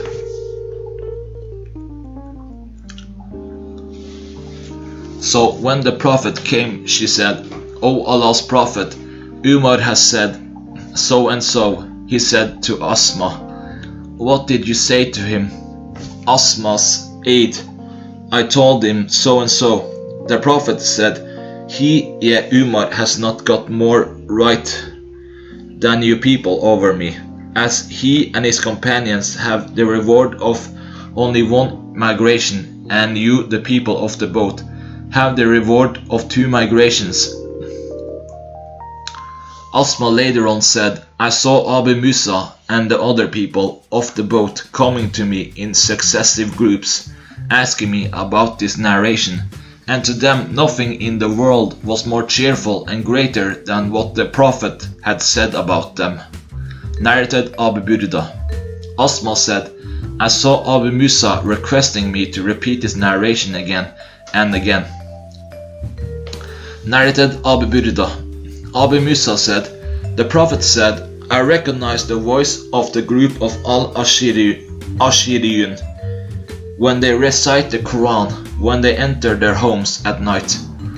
And I recognize their houses by listening to their voices when they are reciting the Quran at night, although I have not seen their houses when they came to them during the daytime. Amongst them is Hakim, who on meeting the cavalry or the enemy used to say to them, i.e. the enemy, my companions order you to wait for them. Narrated Abu Musa. We came upon the Prophet after he had conquered Khaybar. He then gave us a share from the booty, but apart from us he did not give to anybody else who did not attend the conquest. Narrated Abu Huraira. When we conquered Khaybar, we gained neither gold nor silver as booty, but we gained cows, camels, goods and gardens. Then we departed with Allah's messenger to the valley of Al-Qira, and at that time Allah's messenger had a slave called Midam, who had been presented to him by one of Banu ad-Dibab. While the slave was dismounting the saddle of Allah's messenger, an arrow, the thrower of which was unknown, came and hit him. The people said, "Congratulations to him for the martyrdom." Allah's apostle said, "No, by him in whose hand my soul is." The sheet of cloth which he had taken illegally on the day of Khaybar from the booty before the distribution of the booty has become a flame of fire burning him. On hearing that, a man brought 1 or 2 leather straps of shoes to the Prophet and said, "These are things I took illegally." On that, Allah's messenger said, "This is a strap, or these are 2 straps of fire." Narrated Umar bin al-Khattab. By him in whose hand my soul is, were I not afraid that the other Muslims might be left in poverty, I would divide the land of whatever village I may conquer among the fighters, as the Prophet divided the land of Khaybar, but I prefer to leave it as a source of a common treasury for them to distribute its revenue amongst themselves. Narrated Umar. But for the other Muslims, coming generations, I would divide the land of whatever villages the Muslims might conquer among the fighters, as the Prophet divided the land of Khaybar. Narrated Anbasa bin Sa'id. Abu Huraira came to the Prophet and asked him for a share from the Khaybar booty. On that, one of the sons of Sa'id bin al-As said to him, "O Allah, Allah's messenger, do not give him." Abu Huraira then said to the Prophet, "This is the murderer of Ibn Kavkal." Sa'id's son said, "How strange, a jinnah pig coming from Kadum ad-Dan." Narrated Abu Huraira. Allah's messenger sent Aban from Medina to Najd as the commander of a Sariya. Aban and his companions came to the Prophet at Khaybar after the Prophet had conquered it, and the reins of their horses were made of the fire of date palm trees. I said, "O Allah's messenger, do not give them a share of the booty." On that, Aban said to me, "Strange, you suggest such a thing, though you are what you are, O jinnah pig, coming down from the top of Ad-Dal, a lotus tree. On that the Prophet said, "O Aban, sit down," and did not give them any share. Narrated Sa'id. Aban bin Sa'id came to the Prophet and greeted him. Abu Huraira said, "O Allah's messenger, this Aban is the murderer of the Ibn Kavkal." On hearing that, Aban said to Abu Huraira, "How strange your saying is, you a jinnah pig, descending from Kadum Dan, blaming me for killing a person whom Allah favored with martyrdom with my hand, and whom he forbade to degrade me with his hand." Narrated Aisha. Fatima, the daughter of the Prophet, sent someone to Abu Bakr when he was caliph, asking for her inheritance of what Allah's messenger had left of the property bestowed on him by Allah from the fay'iyah booty gained without fighting in Medina and Fadak, and what remained of the kumus of the Khaybar booty. On that, Abu Bakr said, Allah's messenger said, our property is not inherited. Whatever we leave is sadaqah, but the family of the Prophet Muhammad can eat of this property. By Allah, I will not make any change in the state of the sadaqah of Allah's messenger, and will leave it as it was during the lifetime of Allah's messenger, and will dispose of it as Allah's messenger used to do. So Abu Bakr refused to give anything of that to Fatima, so she became angry with Abu Bakr and kept away from him, and did not task to him till she died. She remained alive for 6 months after the death of the Prophet. When she died, her husband Ali buried her at night without informing Abu Bakr, and he said the funeral prayer by himself. When Fatima was alive, the people used to respect Ali much, but after her death, Ali noticed a change in the people's attitude towards him, so Ali sought reconciliation with Abu Bakr and gave him an oath of allegiance. Ali had not given the oath of allegiance during those months, yet the period between the Prophet's death and Fatima's death. Ali sent someone to Abu Bakr, saying, "Come to us, but let nobody come with you. As it is like that, Umar should come." Umar said to Abu Bakr, "No, by Allah, you shall not enter upon them alone." Abu Bakr said, "What do you think they will do to me? By Allah, I will go to them." So Abu Bakr entered upon them, and then Ali uttered Tashahhud and said to Abu Bakr, We know well your superiority and what Allah has given you, and we are not jealous of the good what Allah has bestowed upon you, but you did not consult us in the question of the rule, and we thought that we have got a right in it, because of our near relationship to Allah's messenger. Thereupon Abu Bakr's eyes flowed with tears, and when Abu Bakr spoke, he said, "By him in whose hand my soul is, to keep good relations with the relatives of Allah's messenger is dearer to me than to keep good relations with my own relatives. But as for the trouble which arose between me and you about this property, I will do my best to spend it according to what is good, and will not leave any rule or regulation which I saw Allah's messenger following in disposing of it, but I will follow." On that, Ali said to Abu Bakr, "I promise to give you the oath of allegiance in this afternoon."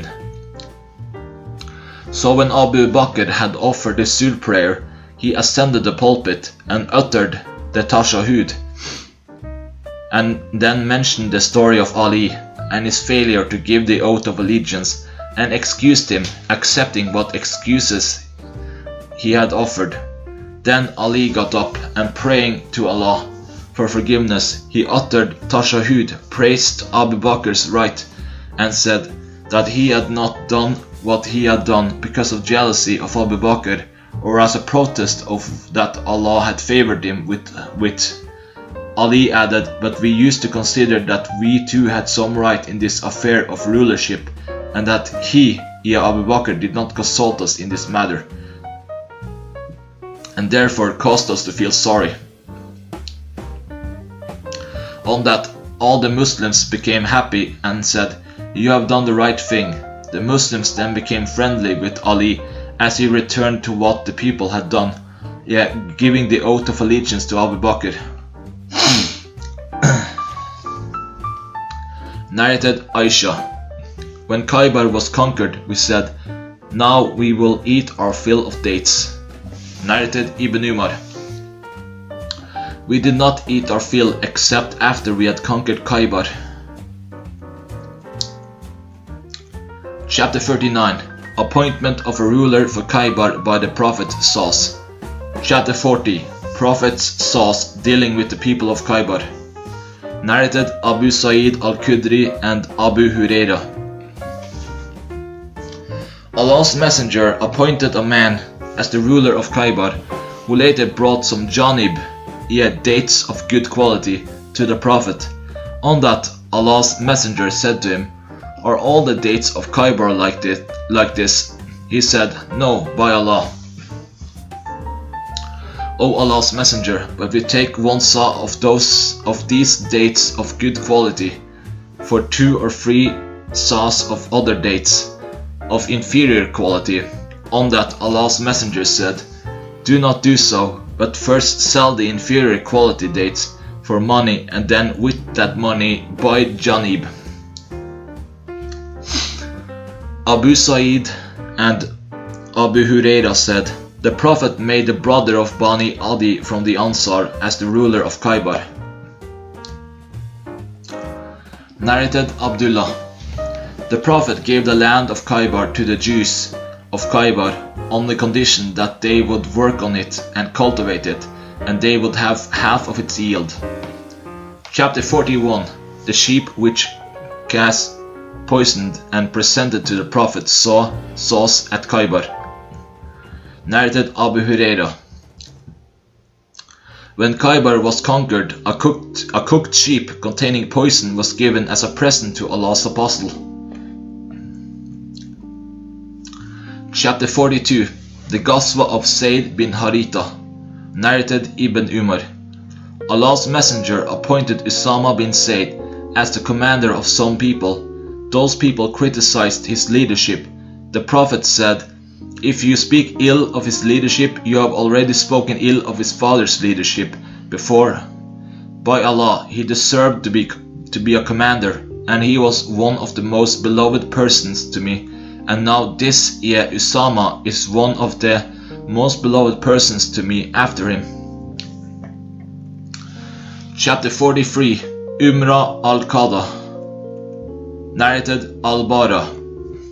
When the Prophet went out for the Umrah in the mount of Dal Qada, the people of Mecca did not allow him to enter Mecca till he agreed to conclude a peace treaty with them, by virtue of which he would stay in Mecca for 3 days only in the following year.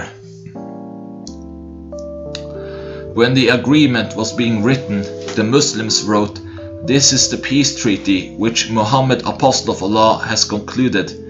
The infidels said to the Prophet, "We do not agree with you on this, for if we knew that you are Apostle of Allah, we would not have prevented you for anything, entering Mecca, etc. But you are Muhammad, the son of Abdullah." Then he said to Ali, "Erase the name of Apostle of Allah." Ali said, "No, by Allah, I will never erase your name."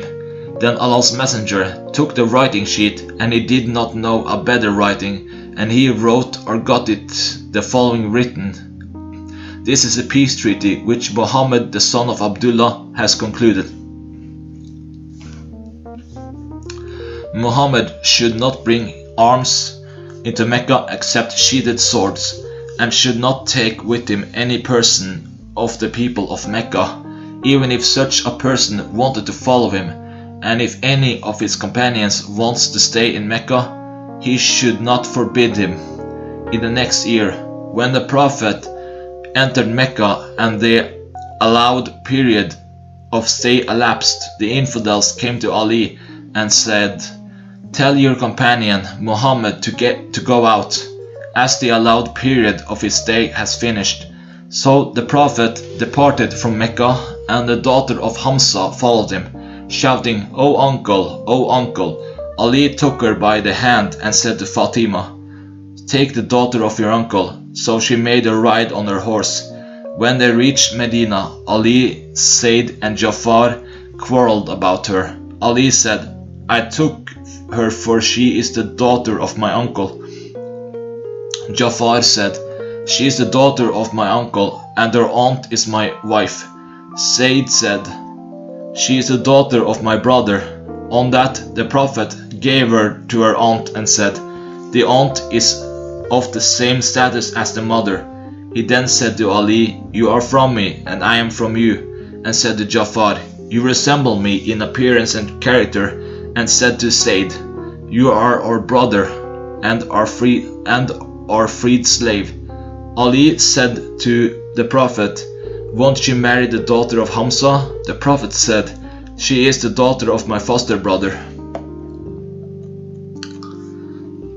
Narrated Ibn Umar. Allah's Messenger set out with the intention of performing Umrah, but the infidels of Quraysh intervened between him and the Kaaba. So the Prophet slaughtered his hadi, yet sacrificing animals, and shaved his head at Al-Hudaybiyah, and concluded a peace treaty with them, the infidels, on condition that he would perform the Umrah the next year, and that he would not carry arms against them except swords, and would not stay in Mecca more than what they would allow. So the Prophet performed the Umrah in the following year, and according to the peace treaty, he entered Mecca, and when he had stayed there for 3 days, the infidels ordered him to leave, and he left. Narrated Mujahid. Urwa and I entered the mosque and found Abdullah bin Umar sitting beside the dwelling place of Aisha. Urwa asked Ibn Umar, How many Umrahs did the Prophet perform?" Ibn Umar replied, 4, one of which was in Rajab. Then we heard Aisha brushing her teeth, whereupon Urwa said, "O mother of the believers, don't you hear what Abu Abdurrahman is saying? He is saying that the Prophet performed four Umrah, one of which was in Rajab." Aisha said, "The Prophet did not perform any Umrah, but he, Ibn Umar, witnessed it, and he, the Prophet, never did any Umrah in the month of Rajab." Narrated Ibn Abi Awfa. When Allah's Messenger performed the Umrah which he performed in the year following the Treaty of Al-Hudaybiyah, we were screening Allah's Messenger from the infidels and their boys, lest they should harm him. Narrated Ibn Abbas. When Allah's Messenger and his companions arrived at Mecca, the pagans said, "There have come to you a group of people who have been weakened by the fever of Yathrib, Medina." So the Prophet ordered his companions to do Ramal, fast walking, in the first 3 rounds of Tawaf around the Kaaba, and to walk in between the 2 corners, the Black Stone and the Yemenite corner. The only cause which prevented the Prophet from ordering them to do Ramal in all the rounds of Tawaf was that he pitied them. Narrated Ibn Abbas. The Prophet hastened in going around the Kaaba and between the Safa and Marwa in order to show the pagans his strength. Ibn Abbas added, when the Prophet arrived at Mecca in the year of peace following that of Al-Hudaybiyah treaty with the pagans of Mecca, he ordered his companions to do Ramal in order to show their strength to the pagans, and the pagans were watching the Muslims from the hill of Qayqan. Narrated Ibn Abbas. The Prophet married Maymuna while he was in the state of Iram, but he consummated that marriage after finishing that state. Maymuna died at Saraf, a place near Mecca. Ibn Abbas added, the Prophet married Maymuna during the Umrat al-Qada, the Umrah performed in lieu of the Umrah which the Prophet could not perform because the pagans prevented him to perform that Umrah. Chapter 44. The expedition of Mutta to the land of Syria. Narrated Nafi. Ibn Umar informed me that on the day of Mutta he stood beside Ja'far, who was dead, killed in the battle, and he counted 50 wounds in his body caused by stabs or strokes, and none of those wounds was in his back. Abdullah bin Umar said, Allah's Messenger appointed Zayd bin Haritha as the commander of the army during the Ghazwa of Mu'tah, and said, if Zayd is martyred, Ja'far should take over his position, and if Ja'far is martyred, Abdullah bin Rawaha should take over his position.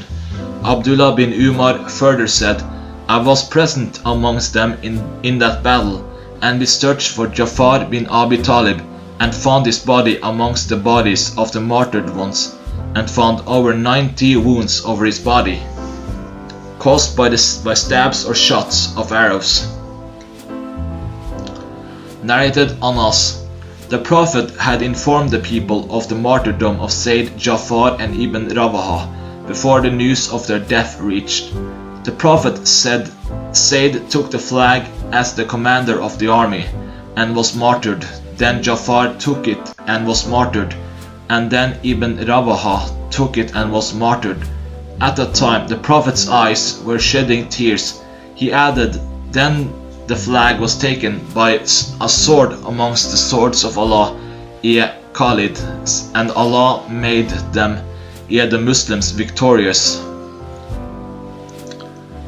Narrated Amra, I heard Aisha saying, when the news of the martyrdom of Ibn Haritha, Ja'far bin Abi Talib and Abdullah bin Rawaka reached, Allah's Messenger sat with sorrow explicit on his face.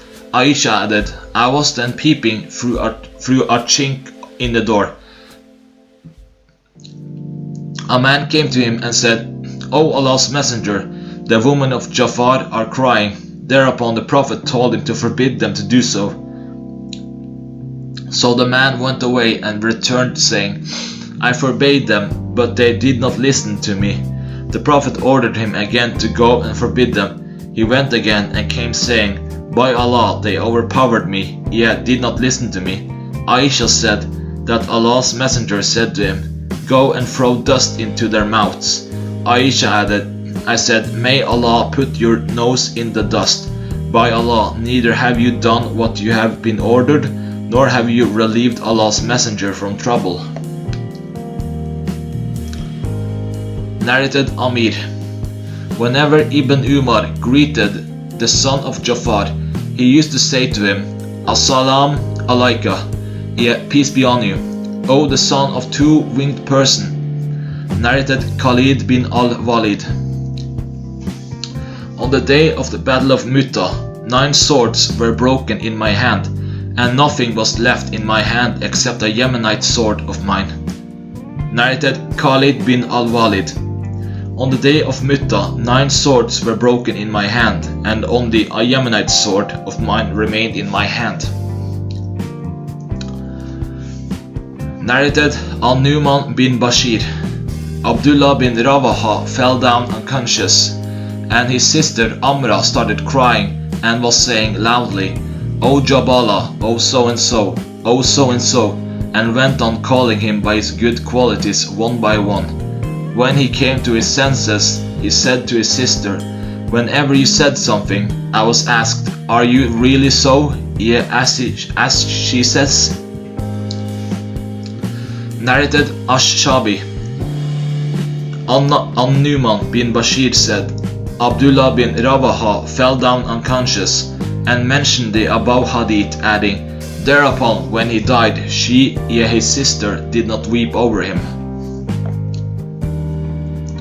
Chapter 45, the dispatch of Usama bin Zayd to Al-Hurakat. Narrated Usama bin Zayd, Allah's Messenger sent us towards Al-Huraka, and in the morning we attacked them and defeated them. I and an Ansari man followed the man from among them, and when we took him over, he said, La ilaha illallah.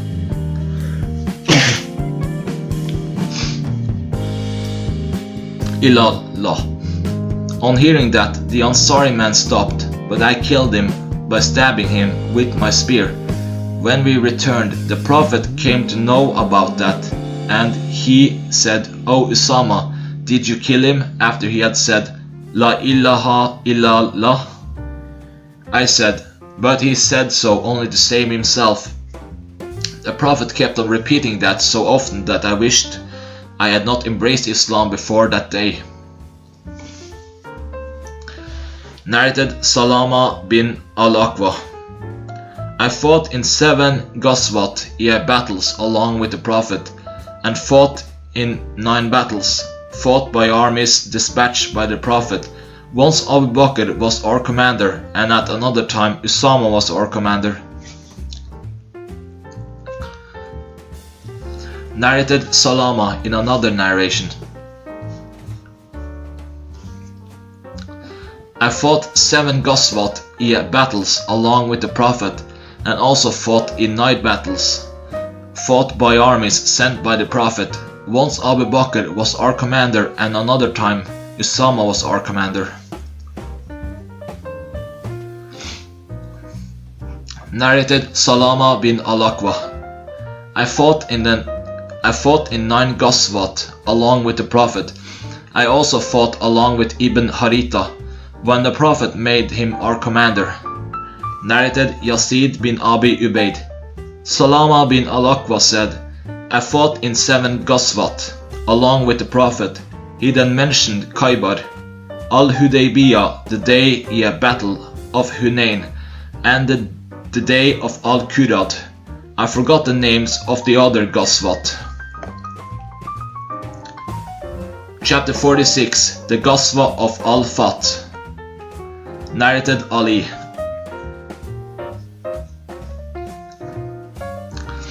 Allah's messenger sent me, As-Subayr and Al-Miqdad, saying, proceed till you reach Ravdat Kak, where there is a lady carrying a ladder, and take that ladder from her. So we proceeded on our way with our horses galloping till we reached the Ravda. And there we found the lady and said to her, take out the ladder. She said, I have no ladder. We said, take out the ladder, or else we will take off your clothes. So she took it out of her braid, and we brought the ladder to Allah's messenger. The ladder was addressed from Hatib bin Abi Balta to some pagans of Mecca, telling them about what Allah's apostle intended to do. Allah's messenger said, O Hatib, what is this? Hatib replied, O Allah's apostle, do not make a hasty decision about me. I was a person not belonging to Quraysh, but I was an ally to them from outside and had no blood relation with them. And all the emigrants who were with you have got their kinsmen in Mecca who can protect their families and properties, so I like to do them a favor so that they might protect my relatives, as I have no blood relation with them. I did not do this to renegade from my religion, Islam, nor did I do it to choose heathenism after Islam. Allah's messenger said to his companions, as regards him, he, Hatib, has told you the truth. Umar said, O Allah's messenger, allow me to chop off the head of this hypocrite. The Prophet said, he, Hatib, has witnessed the Badr battle. He fought in it. And what could tell you, perhaps Allah looked at those who witnessed Badr and said, O the people of Badr, Badr Muslim warriors, do what you like, for I have forgiven you. Then Allah revealed the surah, O you who believe, take not my enemies and your enemies as friends, offering them your love, even though they have disbelieved in that truth. Allah, Prophet Muhammad, and this Quran, which has come to you, to the end of verse. And whosoever of you Muslims does that, then indeed he has gone far astray, away from the straight path. 61. Chapter 47. The Ghazwa of Al-Fat during Ramadan. Narrated Ubaydullah bin Abdullah bin Utbah.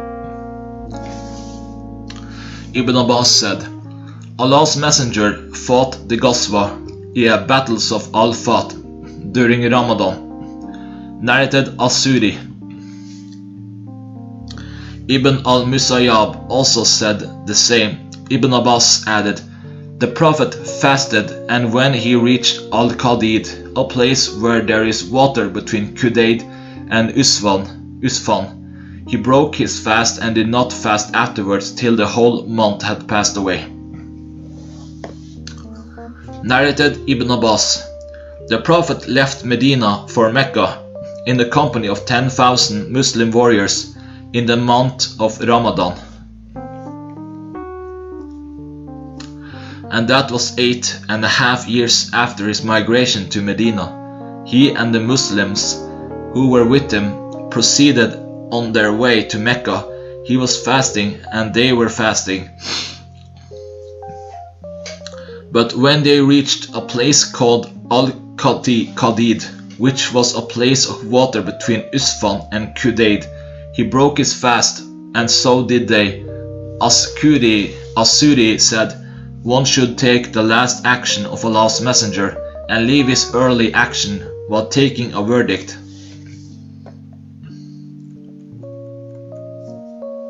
Narrated Ibn Abbas, Allah's Messenger set out towards Hunayn in the month of Ramadan, and some of the people were fasting, while some others were not fasting. And when the Prophet mounted his she-camel, he asked for a tumbler of milk or water and put it on the palm of his hand or on his she-camel. And then the people looked at him, and those who were not fasting told those who were fasting to break their fast, as the Prophet had done so. Ibn Abbas added,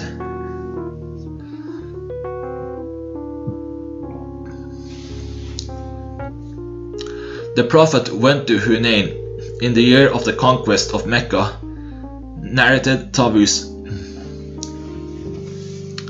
Ibn Abbas said, Allah's Messenger traveled in the month of Ramadan, and he fasted till he reached a place called Usfan. Then he asked for a tumbler of water and drank it by the daytime, so that the people might see him. He broke his fast till he reached Mecca. Ibn Abbas used to say, Allah's Apostle fasted and sometimes did not fast while traveling, so one may fast or may not on journeys. Chapter 48. Where did the Prophet fix the flag on the day of the conquest of Mecca?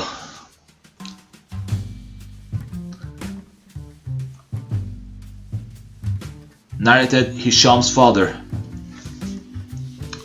When Allah's Messenger set out towards Mecca during the year of the conquest of Mecca, and this news reached the infidels of Quraysh, Abu Sufyan, Hakim bin Hisham, and Budayl bin Warqa came out to gather information about Allah's Messenger. They proceeded on their way till they reached a place called Mar as-Saran, which is near Mecca. Behold, there they saw many fires, as if they were the fires of Arafat. Abu Sufyan said, "What is this?" It looked like the fires of Arafat. Budayl bin Warqa said, Banu Amr are less in number than that. Some of the guards of Allah's Messenger saw them and took them over, caught them and brought them to Allah's Messenger. Abu Sufyan embraced Islam. When the Prophet proceeded, he said to Al-Abbas, "Keep Abu Sufyan standing at the top of the mountain, so that he would look at the Muslims." So Al-Abbas kept him standing at that place, and the tribes with the Prophet started passing in front of Abu Sufyan in military batches. A batch passed, and Abu Sufyan said, "O Abbas, who are these?" Abbas said, They are Banu Gifar." Abu Sufyan said, I have got nothing to do with Gifar." Then a batch of the tribe of Juhayna passed by, and he said, "Similarly as above." Then a batch of the tribe of Sa'd bin Hussein passed by, and he had similarly as above. Then Banu Sulaim passed by, and he said similarly as above. Then came a batch the like of which Abu Sufyan had not seen. He said, Who are these? Abbas said, They are the Ansar, headed by Sa'd bin Ubadah, the one holding the flag. Sa'd bin Ubadah said, O Abu Sufyan, today is the day of a great battle, and today what is prohibited in the Kaaba will be permissible. Abu Sufyan said, O Abbas, how excellent the day of destruction is. Then came another batch of warriors, which was the smallest of all the batches, and in it there was Allah's messenger and his companions, and the flag of the Prophet was carried by As-Zubayr bin al-Awwam. When Allah's messenger passed by Abu Sufyan, the latter said to the Prophet, Do you know what Sa'd bin Ubadah said? The Prophet said, What did he say? Abu Sufyan said, He said so and so. The Prophet said, Sa'd told a lie. But today Allah will give superiority to the Kaaba.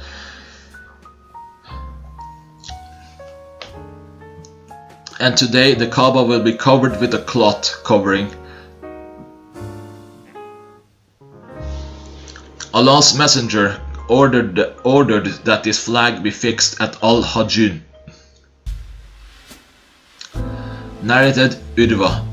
Nafi bin Jubair bin Mut'im said, I heard Al-Abbas saying to As-Zubayr bin al-Awwam, O Abu Abdullah, did Allah's messenger order you to fix the flag here?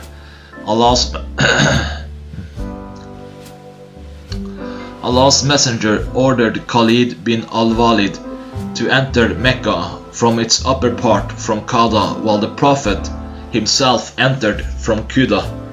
Two men from the cavalry of Khalid bin al-Wad, named Hubays bin al-Ashar and Kurs bin Jabir al-Firi, were martyred on that day. Narrated Abdullah bin Mughafal. I saw Allah's messenger on the day of the conquest of Mecca over his she-camel, reciting Surat al-Fat in a vibrant, quivering tone. The sub-narrator Muawiyah added, Were I not afraid that the people may gather around me, I would recite in vibrant, quivering tone, as he, Abdullah bin Mughafal, did, imitating Allah's messenger. Narrated Amr bin Uthman. Usama bin Zayd said during the conquest of Mecca, O Allah's messenger, where will we encamp tomorrow? The Prophet said, But has Aqil left for us any house to lodge in?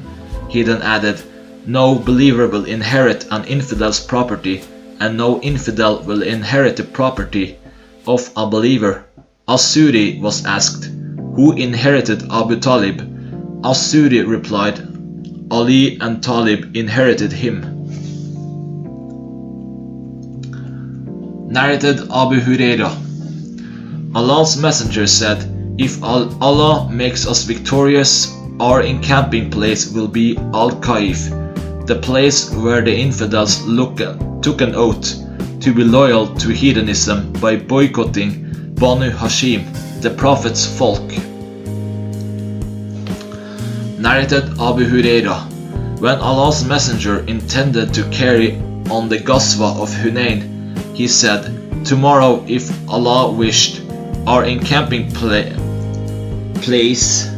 will be Kaif Bani Kinana, where the infidels took an oath to be loyal to heathenism. Narrated Anas bin Malik. On the day of the conquest, the Prophet entered Mecca wearing a helmet on his head. When he took it off, a man came and said, Ibn Khattal is clinging to the curtain of the Kaaba. The Prophet said, Kill him. Malik, a sub-narrator, said, On that day, the Prophet was not in a state of ihram, as it appeared to us, and Allah knows better. Narrated Abdullah.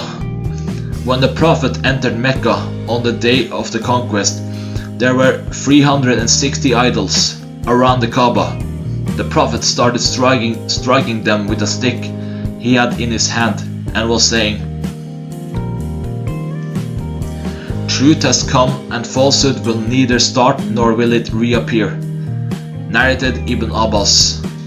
When Allah's messenger arrived in Mecca, he refused to enter the Kaaba while there were idols in it, so he ordered that they be taken out. The pictures of the prophets Abraham and Ishmael holding arrows of divination in their hands were carried out. The Prophet said, "May Allah ruin them, the infidels, for they knew very well that they, Abraham and Ishmael, never drew lots by these divination arrows." Then the Prophet entered the Kaaba and said, "Allahu Akbar," in all its directions, and came out and not offered any prayer therein.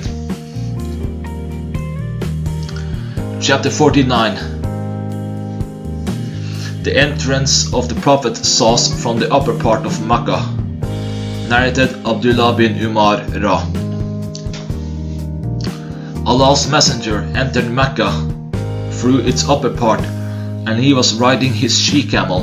Usama bin Zayd was his companion rider behind him on the same she-camel. In his company were Bilal and Uthman bin Talha, who was one of the Al-Hajjaba who keep the key of the gate of the Kaaba. When he made his she-camel kneel down in the mosque, al-Majid al-Haram, he ordered him, Uthman, to bring the key of the Kaaba. Then Allah's messenger entered the Kaaba along with Usama bin Zayd, Bilal and Uthman bin Talha, and he stayed in it for a long period and then came out. The people rushed to get in, and Abdullah bin Umar was the first to enter, and he found Bilal standing behind the door. Ibn Umar asked Bilal, "Where did Allah's messenger offer the salat prayer?" Bilal showed him the place where he had offered salat prayer. Abdullah later on said, "I forgot to ask Bilal how many prostrations, rak'ah, the Prophet offered."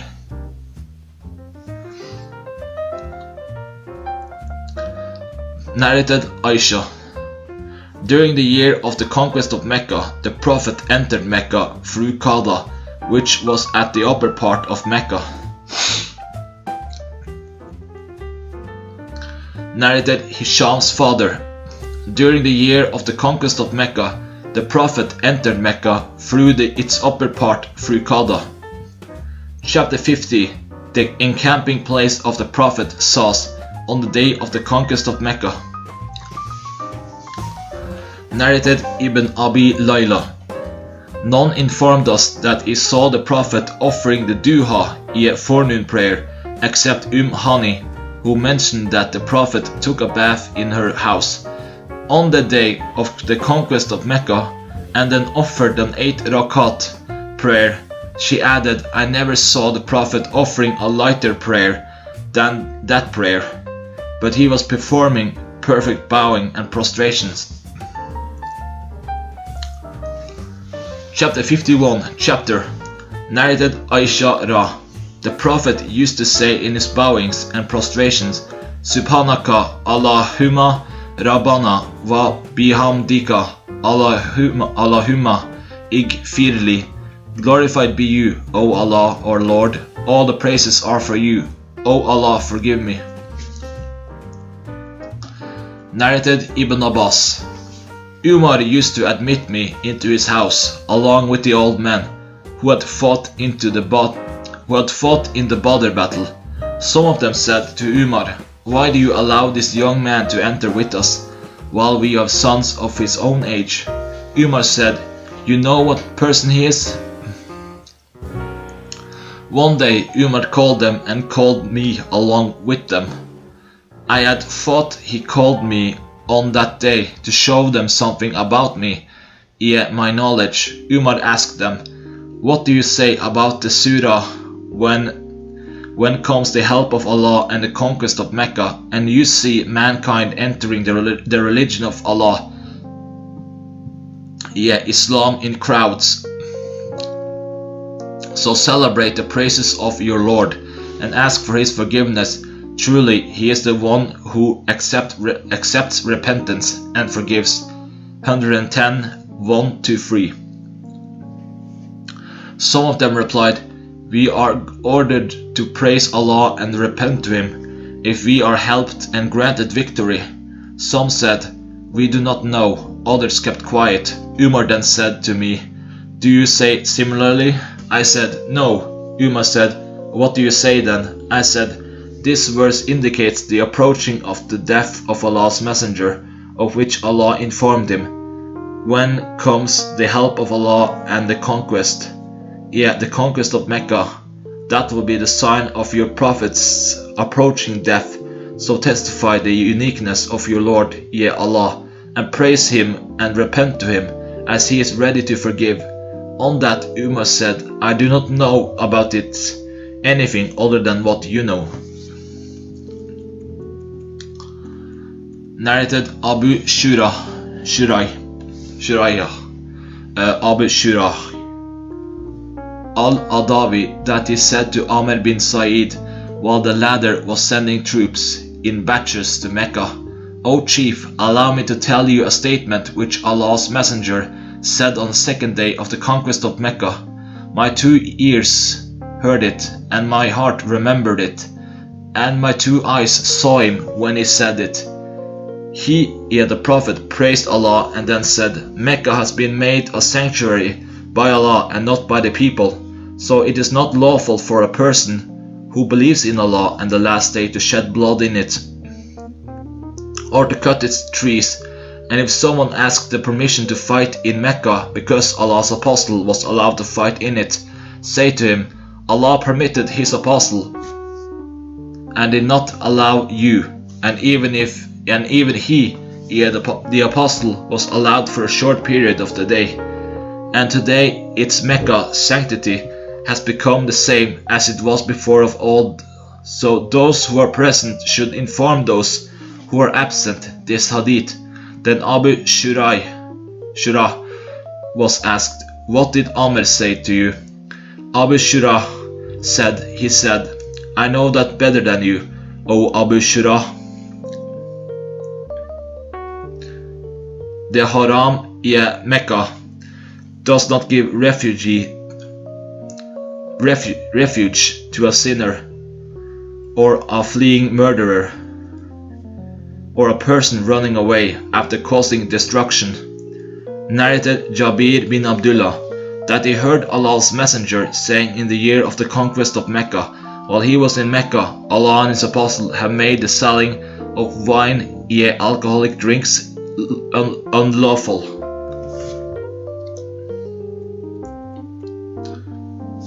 Chapter 52. The stay of the Prophet Sahih in Mecca.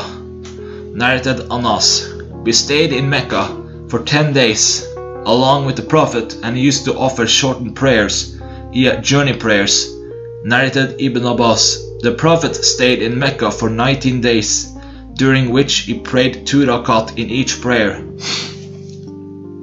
Narrated Ikrimah. Ibn Abbas said, we stayed for 19 days with Prophet on a journey, during which we used to offer shortened prayers. Ibn Abbas added, we offer the qasr prayer, shortened prayer, if we stay up to 19 days as travelers, but if we stay longer, we offer complete prayers.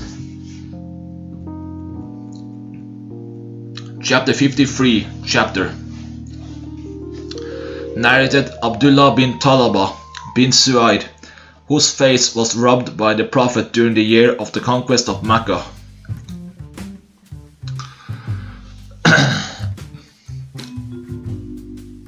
Narrated As-Suri. While we were in the company of the Ibn al-Musayyab, Sunayn Abi Jamila informed us a hadith. Abu Jamila said that he lived during the lifetime of the Prophet, and that he had accompanied him to Mecca during the year of the conquest of Mecca. Narrated Amr bin Salama. We were at a place which was a thoroughfare for the people, and the caravans used to pass by us, and we would ask them, "What is wrong with the people? What is wrong with the people? Who is that man?" They will say, "That man claims that Allah has sent him as an apostle, that he has been divinely inspired, that Allah has revealed to him such and such." I used to memorize that divine talk and feel as if it was inculcated in my chest, yet mind. And the Arabs, other than Quraysh, delayed their conversion to Islam till the conquest of Mecca. They used to say, "Leave him, ye Muhammad and his people, Quraysh. If he overpowers them, then he is a true prophet." So when Mecca was conquered, then every tribe rushed to embrace Islam, and my father hurried to embrace Islam before the other members of my tribe. When my father returned from the prophet to his tribe, he said, "By Allah, I come to you from the prophet." For sure, the prophet afterwards said to them, "Offer such and such prayer at such and such time, and when the time for the prayer becomes due, then one of you should pronounce the adhan for the prayer, and let the one amongst you who knows Quran most should lead the prayer." So they looked for such a person and found none who knew more Quran than I, because of the Quranic material which I used to learn from the caravans. They therefore made me their imam to lead the prayer, and at that time I was a boy of 6 or 7 years, wearing a burda, a black square garment, proved to be very short for me, and my body became partly naked. A lady from the tribe said, "Won't you cover the anus of your reciter for us?" So they bought a piece of cloth and made a shirt for me. I had never been so happy with anything before as I was with that shirt. Narrated Aisha. Utbah bin Abi Waqqas authorized his brother Saad to take the son of the slave girl of Sama into his custody. Utbah said to him, "He is my son." When Allah's messenger arrived in Mecca during the conquest of Mecca, Saad bin Abi Waqqas took the son of the slave girl of Sama and took him to the Prophet. Abd bin Sama too came along with him. Saad said, "This is the son of my brother, and the latter has informed me that he is his son." Abd bin Sama said, "O Allah's messenger, this is my brother, who is the son of the slave girl of Sama, and was born on his Sama's bed." Allah's apostle looked at the son of the slave girl of Sama and noticed that he, of all the people, had the greatest resemblance to Utbah bin Abi Waqqas. Allah's messenger then said to Abd, "He is yours, he is your brother, O Abd bin Sama. He was born on the bed of your father." At the same time, Allah's messenger said to his wife Savda, "Veil yourself before him." Yet the son of the slave girl, O Savda, because of the resemblance he noticed between him and Utbah bin Abi Waqqas. Allah's apostle added, "The boy is for the bed, for the owner of the bed, where he was born, and stone is for the adulterer." Ibn Shihab said, Abu Huraira used to say that, the last statement of the Prophet in the above hadith 596 publicly.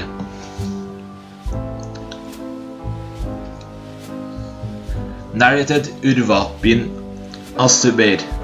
A lady committed theft during the lifetime of Allah's messenger in the Ghazwa of Al-Fath, conquest of Mecca. Her folk went to Usama bin Zayd to intercede for her with the Prophet. When Usama interceded for her with Allah's messenger, the color of the face of Allah's messenger changed, and he said, "Do you intercede with me in a matter involving one of the legal punishment prescribed by Allah?" Usama said, O Allah's Messenger, ask Allah's forgiveness for me. So in the afternoon Allah's Apostle got up and addressed the people. He praised Allah as he deserved and then said, Amma Badu, the nations prior to you were destroyed because if a noble amongst them stole, they used to excuse him. And if a poor person amongst them stole, they would apply Allah's legal punishment to him. By him in whose hand Muhammad's soul is. If Fatima, the daughter of Muhammad, stole, I would cut her hand. Then Allah's Messenger gave his order in the case of that woman, and her hand was cut off. Afterwards, her repentance proved sincere, and she got married.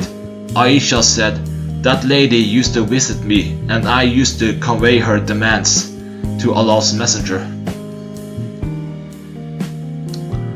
Narrated Maghaazi.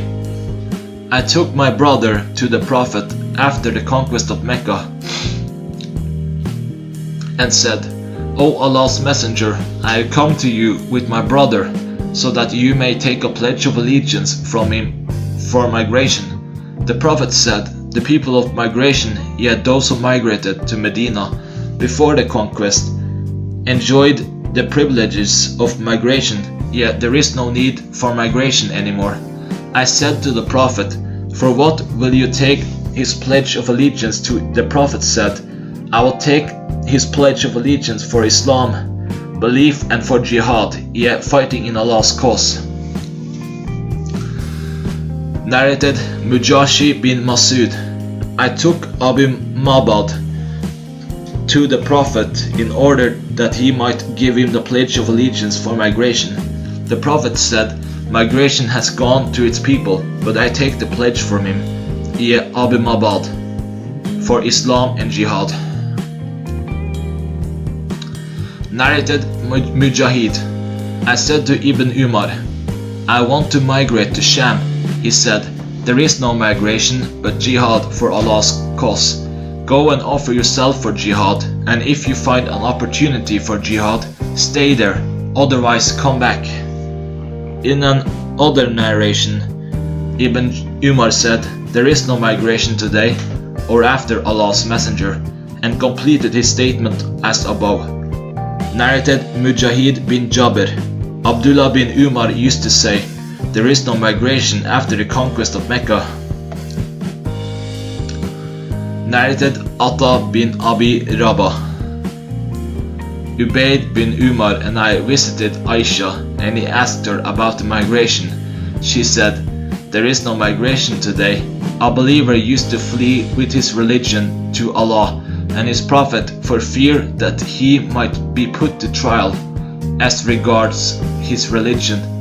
Today Allah has rendered Islam victorious, therefore a believing one can worship one's Lord wherever one wishes, but there is jihad for Allah's cause and intentions. See Hadith 42 in the 4th volume for its explanation. Narrated Mujahid.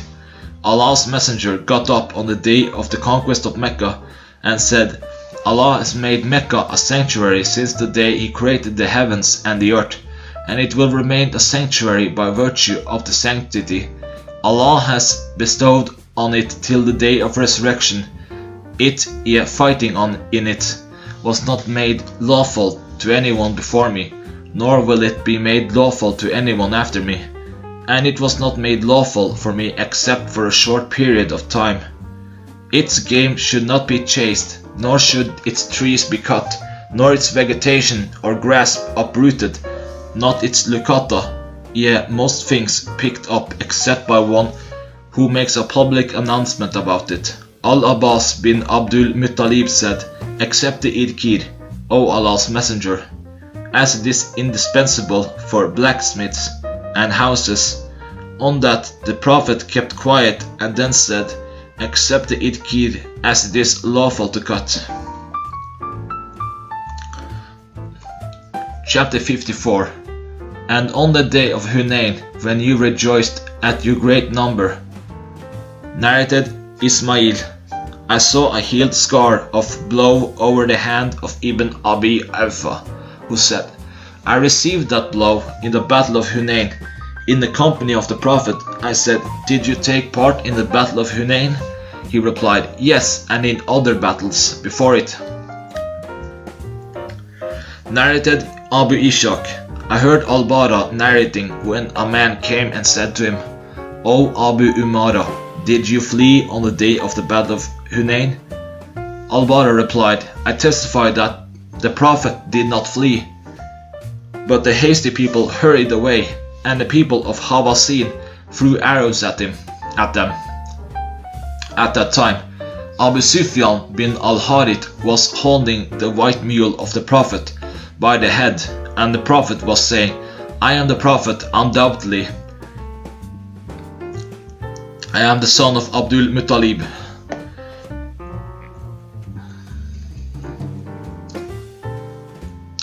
Narrated Abu Ishaq.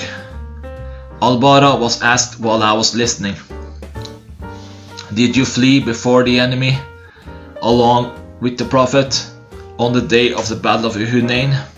He replied, as for the Prophet, he did not flee. The enemy were good archers, and the Prophet was saying, I am the Prophet, undoubtedly. I am the son of Abdul Muttalib. Narrated Abu Ishaq that he heard Al-Bara narrating when a man from Qais tribe asked him, did you flee leaving Allah's messenger on the day of the battle of Hunain? Al-Bara replied, but Allah's messenger did not flee. The people of Hawazin were good archers, and when we attacked them, they fled. But rushing towards the booty, we were confronted by the arrows of the enemy.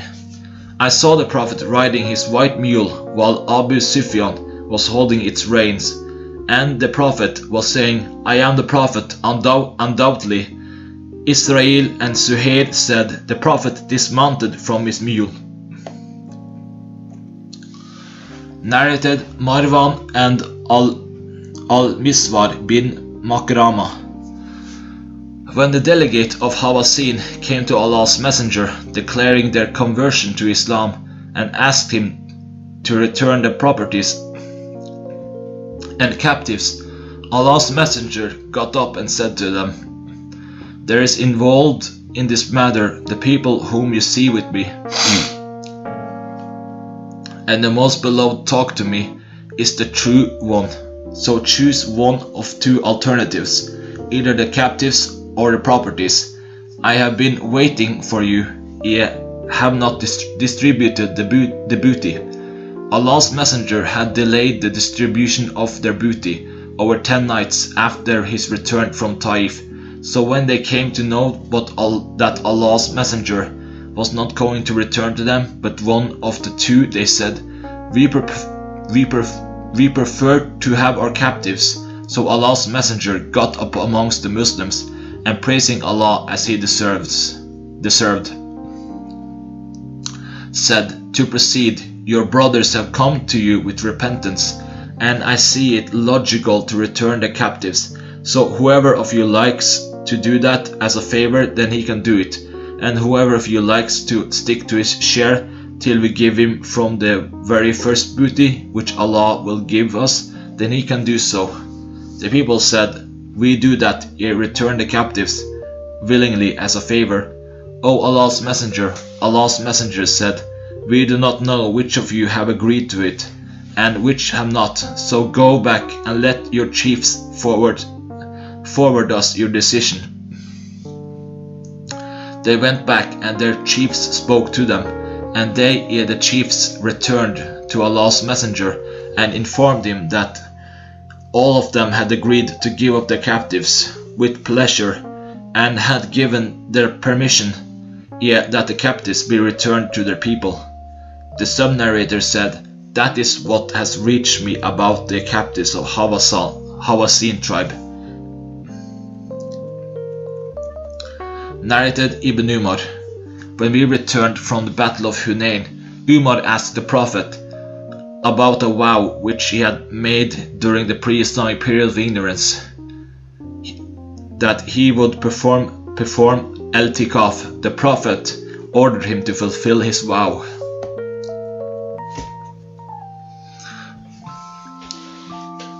Narrated Abu Qatada. We set out along with the Prophet during the year of the Battle of Hunain, and when we faced the enemy, the Muslims, with the exception of the Prophet and some of his companions, retreated before the enemy. I saw one of the pagans overpowering one of the Muslims, so I struck the pagan from behind his neck, causing his armor to be cut off. The pagan headed towards me and pressed me so forcibly that I felt as if I was dying. Then death took him over and he released me. Afterwards I followed Umar and said to him, "What is wrong with the people?" He said, "It is the order of Allah." Then the Muslims returned to the battle after the flight, and after overcoming the enemy, the Prophet sat and said, "Whoever had killed an infidel and has an evidence to this tissue will have the salb, the belonging of the deceased, e.g. clothes, arms, horse, etc." I stood up and said, "Who will be my witness?" and then sat down. Then the Prophet repeated his question. Then the Prophet said the same for the third time. I got up and said, "Who will be my witness?" and then sat down. The Prophet asked his former question again. So I got up. The Prophet said, "What is the matter, O Abu Qatada?" So I narrated the whole story. A man said, "Abu Qatada has spoken the truth, and the salb of the deceased is with me. So please compensate Abu Qatada on my behalf." Abu Bakr said, "No, by Allah, it will never happen that the Prophet will leave a lion of Allah who fights for the sake of Allah and his apostle and give his spoils to you." The Prophet said, "Abu Bakr has spoken the truth. Give it the spoils back to him, O man." So he gave it to me, and I bought a garden in the land of Bani Salama. With it, he had the spoils, and that was the first property I got after embracing Islam.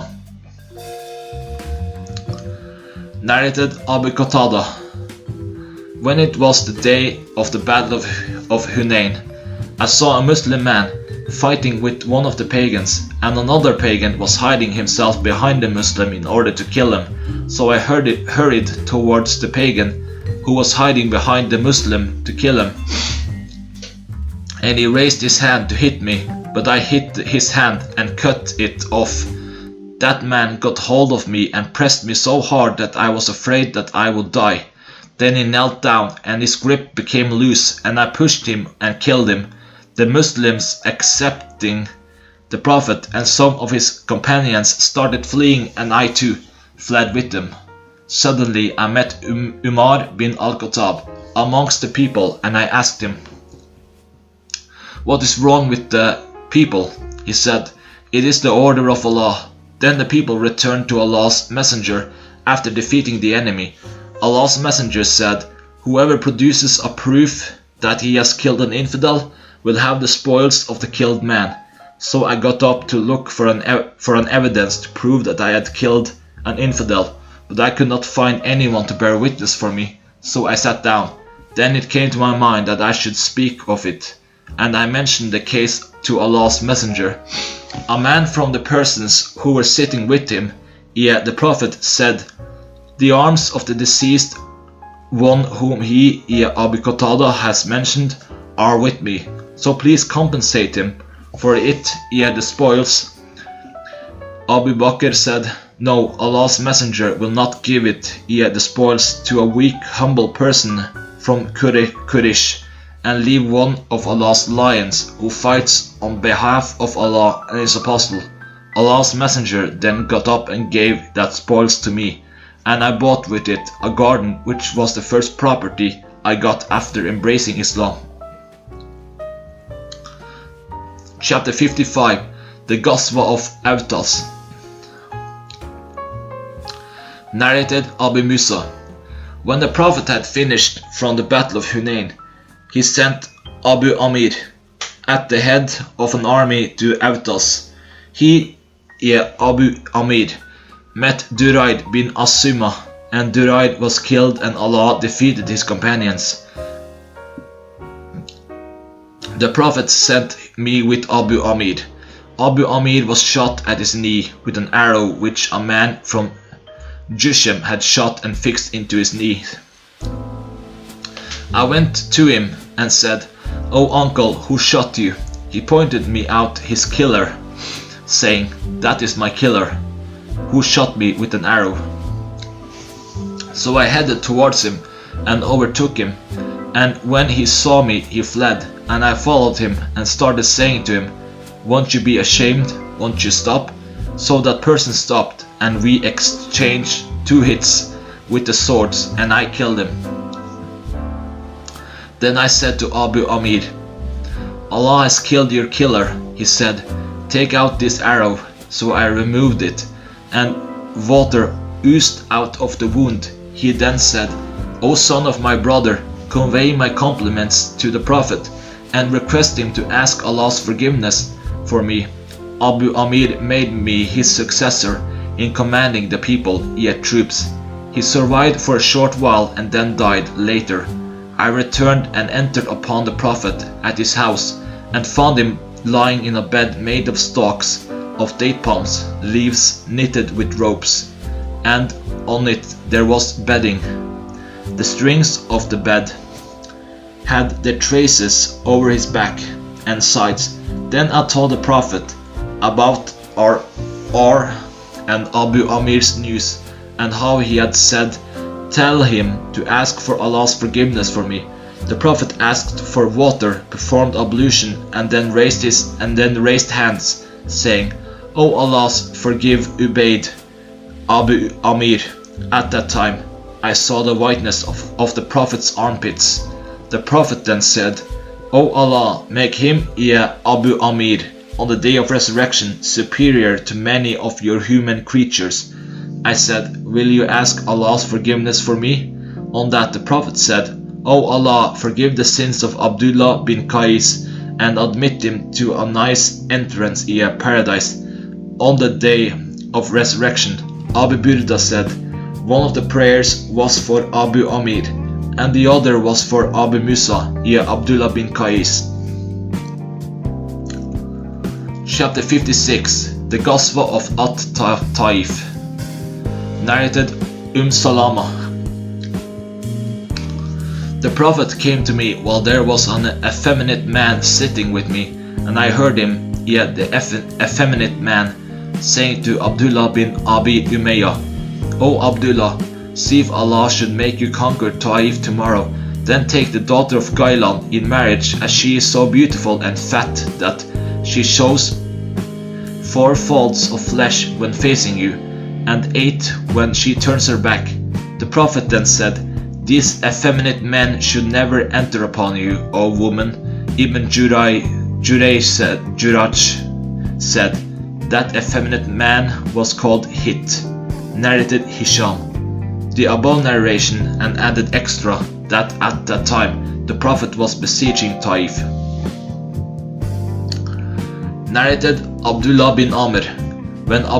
When Allah's messenger besieged Taif and could not conquer its people, he said, "We will return to Medina if Allah wills." That distressed the companions of the Prophet, and they said, "Shall we go away without conquering it, the fort of Taif?" Once the Prophet said, "Let us return." Then the Prophet said to them, "Fight tomorrow." They fought, and many of them got wounded, whereupon the Prophet said, "We will return to Medina tomorrow if Allah wills." That delighted them, whereupon the Prophet smiled. The sub-narrator Sufyan said once, "The Prophet smiled."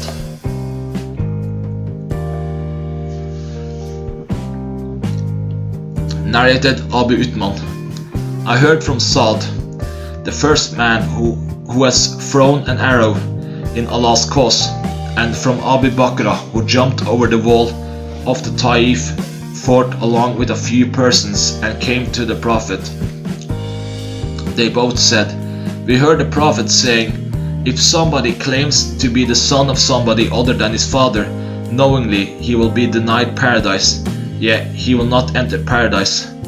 Narrated Mamar from Asim, from Abu Aliyah or Abu Uthman an-Nadi, who said, "I heard Saad and Abu Bakr narrating from the Prophet." Asim said, "I said to him, very trustworthy persons have narrated to you." He said, "Yes, one of them was the first to throw an arrow in Allah's cause, and the other came to the Prophet in a group of 33 persons from Taif." Narrated Abu Burda. Abu Musa said, "I was with the Prophet when he was encamping at Al-Jarana, a place between Mecca and Medina, and Bilal was with him. A Bedouin came to the Prophet and said, 'Won't you fulfill what you have promised me?' The Prophet said, 'Rejoiced at what I will do for you.' The Bedouin said, 'You have said to me, rejoice too often.' Then the Prophet turned to me, Abu Musa and Bilal in an angry mood and said, 'The Bedouin has refused the good tidings, so you both accept them.' Bilal and I said, 'We accept them.' Then the Prophet asked for a drinking bowl containing water and washed his hands and face in it, and then took a mouthful of water and threw it therein, saying to us, 'Drink some of it and pour some over your faces and chests, and be happy at the good tidings.' So they both took the drinking bowl and did as instructed. Salama called from behind the screen, 'Keep something of the water for your mother.' So they left some of it for her." Narrated Safwan bin Yala bin Umayyah.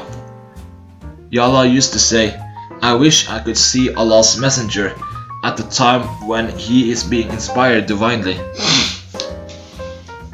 Yala added, "While the Prophet was at Al-Jarana, shaded with a cloth sheet in the form of a tent, and there was staying with him some of his companions under it, suddenly there came to him a Bedouin, wearing a cloak and perfumed extravagantly.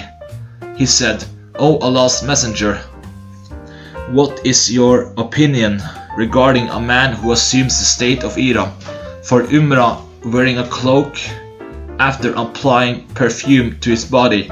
Umar signaled with his hand to Yala to come near.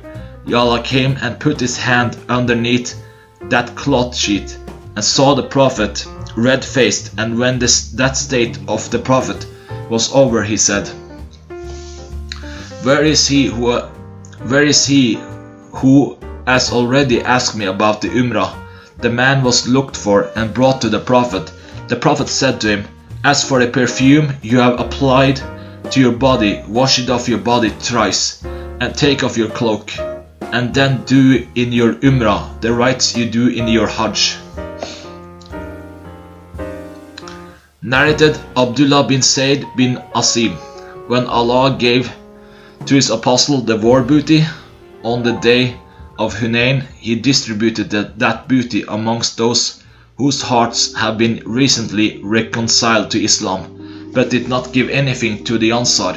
So they seemed to have felt angry and sad, as they did not get the same as other people had got. The Prophet then delivered a sermon before them, saying, "O the assembly of Ansar, didn't I find you astray, and then Allah guided you on the right path?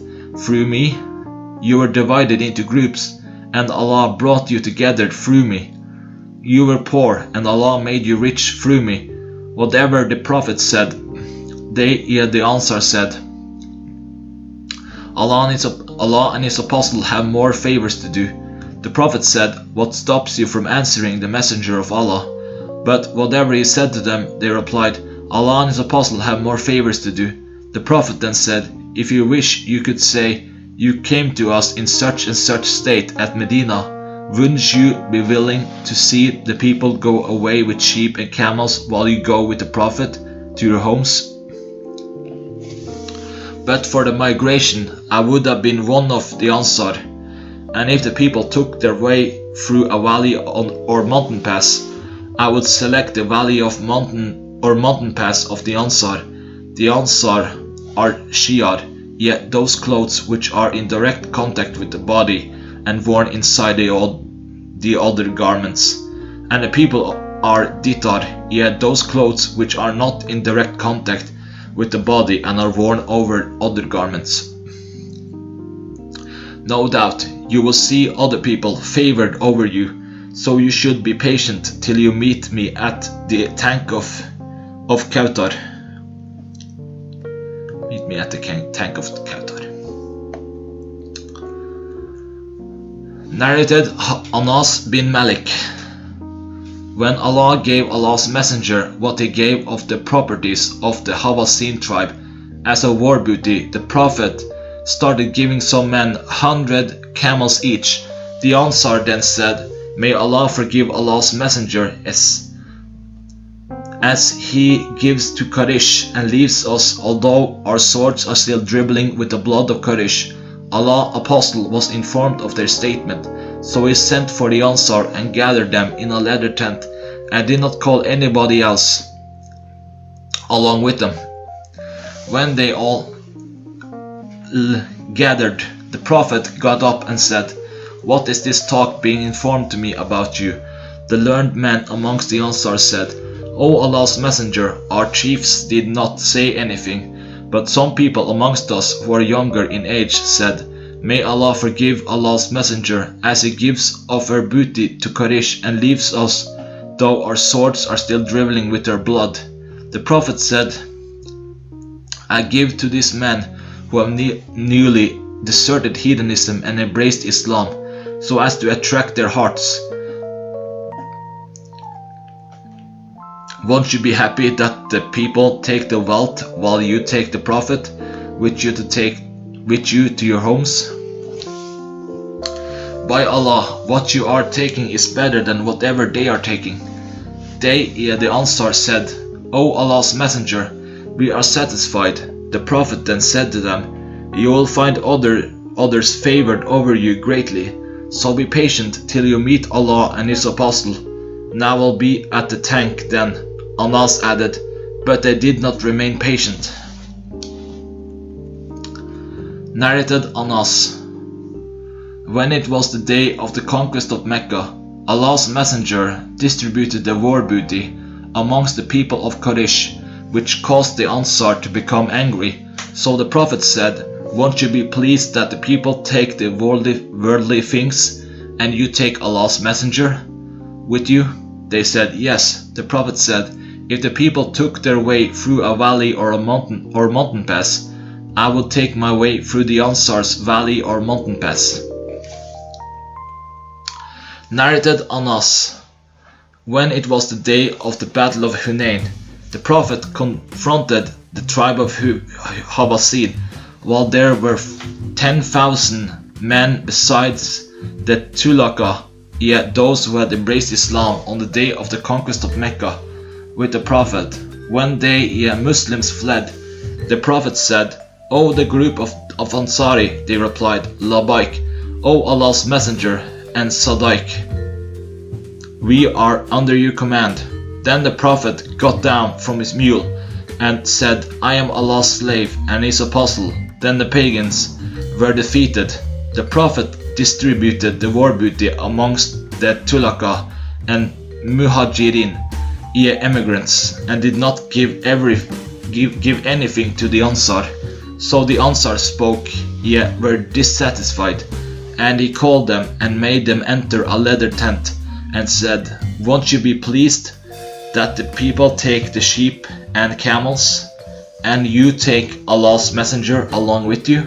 The Prophet added, "If the people took their way through a valley and the Ansar took their way through a mountain pass, then I would choose a mountain pass of the Ansar." Narrated Anas. The Prophet gathered some people of Ansar and said, "The people of Quraysh are still close to their pre-Islamic period of ignorance and have suffered a lot, and I want to help them and attract their hearts by giving them the war booty.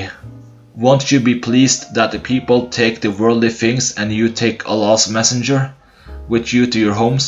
They said, "Yes, we are pleased with the distribution." The Prophet said, "If the people took their way through a valley and the Ansar took their way through a mountain pass, then I would take the Ansar's valley or the Ansar's mountain pass." Narrated Abdullah.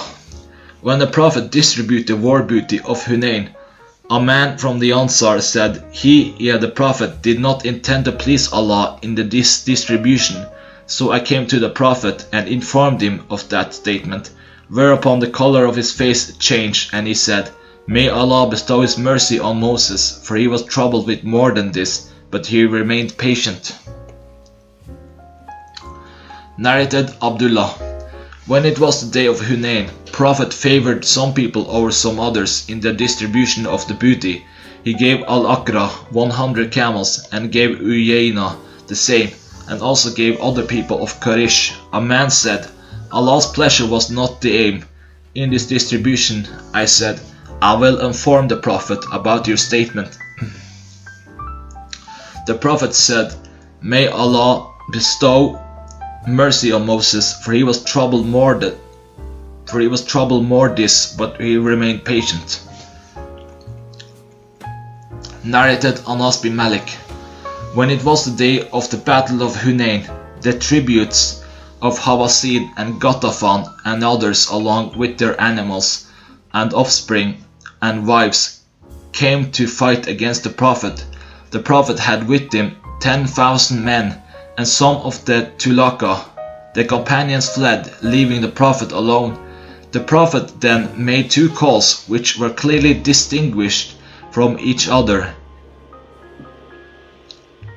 He turned right and said, "O the group of Ansar." They said, "Labaik, O Allah's Messenger, rejoice, for we are with you." Then he turned left and said, "O the group of Ansar." They said, "Labaik, O Allah's Messenger, rejoice, for we are with you." The Prophet at that time was riding on a white mule. Then he dismounted and said, "I am Allah's slave and his apostle." The infidels then were defeated, and on that day the Prophet gained a large amount of booty, which he distributed amongst the Muhajirin and the Tulaka, and did not give anything to the Ansar. The Ansar said, "When there is a difficulty, we are called, but the booty is given to other than us." The news reached the Prophet, and he gathered them in a leather tent and said, "What is this news reaching me from you, O the group of Ansar?" They kept silent. He added, "O the group of Ansar, won't you be happy that the people take the worldly things, and you take Allah's Messenger to your homes, reserving him for yourself?" They said, "Yes." Then the Prophet said, "If the people took their way through a valley, and the Ansar took their way through a mountain pass, surely I will take the Ansar's mountain pass." Hisham said, "O Abu Hamza, Anas, did you witness that?" He replied, "And how could I be absent from him?"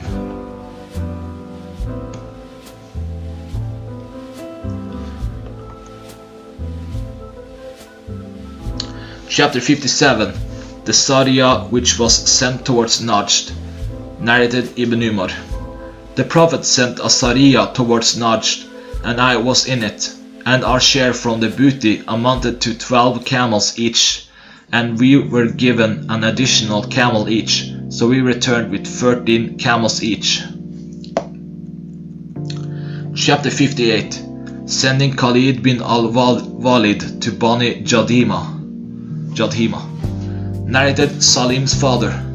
The Prophet sent Khalid bin al-Walid to the tribe of Jadhima, and Khalid invited them to Islam, but they could not express themselves by saying, "Aslamna," we have embraced Islam, but they started saying, "Sabana, we have come out of one religion to another." Khalid kept on killing some of them and taking some of them as captives, and gave every one of us his captive. When there came the day when Khalid ordered that each man, Muslim soldier, should kill his captive, I said, "By Allah, I will not kill my captive, and none of my companions will kill his captive." When we reached the Prophet, we mentioned to him the whole story. On that, the Prophet raised both his hands and said twice, "O Allah, I am free from what Khalid has done." Chapter 59. the Sharia of the Ansar. Narrated Ali. The Prophet sent the Sharia under the command of a man from the Ansar and ordered the soldiers to obey him. He, the commander, became angry and said, "Didn't the Prophet order you to obey me?" They replied, "Yes." He said, collect firewood for me." So they collected it. He said, "Make a fire." When they made it, he said, "Enter it, the fire." So they intended to do that and started holding each other and saying, "We run towards, take refuge with the Prophet from the fire." They kept on saying that till the fire was extinguished and the anger of the commander abated. When that news reached the Prophet, he said, if they had entered it, the fire, they would not have come out of it till the day of resurrection.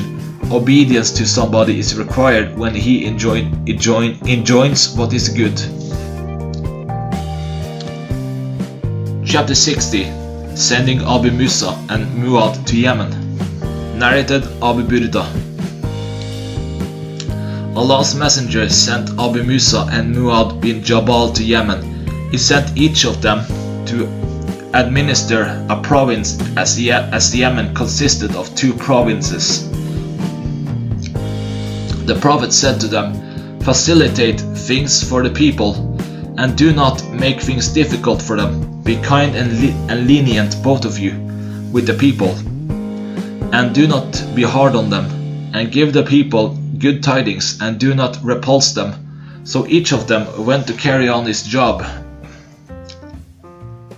So when any one of them toured his province and happened to come near the border of the province of his companion, he would visit him and greet him. Once Muad toured that part of his state which was near the border of the province of his companion Abu Musa. Muad came riding his mule till he reached Abu Musa and saw him sitting, and the people had gathered around him. Behold, there was a man tied with his hands behind his neck. Muad said to Abu Musa, "O Abdullah bin Qais, what is this?" Abu Musa replied, "This man has reverted to heathenism after embracing Islam." Muad said, "I will not dismount till he is killed." Abu Musa replied, "He has been brought for the purpose, so come down." Muad said, "I will not dismount till he is killed." So Abu Musa ordered that he be killed, and he was killed. Then Muad dismounted and said, "O Abdullah bin Qais, how do you recite the Quran?" Abu Musa said, "I recite the Quran regularly, at intervals and piecemeal. How do you recite it, O Muad?" Muad said, "I sleep in the first part of the night, and then get up after having slept for the time devoted for my sleep, and then recite as much as Allah has written for me. So I seek Allah's reward for both my sleep as well as my prayer at night."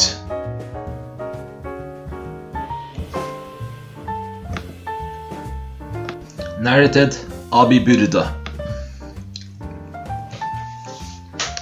That Abu Musa al-Ashari said that the Prophet has sent him to Yemen, and he asked the Prophet about certain alcoholic drink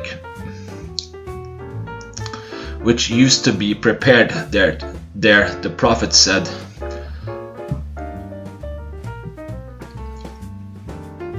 "What are they?" Abu Musa said, "Al-Bit and Al-Misr." He said, "Al-Bit is an alcoholic drink made from honey, and Al-Misr is an alcoholic drink made from barley." The Prophet said, all intoxicants are prohibited." Narrated Abu Burda. That the Prophet sent his Abu Burda's grandfather Abu Musa and Muad to Yemen and said to both of them, "Facilitate things for the people. Be kind and lenient, and do not make things difficult for people, and give them good tidings, and do not repulse them, and both of you should obey each other. Abu Musa said, O Allah's Prophet, in our land there is an alcoholic drink prepared from barley called al-misr,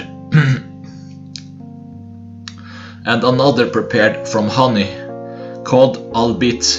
The Prophet said, all intoxicants are prohibited. Then both of them proceeded, and Muad asked Abu Musa, how do you recite the Quran? Abu Musa replied, I recite it while I am standing, sitting or riding my riding animals, at intervals and piecemeal. Muad said, but I sleep and then get up. I sleep and hope for Allah's reward for my sleep, as I seek His reward for my night prayer. Then Muad, pitched a tent, and they started visiting each other. Once Muad paid a visit to Abu Musa and saw a chained man. Muad asked, what is this? Abu Musa said, he was a Jew who embraced Islam and has now turned apostate. Muad said, I will surely chop off his neck. Narrated Abu Musa al-Ash'ari. Allah's Messenger sent me as a governor to the land of my people, and I came while Allah's Messenger was encamping at a place called Al-Abta. The Prophet said, have you made the intention to perform the Hajj, O Abdullah bin Qais? I replied, yes, O Allah's Messenger. He said, what did you say? I replied, I said Labaik, and expressed the same intention as yours. He said, have you driven the Hadi along with you? I replied, no, I did not drive the Hadi. He said, so perform the Tawaf of the Kaaba, and then the Sa'i between Safa and Marwa, and then finish the state of Edom. So I did the same. And one of the women of the tribe of Banu Qais combed my hair. We continued follow in that tradition till the Caliphate of Umar. Narrated Ibn Abbas. Allah's Messenger said to Muad bin Jabal, when he sent him to Yemen, you will come to the people of Scripture, and when you reach them, invite them to testify that none has the right to be worshipped except Allah, and that Muhammad is his apostle. And if they obey you in that, then tell them that Allah has enjoined on them 5 prayers to be performed every day and night. And if they obey you in that, then tell them that Allah has enjoined on them Sadaqah, rakat, to be taken from the rich amongst them and given to the poor amongst them. And if they obey you in that, then be cautious. Don't take their best properties as zakat, and be afraid of the curse of an oppressed person, as there is no screen between his invocation and Allah.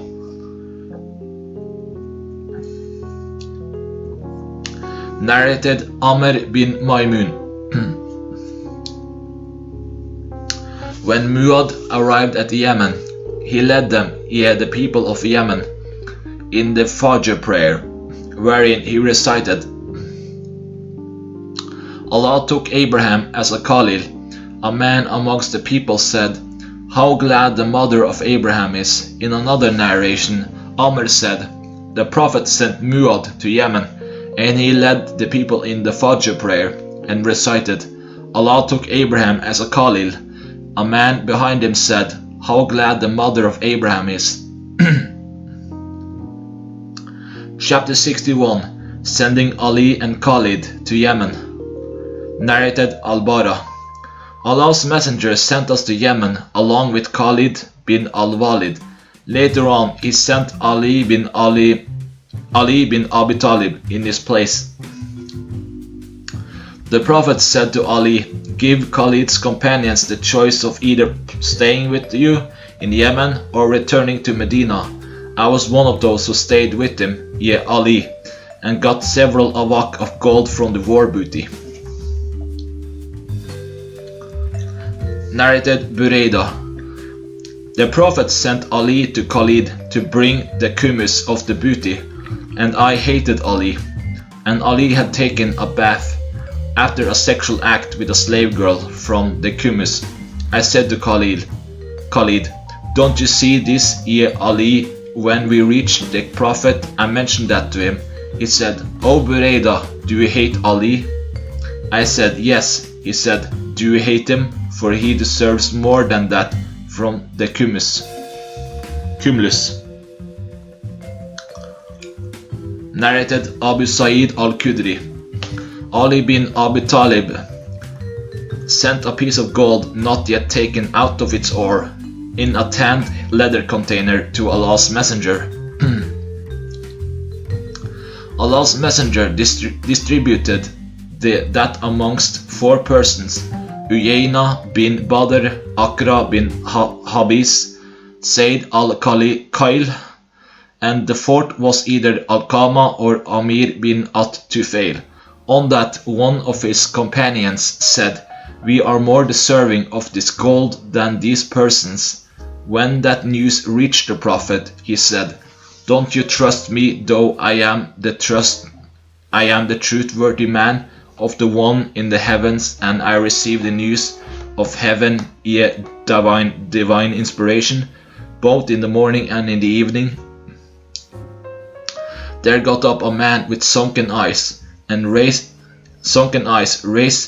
raised cheekbones, raised forehead, a thick beard, a shaven head, and a waist sheet that was tucked up, and he said, "O Allah's Messenger, be afraid of Allah." The Prophet said, "Woe to you!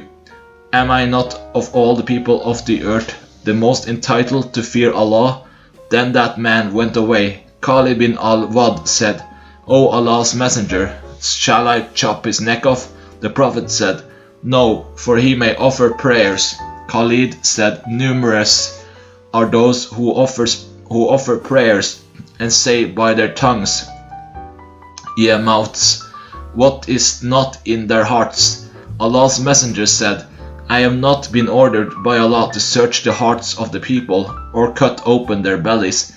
Then the Prophet looked at him, that man, while the latter was going away, and said, "From the offspring of this man there will come out people who will recite the Quran continuously and elegantly,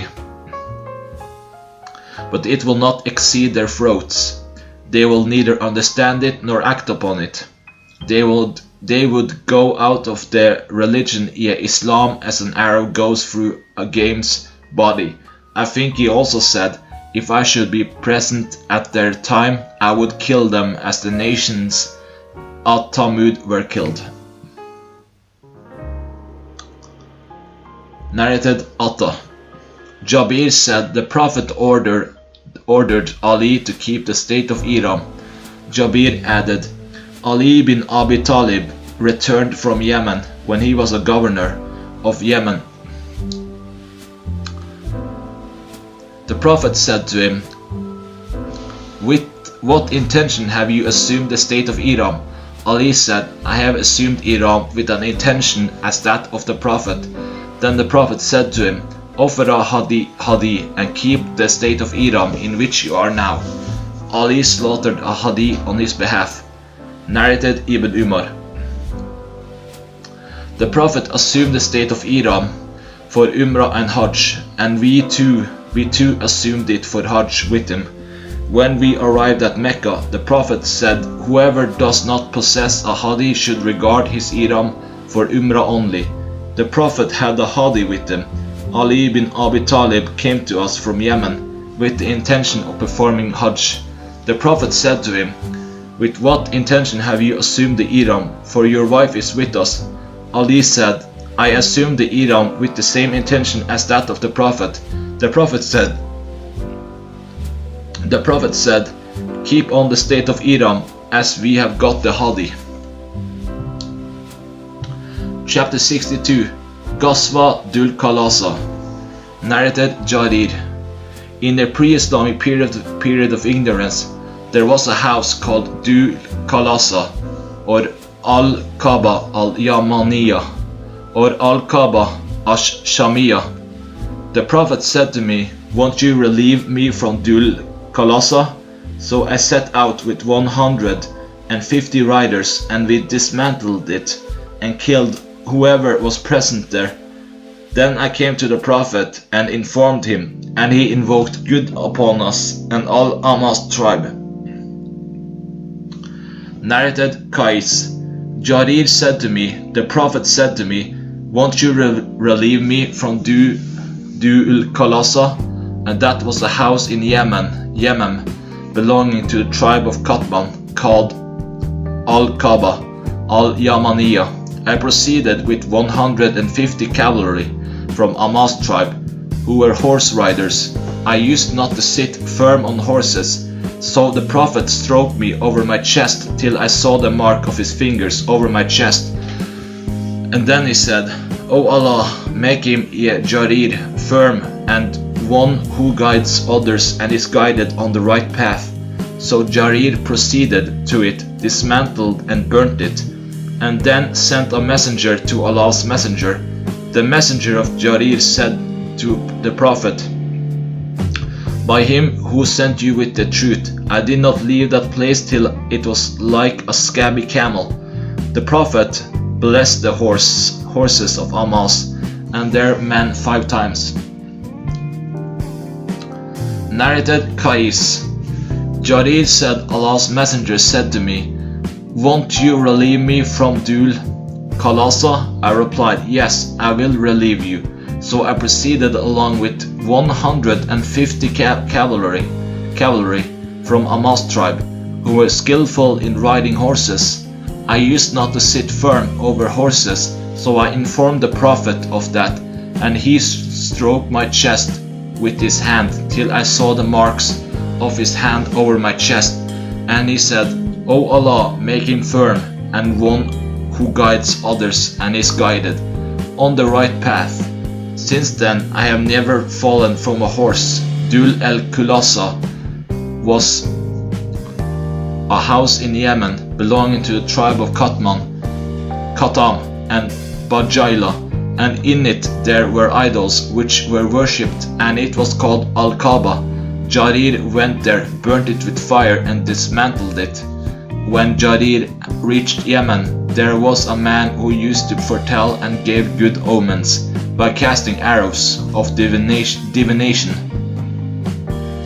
Someone said to him, "The messenger of Allah's messenger is present here, and if he should get hold of you, he would chop off your neck." One day, while he was using them, arrows of divination, Jarir stopped there and said to him, "Break them, the arrows, and testify that none has the right to be worshipped except Allah, or else I will chop off your neck." So the man broke those arrows and testified that none has the right to be worshipped except Allah. Then Jarir sent a man called Abu Artata from the tribe of Ammah to the Prophet to convey the good news of destroying Dhul Khalasa. So when the messenger reached the Prophet, he said, "O Allah's messenger, by him who sent you with the truth, I did not leave it till it was like a scabby camel." Then the Prophet blessed the horses of Ammah and their men 5 times. Chapter 63. The Ghazwa of Dat Us Salasil. Narrated Abu Uthman. Allah's messenger sent Amr bin Alas as the commander of the troops of Dat Us Salasil. Amr bin Al-As said, "On my return I came to the Prophet and said, 'Which people do you love most?' He replied, 'Aisha,' I said, 'from amongst the men.' He replied, 'Her father, Abu Bakr.' I said, 'Whom do you love next?' He replied, 'Umar.'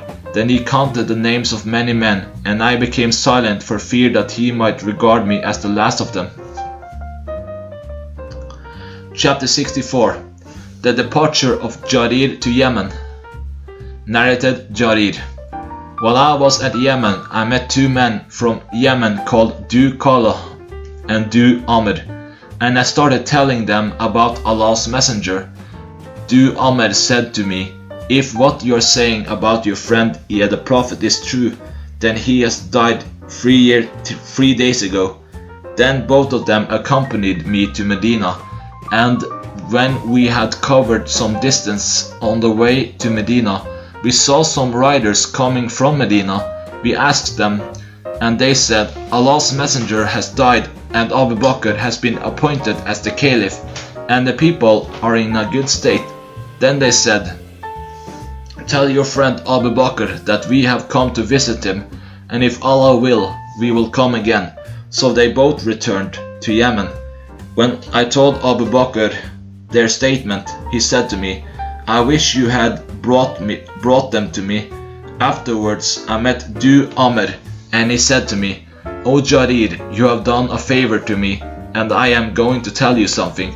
Yeah, you, the nation of the Arabs, will remain prosperous as long as you choose and appoint another chief, whenever a former one is dead. But if authority is obtained by the power of the sword, then the rulers will become kings who will get angry, as kings get angry, and will be delighted as kings get delighted. Chapter 65. The Ghazwa of the Sea Coast. Narrated Wahab bin Kaysan.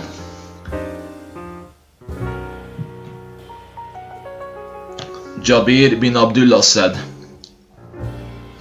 Allah's messenger sent troops to the sea coast and appointed Abu Ubaidah bin al-Jarrah as their commander, and they were 300 men. We set out, and we had covered some distance on the way. When our journey, food ran short, so Abu Ubaidah ordered that all the food present with the troops be collected, and it was collected. Our journey food was dates, and Abu Ubaidah kept on giving us our daily ration from it, little by little, piecemeal, till it decreased to such an extent that we did not receive except a date each. I asked Jabir, how could one date benefit you? He said, we came to know its value when even that finished. Jabir added, then we reached the sea coast, where we found a fish like a small mountain. The people, troops, ate of it for 18 nights, days. Then Abu Ubaidah ordered that 2 of its ribs be fixed on the ground in the form of an arch, and that a she-camel be ridden and passed under them. So it passed under them without touching them. Narrated Jabir bin Abdullah. Allah's messenger sent us, who were 300 riders, under the command of Abu Ubaidah bin al-Jarrah, in order to watch the caravan of the Quraysh pagans. We stayed at the seashore for half a month, and were struck with such severe hunger that we ate even the cupped, the leaves of the salam, a thorny desert tree, and because of that the army was known as Jaish ul Kabt. Then the sea threw out an animal, a fish, called al-Anbar, and we ate of that for half a month, and rubbed its fat on our bodies till our bodies returned to their original state, became strong and healthy. Abu Ubaidah took one of its ribs, fixed it on the ground. Then he went to the tallest man of his companions to let him pass under the rib. Once Sufyan said, he took a rib from its parts and fixed it, and then took a man and camel, and they passed from underneath it without touching it. Jabir added, there was a man amongst the people who slaughtered 3 camels, and then slaughtered another 3 camels, and then slaughtered other 3 camels, and then Abu Ubaidah forbade him to do so. Narrated Abu Salih. Qais bin Saad said to his father, I was present in the army, and the people were struck with severe hunger. He said, you should have slaughtered camels for them. Qais said, I did slaughter camels, but they were hungry again. He said, "You should have slaughtered camels again." Qais said, I did slaughter camels again, but the people felt hungry again." He said, "You should have slaughtered camels again." Qais said, "I did slaughter camels again, but the people again felt hungry." He said, "You should have slaughtered camels again." Qais said, "But I was forbidden by Abu Ubaidah this time." Narrated Jabir. We set out in the army of Al-Qabt, and Abu Ubaidah was the commander of the troops. We were struck with severe hunger, and the sea threw out a dead fish, the like of which we had never seen, and it was called Al-Anbar. We ate of it for half a month. Abu Ubaidah took and fixed one of its bones, and the rider passed underneath it without touching it. Jabir added, Abu Ubaidah said to us, "Eat of that fish." When we arrived at Medina, we informed the Prophet about that, and he said, Eat, for it is food. Allah has brought out for you, and feed us, if you have some of it."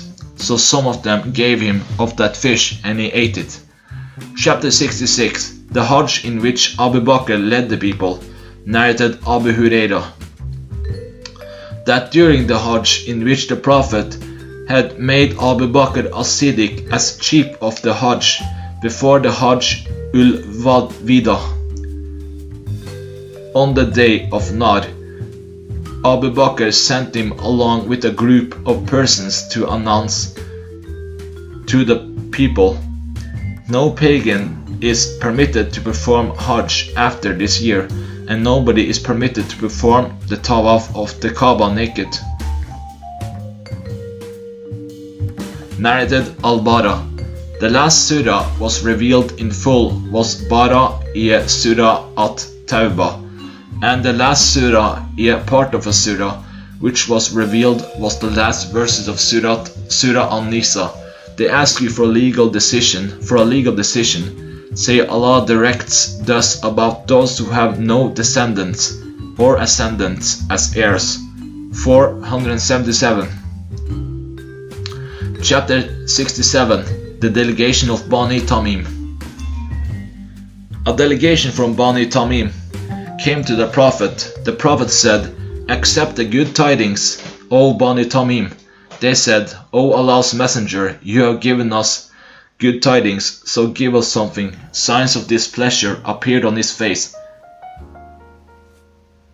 Then another delegation from Yemen came, and he said to them, "Accept the good tidings, for Bani Tamim refuses to accept them." They replied, "We have accepted them, O Allah's Messenger." Chapter 68. Narrated Abu Hurairah. I have not ceased to like Bani Tamim ever since I heard of three qualities attributed to them by Allah's Messenger. He said, "They out of all my followers will be the strongest opponent of Ad-Dajjal." Aisha had a slave girl from them, and the Prophet told her to manumit her, as she was from the descendants of the Prophet Ishmael. And when their zakat was brought, the Prophet said, "This is the zakat of my people." Narrated Ibn Abi Bulaika. Abdullah bin As-Zubair said that a group of riders belonging to Banu Tamim came to the Prophet. Abu Bakr said to the Prophet, "Appoint Al-Qaqa bin Mabad bin Surara as their ruler." Umar said to the Prophet, "No, but appoint Al-Aqra bin Abis." Thereupon Abu Bakr said to Umar, "You just wanted to oppose me." Umar replied, I did not want to oppose you." So both of them argued so much that their voices became louder. And then the following divine verses were revealed in that connection. O you who believe, do not be forward in the presence of Allah and His Apostle, till the end of verse 49:1.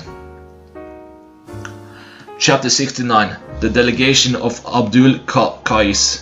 Narrated Abu Jamra. I said to Ibn Abbas, I have an earthenware pot containing nabid, water and dates or grapes, for me, and I drink of it while it is sweet.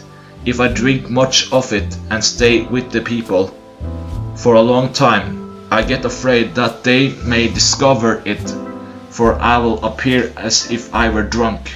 Ibn Abbas said, a delegation of Abdul Qais came to Allah's Messenger, and he said, welcome, O people. Neither will you have disgrace nor will you regret. They said, O Allah's Messenger, there are the Mudar pagans between you and us, so we cannot come to you except in the sacred months, so please teach us some orders on acting upon which we will enter paradise. Besides, we will preach that to our people who are behind us. The Prophet said, I order you to do 4 things and forbid you from 4 things. I order you to believe in Allah. Do you know what is to believe in Allah? That is to testify that none has the right to be worshipped except Allah. I order you also to offer prayers perfectly, to pay zakat, and to fast the month of Ramadan, and to give the kumus, 1/5 of the booty, for Allah's sake. I forbid you from 4 other things, the wine that is prepared in Ad-Dubba, Al-Nakur, Al-As-Hantam, and Al-Mustafat. See Hadith number 50, volume 1. Narrated Ibn Abbas. The delegation of Abdul Qais came to the Prophet and said, O Allah's Messenger, we belong to the tribe of Rabia. The infidels of Mudar tribe intervened between us and you, so that we cannot come to you except in the sacred months. So please order us some things we may act on, and invite those left behind to act on. The Prophet said, I order you to observe 4 things and forbid you from 4 things. I order you to believe in Allah, yet to testify that none has the right to be worshipped except Allah. The Prophet pointed with finger indicating one and added, to offer prayers perfectly, to give zakat, and to give 1/5 of the booty you win for Allah's sake. I forbid you to use Al-Dubba, Al-Nakur, Al-Hantam, and Al-Mustafat, utensils used for preparing alcoholic liquors and drinks. Narrated Bukhari. That Kurayb, the freed slave of Ibn Abbas, told him that Ibn Abbas, Abdur Rahman bin Asar, and Al-Miswar bin Makrama sent him to Aisha, saying, Pay her our greetings and ask her about our offspring of the 2 rakat after Asr prayer, and tell her about that we have been informed that you offered these 2 rakat while we have heard that the Prophet had forbidden their offering. Ibn Abbas said, I and Umar used to beat the people for their offering them. Kurayb added, I entered upon her and delivered their message to her. She said, ask Salama, so I informed them of Aisha's answer, and they sent me to Salama for the same purpose as they sent me to Aisha. Salama replied, I heard the Prophet forbidding the offering of these 2 rakat. Once the Prophet offered the Asr prayer and then came to me, and at that time some Ansari women from the tribe of Banu Haram were with me. Then the Prophet offered those 2 rakat, and I sent my lady servant to him, saying, stand beside him and say to him, Salama says, O Allah's Messenger, didn't I hear you forbidding the offering of these 2 rakat after the Asr prayer, yet I see you offering them? And if he beckons to you with his hand, then wait behind. So the lady slave did that, and the Prophet beckoned her with his hand, and she stayed behind. And when the Prophet finished his prayer, he said, O the daughter of Abu Umayyah, Salama, you were asking me about these 2 rakat after the Asr prayer. In fact, some people from the tribe of Abdul Qais came to me to embrace Islam, and busied me so much that I did not offer the 2 rakat which were offered after Suhr compulsory prayer, and these 2 rakat you have seen me offering make up for those.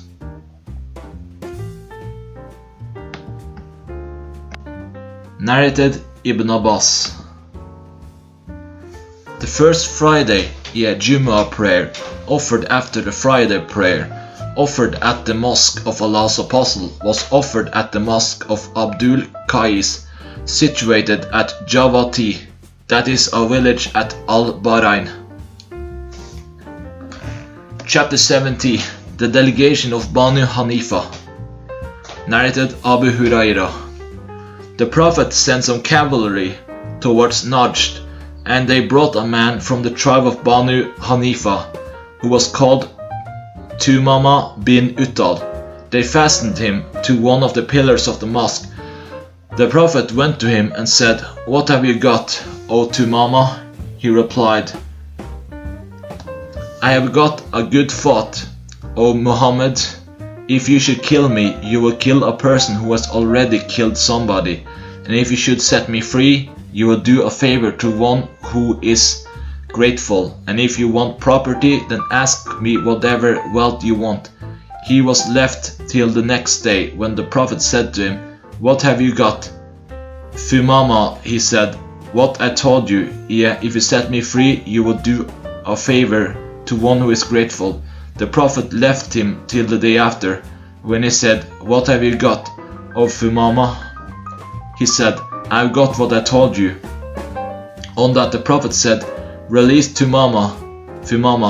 So Thumama went to a garden of date palm trees near to the mosque, took a bath, and then entered the mosque and said, "I testify that none has the right to be worshipped except Allah, and also testify that Muhammad is his apostle.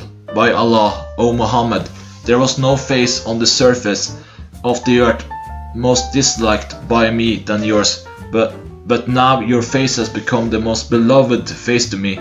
By Allah, there was no religion most disliked by me than yours, but now it is the most beloved religion to me.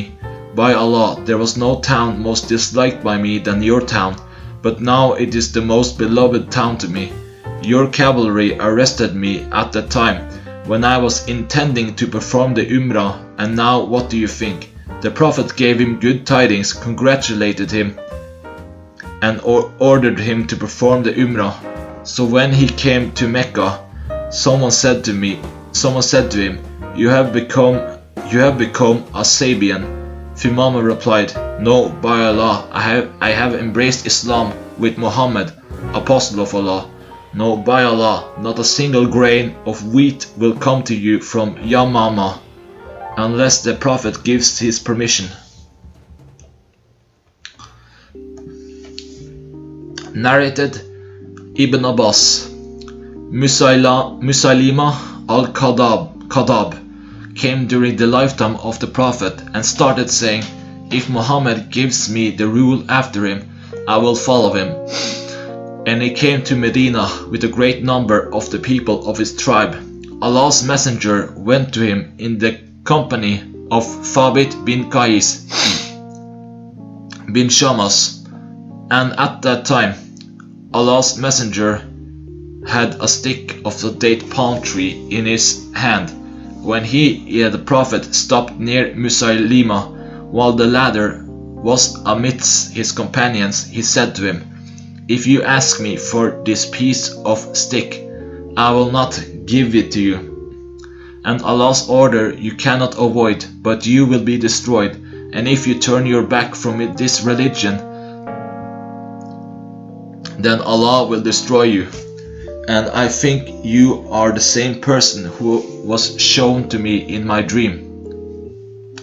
And this is Thabit bin Qais, who will answer your questions on my behalf."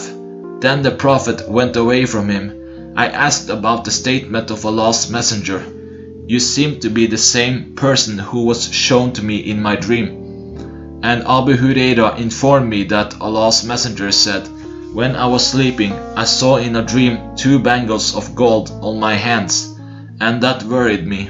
And then I was inspired divinely in the dream that I should blow on them. So I blew on them, and both the bangles flew away, and I interpreted it that 2 liars who would claim to be prophets would appear after me. One of them has proved to be Al-Ansi and the other Musaylima.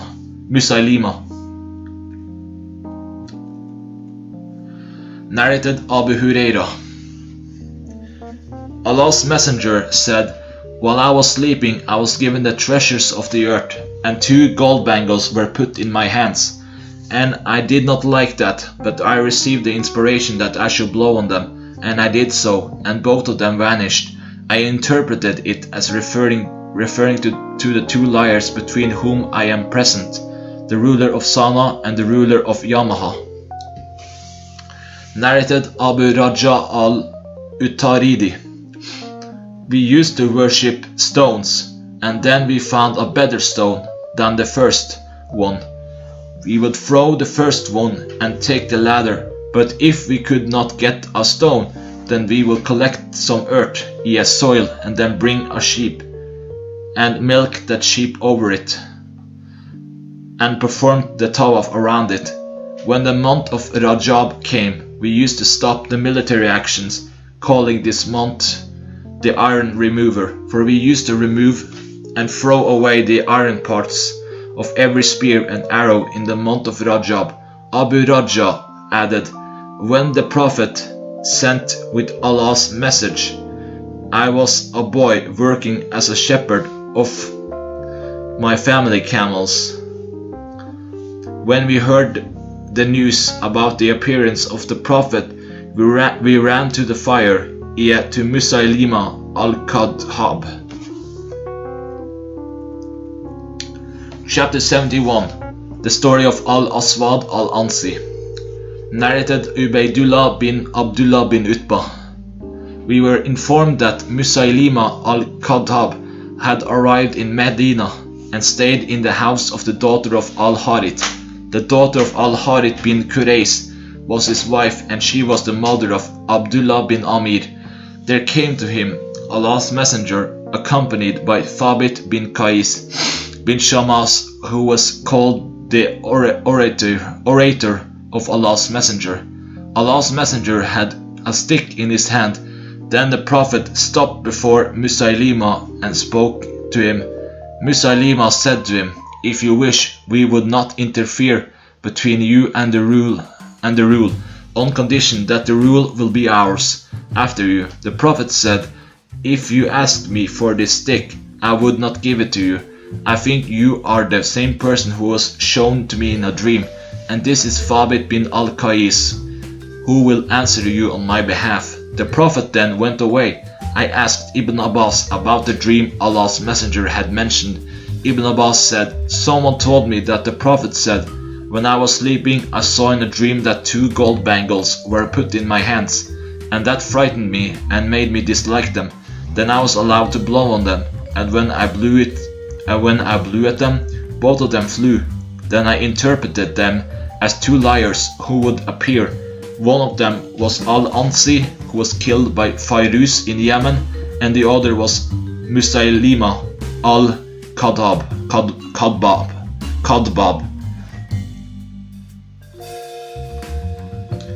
Chapter 72. The story of the people of Najran, Christians. Narrated Hudayfa. Al-Aqib and Sa'id, the rulers of Najran, came to Allah's Messenger with the intention of doing li'an. One of them said to the other, "Do not do this li'an, for by Allah, if he is a prophet and we do this li'an, neither we nor our offspring after us will be successful." Then both of them said to the Prophet, "We will give what you should ask, but you should send a trustworthy man with us, and do not send any person with us but an honest one." The Prophet said, "I will send an honest man who is really trustworthy." Then every one of the companions of Allah's Messenger wished to be that one. Then the Prophet said, "Get up, O Abu Ubaidah bin al-Jarrah." When he got up, Allah's Messenger said, This is a trustworthy man of this Muslim nation. Narrated Hudayfa, the people of Najran came to the Prophet and said, "Send an honest man to us." The Prophet said, "I will send to you an honest man who is really trustworthy." Every one of the Muslim people hoped to be that one. The Prophet then sent Abu Ubaidah bin al-Jarrah. Narrated Anas, the Prophet said, "Every nation has an Amin, yet the most honest man, and the Amin of this nation is Abu Ubaidah bin al-Jarrah." Chapter 73, the story of Uman and Al-Bahrain. Narrated Jabir bin Abdullah. Allah's messenger said to me, "If the revenue of Al-Bahrain should come, I will give you so much and so much," repeating so much thrice. But the revenue of Al-Bahrain did not come till Allah's messenger had died. When the revenue came during the rule of Abu Bakr ordered an announcer to announce whoever had any debt or promise due upon the Prophet should present himself to me, Abu Bakr. I came to Abu Bakr and informed him that the Prophet had said to me, "If the revenue of Al-Bahrain should come, I will give you so much and so much," repeating so much thrice. So Abu Bakr gave me. In another narration, Jabir said, "I met Abu Bakr after that and asked him to give me what the Prophet had promised me, but he did not give me. I again went to him, but he did not give me. I again went to him for the third time, but he did not give me. On that I said to him, I came to you, but you did not give me. Then I came to you, and you did not give me. And then again I came to you, but you did not give me. So you should either give me, or else you are like a miserly. You are like a miserly to me." On that Abu Bakr said, "Do you say you are like a miserly to me? There is no worse disease than miserliness." Abu Bakr said it thrice and added, "Whenever I refused to give you, I had the intention of giving you." In another narration, Jabir bin Abdullah said, "I went to Abu Bakr and he gave me a handful of money and told me to count it. I counted and found it 500, and then Abu Bakr said to me, 'Take the same amount twice.'" Chapter 74, the arrival of Al-Ashariyun and the people of Yemen. Narrated Abu Musa. My brother and I came from Yemen to Medina and remained for some time, thinking that Ibn Masud and his mother belonged to the family of the Prophet because of their frequent entrance upon the Prophet and their being attached to him. Narrated Saddam. When Abu Musa arrived at Kufa as a governor, he honored this family of Jarm by paying them a visit. I was sitting near to him, and he was eating chicken as his lunch, and there was a man sitting amongst the people. Abu Musa invited the man to the lunch, but the latter said, "I saw chickens eating something dirty, so I considered them unclean." Abu Musa said, "Come on, I saw the Prophet eating a chicken." The man said, "I have taken an oath that I will not eat a chicken."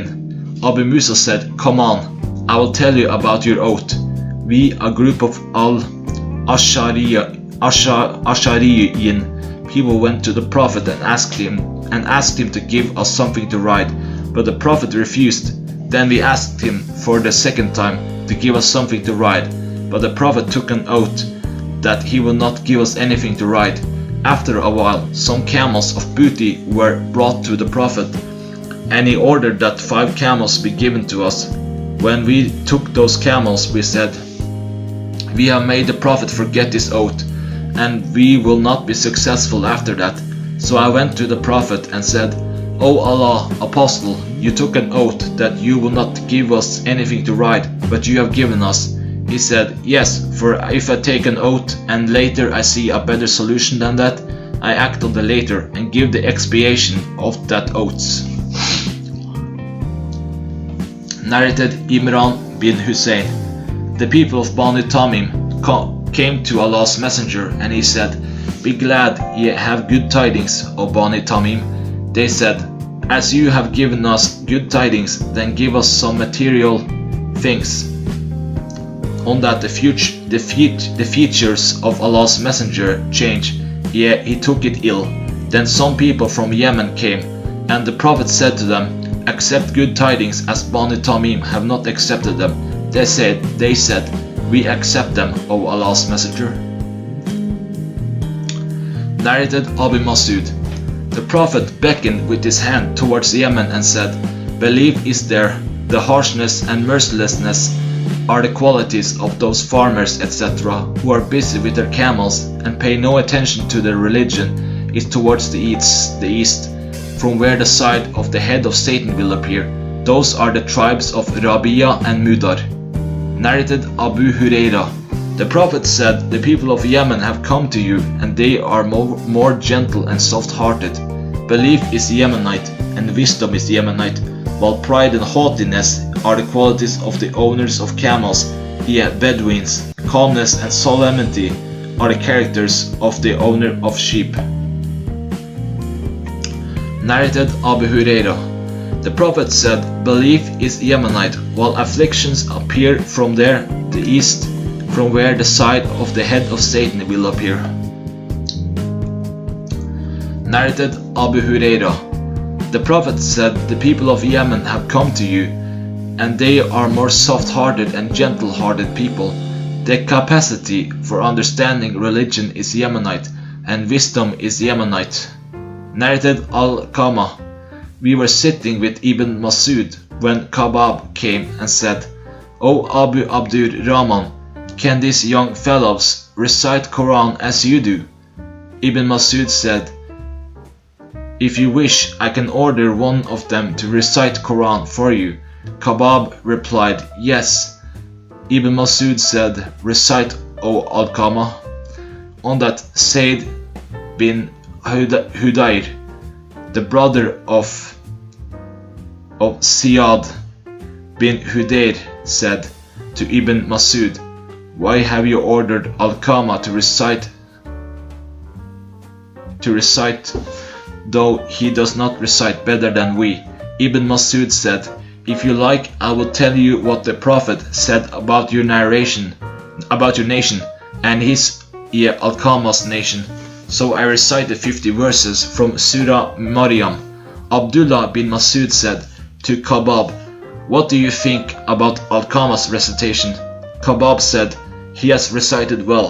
Abdullah said, "Whatever I recite, Al-Qama recites." Then Abdullah turned towards Khabab and saw that he was wearing a gold ring, whereupon he said, "Hasn't the time for its throwing away come yet?" Khabab said, "You will not see me wearing it after today," and he threw it away.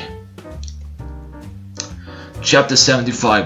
The story of Daus and Tufail bin Amr ad-Dawsi. Narrated Abu Huraira. Tufail bin Amr came to the Prophet and said, "The Daus nation have perished as they disobeyed and refused to accept Islam, so I invoke Allah against them." But the Prophet said, "O Allah, give guidance to the Daus tribe and bring them to Islam." Narrated Abu Huraira. When I came to the Prophet, said on my way, "Oh, what a long, tedious, tiresome night. Nevertheless, it has rescued me from the place of heathenism. A slave of mine ran away on the way. When I reached the Prophet, I gave him the oath of allegiance for Islam, and while I was sitting with him, suddenly the slave appeared. The Prophet said to me, 'O Abu Huraira, here is your slave.' I said, the slave is free, for Allah's sake," and manumitted him. Chapter 76. The delegation of Tai. Narrated Adi bin Hatim. We came to Umar in a delegation during his rule. He started calling the men one by one, calling each by his name. As he did not call me early, I said to him, "Don't you know me, O chief of the believers?" He said, "Yes, you embraced Islam when they, your people, disbelieved. You have come to the truth. When they ran away, you fulfilled your promises when they broke theirs, and you recognized it, the truth of Islam, when they denied it." On that, Adi said, "I therefore don't care." Chapter 77, Hajjat ul-Wada. Narrated Aisha, "We went out with Allah's Messenger during Hajjat ul-Wada, and we assumed the ihram for Umrah. Then Allah's Messenger said to us, 'Whoever has got the Hadi should assume the ihram for Hajj and Umrah, and should not finish his ihram till he has performed both Umrah and Hajj.' I arrived at Mecca along with him, the Prophet, while I was menstruating, so I did not perform the tawaf around the Kaaba or between Safa and Marwa. I informed Allah's Messenger about that, and he said, 'Undo your braids and comb your hair, and then assume the ihram for Hajj and leave the Umrah.' I did so, and when we performed and finished the Hajj, Allah's messengers sent me to Tanim along with my brother Abdurrahman bin Abu Bakr as Siddiq to perform the Umrah. The Prophet said, 'This Umrah is in lieu of your missed Umrah. Those who had assumed the ihram for Umrah performed the tawaf around the Kaaba and between Safa and Marwa, and then finished their ihram, and on their return from Mina they performed another tawaf around the Kaaba and between Safa and Marwa. But those who combined their Hajj and Umrah performed only one tawaf between Safa and Marwa for both."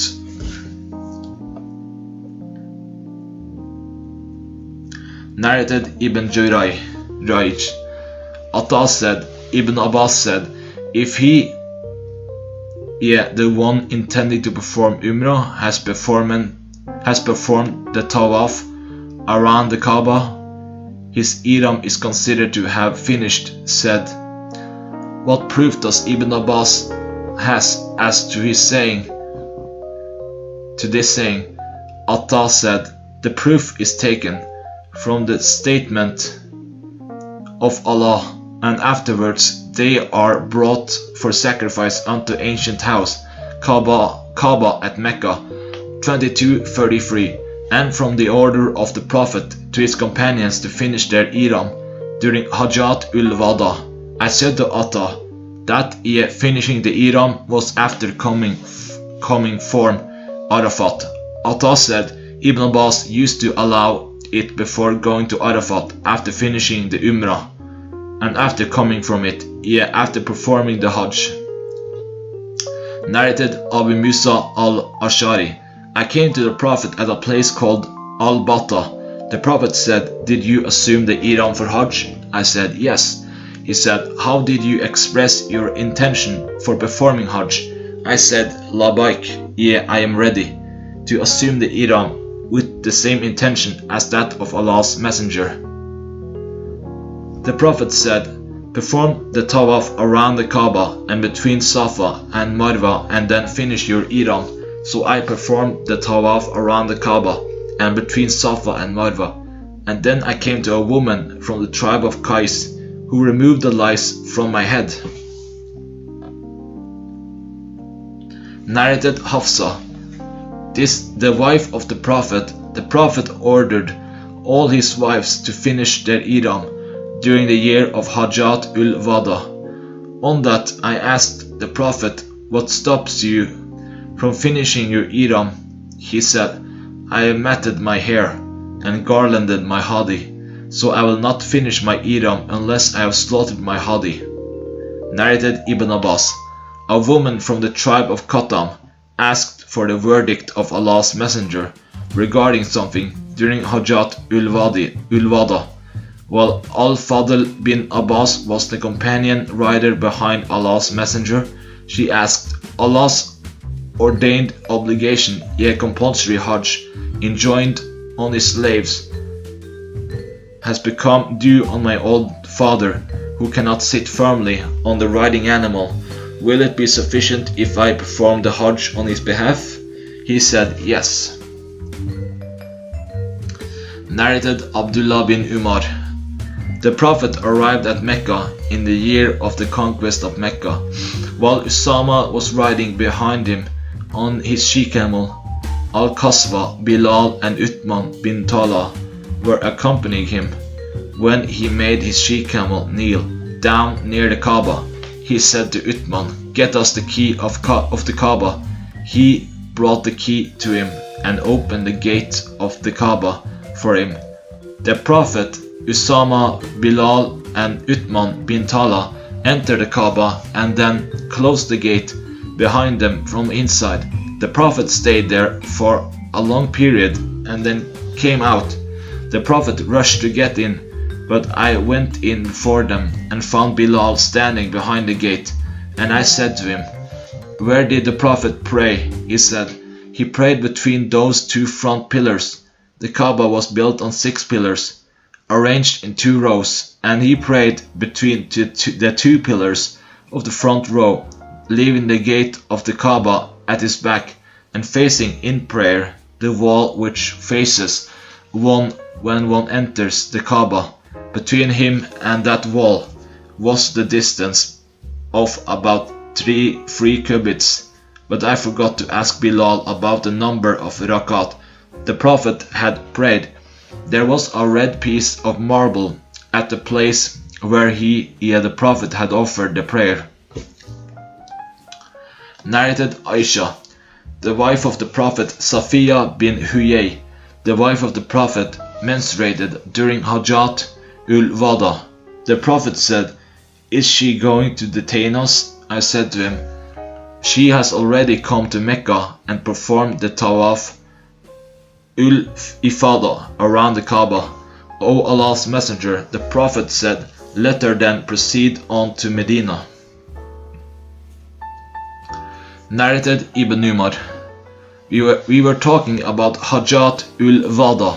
While the Prophet was amongst us, we did not know what Hajjat ul-Wada signified. The Prophet praised Allah and then mentioned al-Masih ad-Dajjal and described him extensively, saying, "Allah did not send any prophet, but that prophet warned his nation of al-Masih ad-Dajjal. Noah and the prophets following him warned their people of him. He will appear amongst you, O Muhammad's followers, and if it happens that some of his qualities may be hidden from you, but your Lord's state is clear to you and not hidden from you." The Prophet said it thrice. "Verily, your Lord is not blind in one eye, while he, ad-Dajjal, is blind in the right eye, which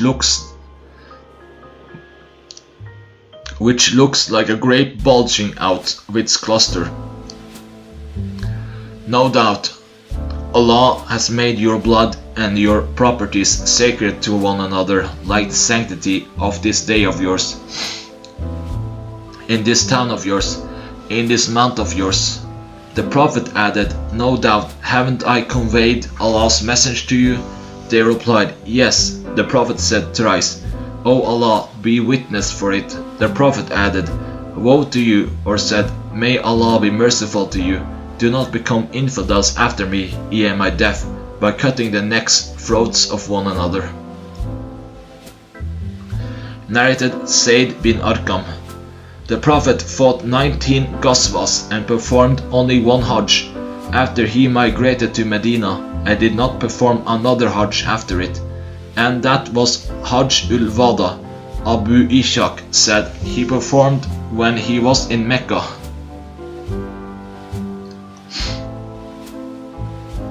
Narrated Jarir. The Prophet ordered me during Hajjatul Wada, asked the people to listen.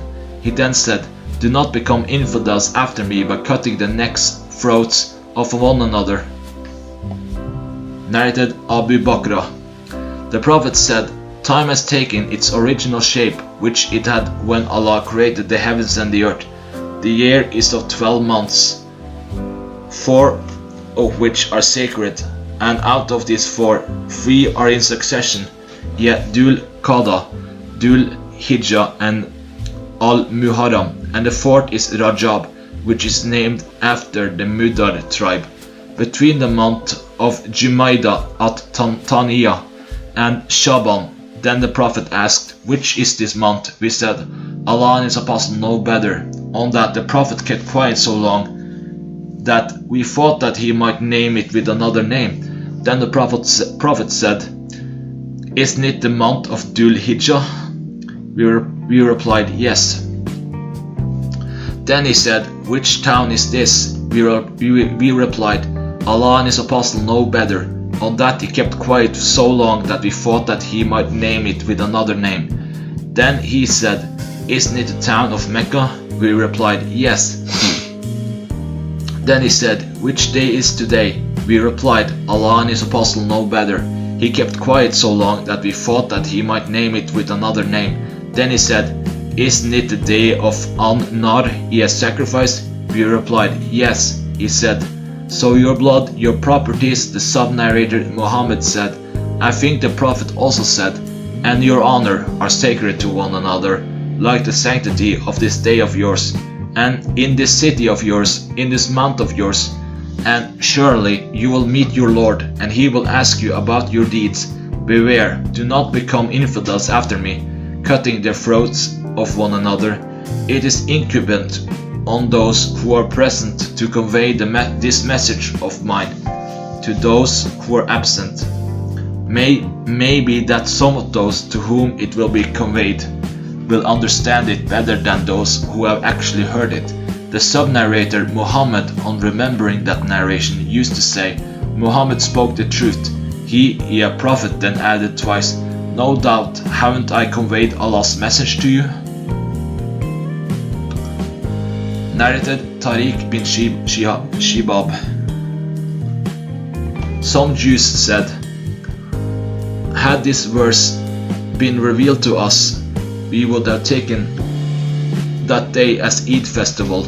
Umar said, "What verse?" They said, "This day I have perfected your religion for you, completed my favor upon you, and have chosen for you Islam as your religion, 5-3. Umar said, "I know the place where it was revealed. It was revealed while Allah's messenger was staying at Arafat."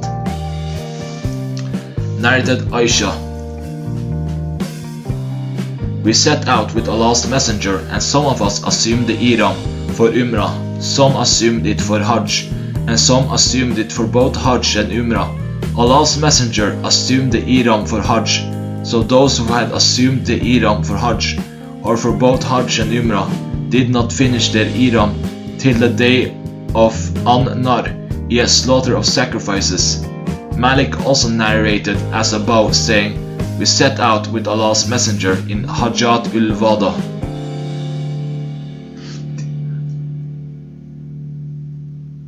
This hadith also reaches us through another chain.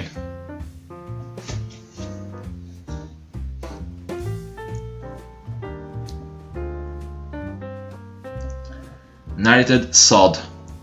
The Prophet visited me during Hajjat ul-Wada, while I was suffering from a disease which brought me to the verge of death. I said, "O Allah's messenger, my ailment has reached such a bad state as you see, and I have much wealth, but I have no one to inherit from me except my only daughter. Shall I give the third of my property as alms in charity?" The Prophet said, "No." I said, "Shall I give half of my property as alms?" He said, "No." I said, "Shall I give 1/3 of it?" He replied, 1/3 and even 1/3 is too much. It is better for you to leave your inheritors wealthy rather than to leave them poor, begging people for their sustenance. And whatever you spend for Allah's sake, you will get reward for it, even for the morsel of food which you put in your wife's mouth. I said, "O Allah's messenger, should I remain in Mecca behind my companions who are going with you to Medina?" The Prophet said, "If you remain behind any good deed, which you will do for Allah's sake, will upgrade and elevate you. Maybe you will live longer, so that some people may benefit by you, and some others, infidels, may get harmed by you. The Prophet then added, O Allah, complete the migration of my companions, and do not turn them on their heels. But the Prophet Sa'd bin Kabla, not the above mentioned Sa'd, died in Mecca. Allah's Messenger pitied Sa'd, for he died in Mecca. Narrated Ibn Umar. The Prophet got his head shaved during Hajjat ul-Wada. Narrated Ibn Umar. During Hajjat ul-Wada, the Prophet and some of his companions got their heads shaved, while some of his companions got their hair cut short. Narrated Abdullah bin Abbas, that he came riding a donkey when Allah's Apostle was standing at Mina during Hajjat ul-Wada, leading the people in prayer. The donkey passed in front of a part of the row of the people offering the prayer.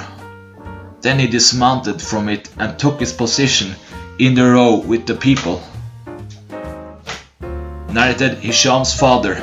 In my presence, Usama was asked about the speed of the Prophet during his Hajj. He replied, it was al-anak, a moderate easy speed, and if he encountered an open space, he used to increase his speed. Narrated Abdullah bin Yazid al-Khatmi, that Abu Ayyub informed him that he offered the Maghrib and Isha prayers together with the Prophet during Hajjat ul-Wada. Chapter 78. Ghazwa of Tabuk, also called Ghazwa al-Usra. Narrated Abu Musa. My companions sent me to Allah's Messenger to ask him for some animals to ride on as they were accompanying him in the army of al-Usra, and that was the Ghazwa battle of Tabuk. I said, O Allah's Prophet, my companions have sent me to you to provide them with means of transportation. He said, by Allah, I will not make you ride anything. It happened that when I reached him, he was in an angry mood and I didn't notice it. So I returned in a sad mood because of the refusal the Prophet, and for the fear that the Prophet might have become angry with me. So I returned to my companions and informed them of what the Prophet had said. Only a short while had passed when I heard Bilal calling, O Abdullah bin Qais. I replied to his call. Bilal said, respond to Allah's Messenger, who is calling you. When I went to him, the Prophet, he said, take these 2 camels tied together and also these 2 camels tied together, referring to 6 camels he had brought them from Sa'd at that time. The Prophet added, take them to your companions and say, Allah or Allah's Messenger allows you to ride on these, so ride on them. So I took those camels to them and said, the Prophet allows you to ride on these camels, but by Allah, I will not leave you till some of you proceed with me to somebody who heard the statement of Allah's Messenger. Do not think that I narrate to you a thing which Allah's Messenger has not said. They said to me, we consider you truthful and we will do what you like. The sub-narrator added, so Abu Musa proceeded along with some of them till they came to those who have heard the statement of Allah's Messenger, wherein he denied them some animals to ride on, and his statement whereby he gave them the same. So these people told them the same information as Abu Musa had told them. Narrated Sa'd.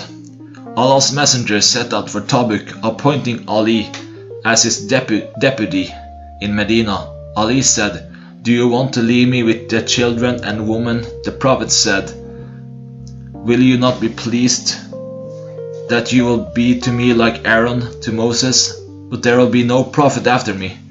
Narrated Safwan bin Yala bin Umayyah, that his father said, I participated in al-Usra at Tabuk along with the Prophet.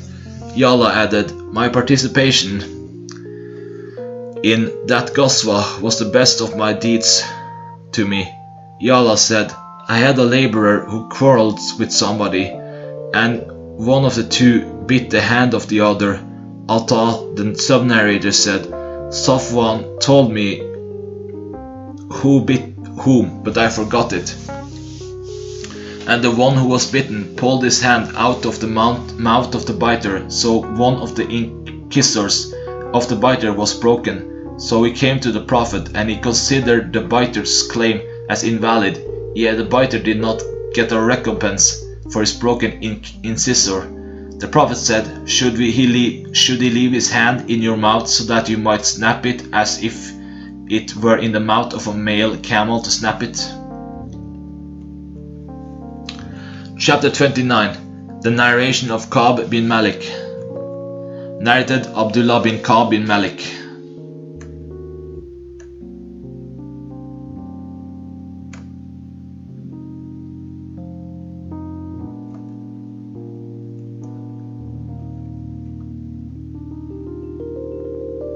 Who from among Ka'b's sons was the guide of Ka'b when he became blind? I heard Ka'b bin Malik narrating the story of the Ghazwa of Tabuk, in which he failed to take part. Ka'b said, I did not remain behind Allah's messenger in any Ghazwa that he fought except the Ghazwa of Tabuk, and I failed to take part in the Ghazwa of Badr. But Allah did not admonish anyone who had not participated in it. For in fact, Allah's messenger had gone out in search of the caravan of Quraysh till Allah made them, the Muslims, and their enemy meet without any appointment. I witnessed the night of Al-Aqaba pledge with Allah's messenger when we pledged for Islam, and I would not exchange it for the Badr battle, although the Badr battle is more popular amongst the people than it, Al-Aqaba pledge. As for my news in this battle of Tabuk, I had never been stronger or wealthier than I was when I remained behind the Prophet in the Ghazwa. By Allah, never had I 2 she-camels before, but I had then at the time of this Ghazwa. Whenever Allah's messenger wanted to make a Ghazwa, he used to hide his intention by apparently referring to different Ghazwa till it was the time of that Ghazwa of Tabuk, which Allah's messenger fought in severe heat, facing a long journey, desert, and a great number of enemy. So the Prophet announced to the Muslims clearly their destination, so that they might get prepared for their Ghazwa. So he informed them clearly of the destination he was going to. Allah's messenger was accompanied by a large number of Muslims who could not be listed in a book, namely a register. Ka'b added, any man who intended to be absent would think that the matter would remain hidden unless Allah revealed it through divine revelation. So Allah's messenger fought that Ghazwa at the time when the fruits had ripened and the shade looked pleasant. Allah's messenger and his companions prepared for the battle, and I started to go out in order to get myself ready along with them. But I returned without doing anything. I would say to myself, I can do that, so I kept on delaying it every now and then, till the people got ready and Allah's messenger and the Muslims along with him departed.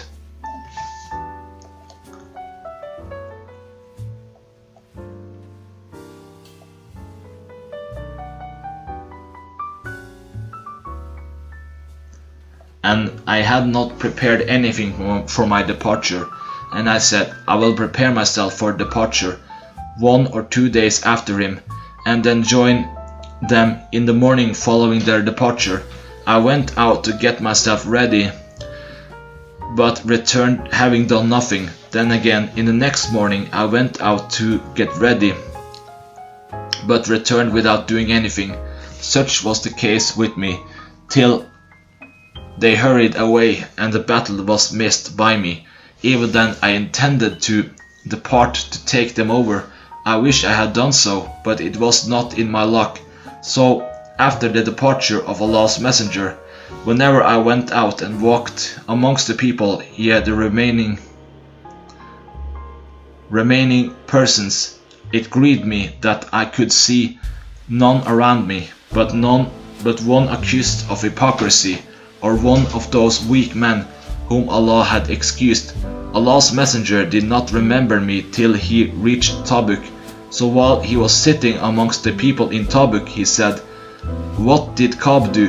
A man from Bani Salama said, "O Allah's messenger, he has been stopped by his 2 burdas, garments, and is looking at his own flanks with pride." Then Mu'adh bin Jabal said, "What a bad thing you have said, by Allah, O Allah's apostle, we know nothing about him but good." Allah's messenger kept silent. Ka'b bin Malik added, "When I heard that he, the Prophet, was on his way back to Medina, I got dipped in my concern and began to think of false excuses, saying to myself, how can I avoid his anger tomorrow?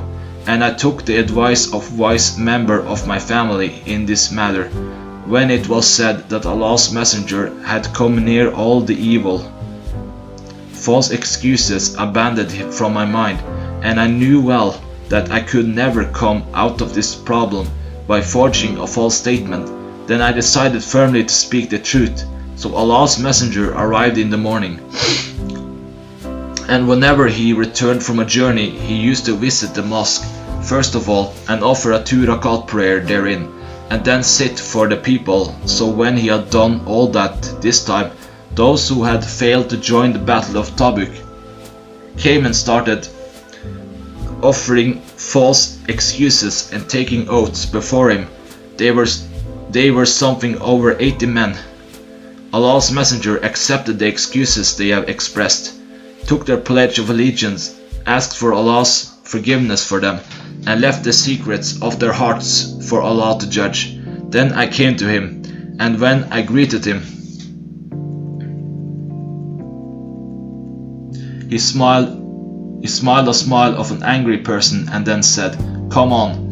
So I came walking till I sat before him. He said to me, "What stopped you from joining us? Had you not purchased an animal for carrying you?"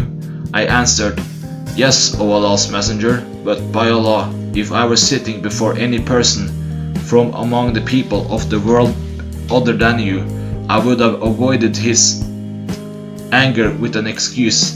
By Allah, I have been bestowed with the power of speaking fluently and eloquently, but by Allah, I knew well that if today I tell you a lie to seek your favor, Allah would surely make you angry with me in the near future. But if I tell you the truth, though you will get angry because of it, I hope for Allah's forgiveness. Really, by Allah, there was no excuse for me.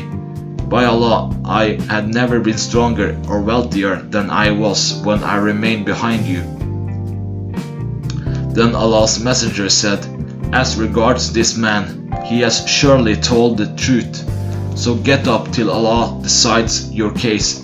I got up, and many men of Bani Salama followed me and said to me, "By Allah, we never witnessed you doing any sin before this. Surely you failed to offer excuse to Allah's messenger, as the others who did not join him have offered. The prayer of Allah's messenger to Allah to forgive you would have been sufficient for you." By Allah, they continued blaming me so much that I intended to return to the Prophet and accuse myself of having told a lie. But I said to them, "Is there anybody else who has met the same fate as I have?" They replied, "Yes, there are 2 men who have said the same thing as you have, and to both of them was given the same order as given to you." I said, "Who are they?" They replied, "Murara bin Arabi al-Amri and Hilal bin Umayyah al-Waqifi." By that they mentioned to me 2 pious men who had attended the Ghazwa battle of Badr, and in whom there was an example for me. So I did not change my mind when they mentioned them to me.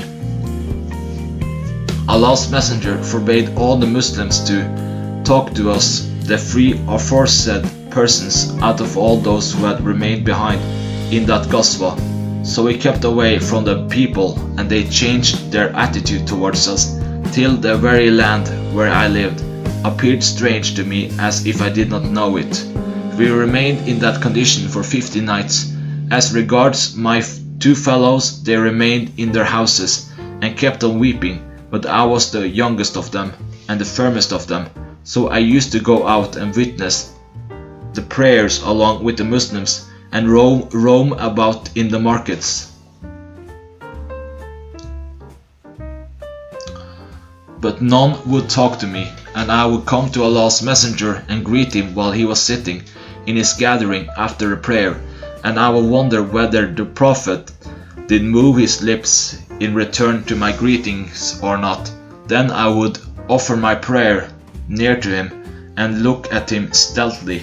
When I was busy with my prayer, he would turn his face towards me, but when I turned my face to him, he would turn his face away from me.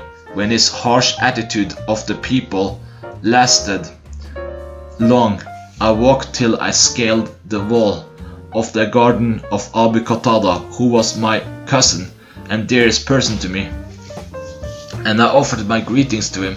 By Allah, he did not return my greetings. I said, O Abu Qatada, I beseech you by Allah, do you know that I love Allah and his apostle? He kept quiet. I asked him again, beseeching him by Allah, but he remained silent.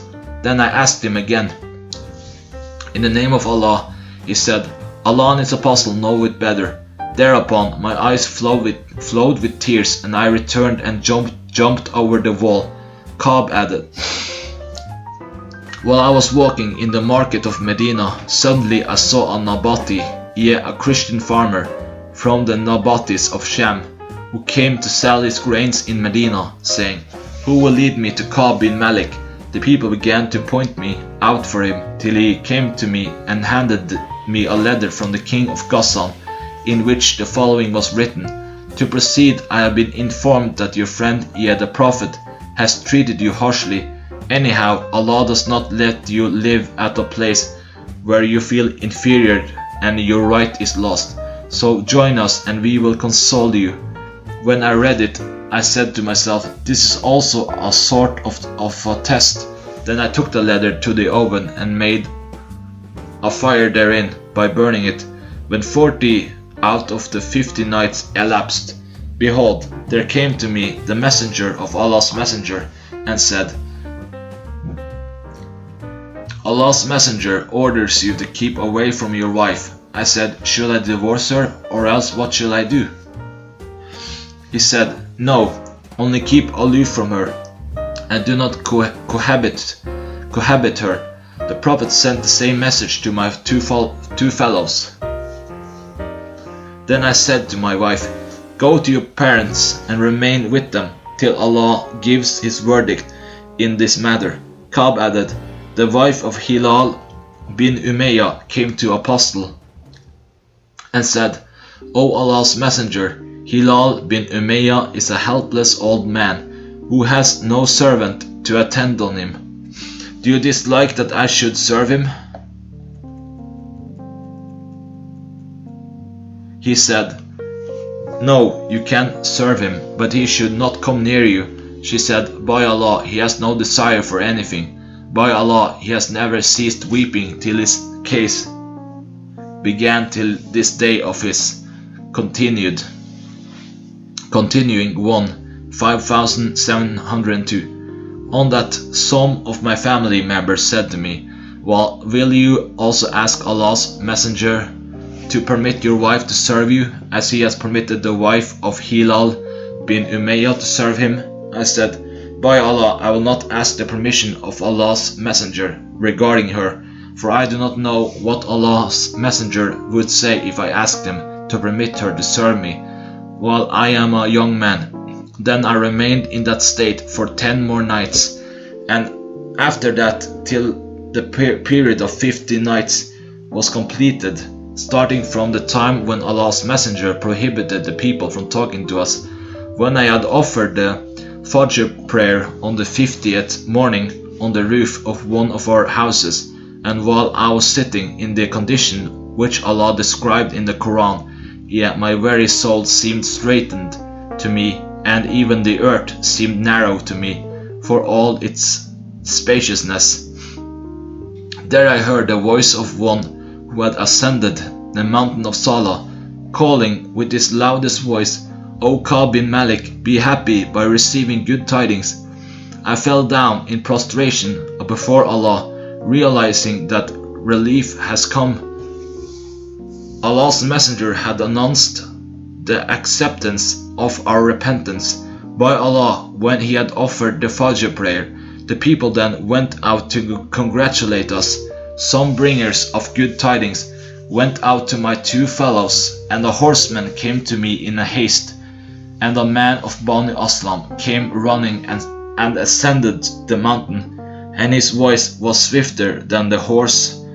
When the man whose voice I had heard, came to me conveying the good tidings, I took off my garments and dressed him with them, and by Allah, I owned no other garments than them on that day. Then I borrowed the two garments and wore them and went to Allah's apostle. The people started receiving me in batches, congratulating me on Allah's acceptance of my repentance, saying, we congratulate you on Allah's acceptance of your repentance. Ka'b further said, when I entered the mosque, I saw Allah's Messenger sitting with the people around him. Talha bin Ubaidullah swiftly came to me, shook hands with me, and congratulated me. By Allah, none of the muhajirin, ye emigrants, got up for me except him, ye Talha.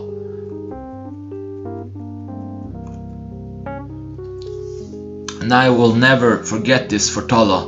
Ka'b added, when I greeted Allah's Messenger, he, his face being bright with joy, said, be happy with the best day that you have got ever since your mother delivered you. Ka'b added, I said to the Prophet, is this forgiveness from you or from Allah? He said, no, it is from Allah. Whenever Allah's Messenger became happy, his face would shine as if it were a piece of moon, and we all knew that characteristic of him.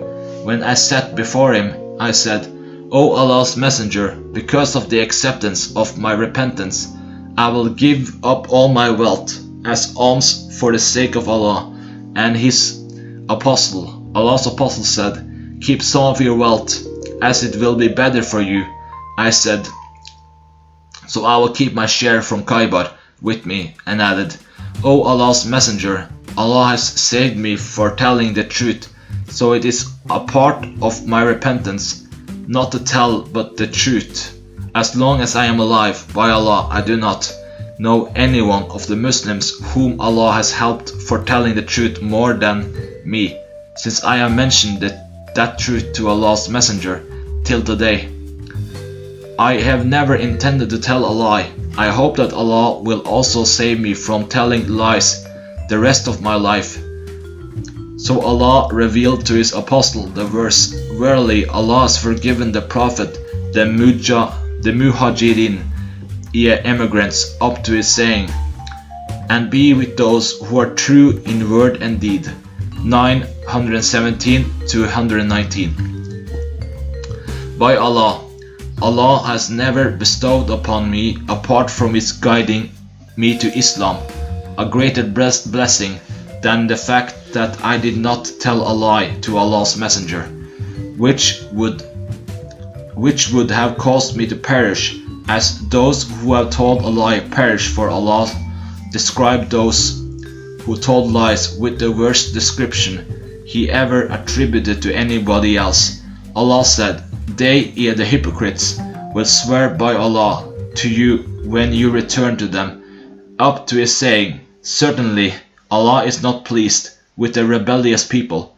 995 to 96. Ka'b added, we the three persons differed altogether from those whose excuses Allah's apostle accepted when they swore to him. He took their pledge of allegiance and asked Allah to forgive them. But Allah's messenger left our case pending till Allah gave his judgment about it. As for that, Allah said, and to the free he did forgive also, who remained behind 918. What Allah said in this verse does not indicate our failure to take part in the Ghazwa, but it refers to the deferment of making a decision by the Prophet about our case, in contrast to the case of those who had taken an oath before him, and he excused them by accepting their excuses. Chapter 80. The dismounting of the Prophet Sahih at Al-Hijr, narrated Ibn Umar. When the Prophet passed by Al-Hijr, he said, "Do not enter the dwelling places of those people who were unjust to themselves, unless you enter in a weeping state, lest the same calamity as of theirs should befall you." Then he covered his head and made his speed fast till he crossed the valley. Narrated Ibn Umar. Allah's messenger said to his companions who were at Al-Hijr, "Do not enter upon these people who are being punished except in a weeping state, lest the same calamity as of theirs should befall you." Chapter 81. Narrated Urwa bin al-Mughira. Al-Mughira bin Shuba said, "The Prophet went out to answer the call of nature, and when he had finished, I got up to pour water for him. I think that he said that the event had taken place during the Ghazwa of Tabuk."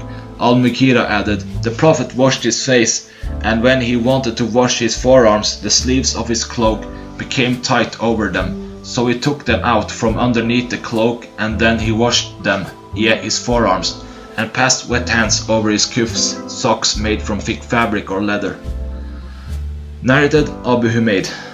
We returned in the company of the Prophet from the Ghazwa of Tabuk, and when we looked upon Medina, the Prophet said, "This is Taba, Medina, and this is Uhud, a mountain that loves us and is loved by us."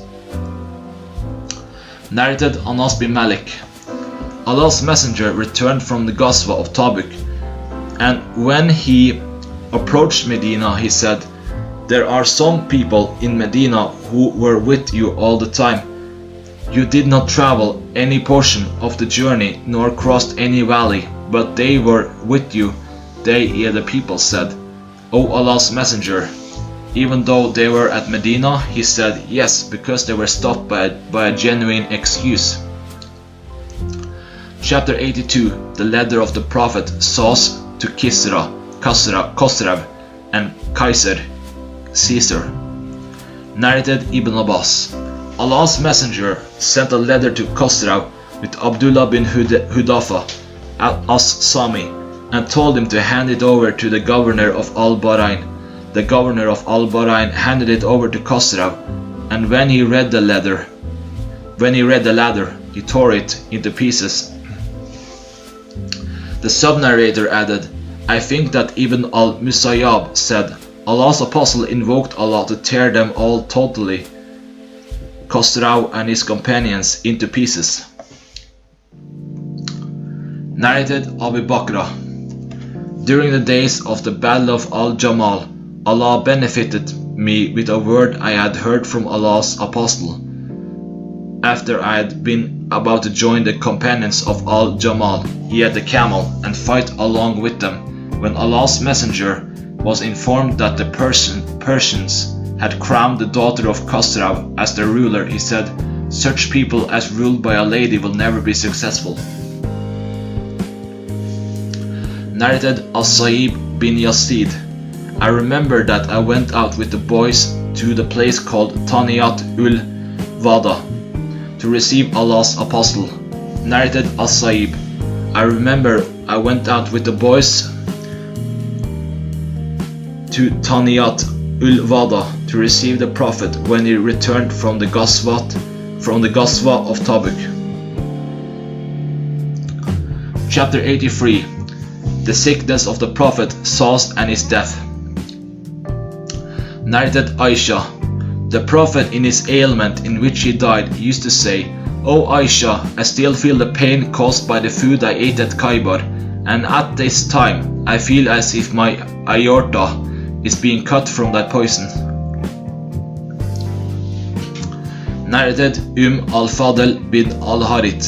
I heard the Prophet reciting Surat al-Mursalat, Urfan 77 in the Maghrib prayer, and after that prayer he did not lead us in any prayer till he died. Narrated Ibn Abbas. Umar bin al-Khattab used to let Ibn Abbas sit beside him, so Abdur Rahman bin Auf said to Umar, "We have sons similar to him." Umar replied, "I respect him because of his status that you know." Umar then asked Ibn Abbas about the meaning of this holy verse, "When comes the help of Allah and the conquest of Mecca?" 110:1. Ibn Abbas replied, "That indicated the death of Allah's messenger, which Allah informed him of." Umar said, "I do not understand of it except what you understand." Narrated Ibn Abbas. First day, and how great that first day was. The ailment of Allah's messenger became worse on first day, and he said, "Fetch me something so that I may write to you something after which you will never go astray." The people present there differed in this matter, and it was not right to differ before a prophet. Some said, "What is wrong with him? Do you think he is delirious? Seriously ill? Ask him to understand his state." So they went to the Prophet and asked him again. The Prophet said, "Leave me, for my present state is better than what you call me for." Then he ordered them to do 3 things. He said, "Turn the pagans out of the Arabian Peninsula, respect and give gifts to the foreign delegations, as you have seen me dealing with them." Sa'id bin Jubair, the stum narrator, said that Ibn Abbas kept quiet as rewards the 3rd order, or he said, "I forgot it." See Hadith number 116 volume 1. Narrated Ubaydullah bin Abdullah. Ibn Abbas said, "When Allah's messenger was on his deathbed and there were some men in the house, he said, 'Come near, I will write for you something after which you will not go astray.' Some of them, his companions, said, 'Allah's messenger is seriously ill, and you have the Holy Quran. Allah's book is sufficient for us.' So the people in the house differed and started disputing. Some of them said, 'Give him writing material so that he may write for you something, after which you will not go astray,' while the others said the other way around. So when their talk and differences increased, Allah's apostle said, 'Get up.' Ibn Abbas used to say, 'No doubt, it was very unfortunate, a great disaster that Allah's messenger was prevented from writing for them that writing because of their differences and noise." Narrated Aisha. The Prophet called Fatima during his fatal illness and told her something secretly, and she wept. Then he called her again and told her something secretly, and she started laughing. When we asked her about that, she said, "The Prophet first told me secretly that he would expire in that disease in which he died, so I wept. Then he told me secretly that I would be the first of his family to follow him, so I laughed at that time." Narrated Aisha. Used to hear from the Prophet that no prophet dies till he is given the option to select either the worldly life or the life of the hereafter. I heard a Prophet in his fatal disease with his voice becoming hoarse, saying, "In the company of those on whom is the grace of Allah," to the end of the verse. 469. Thereupon I thought that the Prophet had been given the option. Narrated Aisha. When the Prophet fell ill in his fatal illness, he started saying, with the highest companion, Narrated Aisha, when Allah's apostle was in good health, he used to say, "Never does a prophet die unless he is shown his place in paradise before his death, and then he is made alive or given option. When the prophet became ill and his last moments came while his head was on my thigh, he became unconscious, and when he came to his senses, he looked towards the roof of the house and then said, 'O Allah, please let me be with the highest companion.' Thereupon I said, 'Hence he is not going to stay with us.' Then I came to know that his state was the confirmation of the narration he used to mention to us while he was in good health." Narrated Aisha, Abdurrahman bin Abu Bakr entered upon the Prophet while I was supporting the Prophet on my chest. Abdurrahman had a fresh siwak then, and he was cleaning his teeth with it.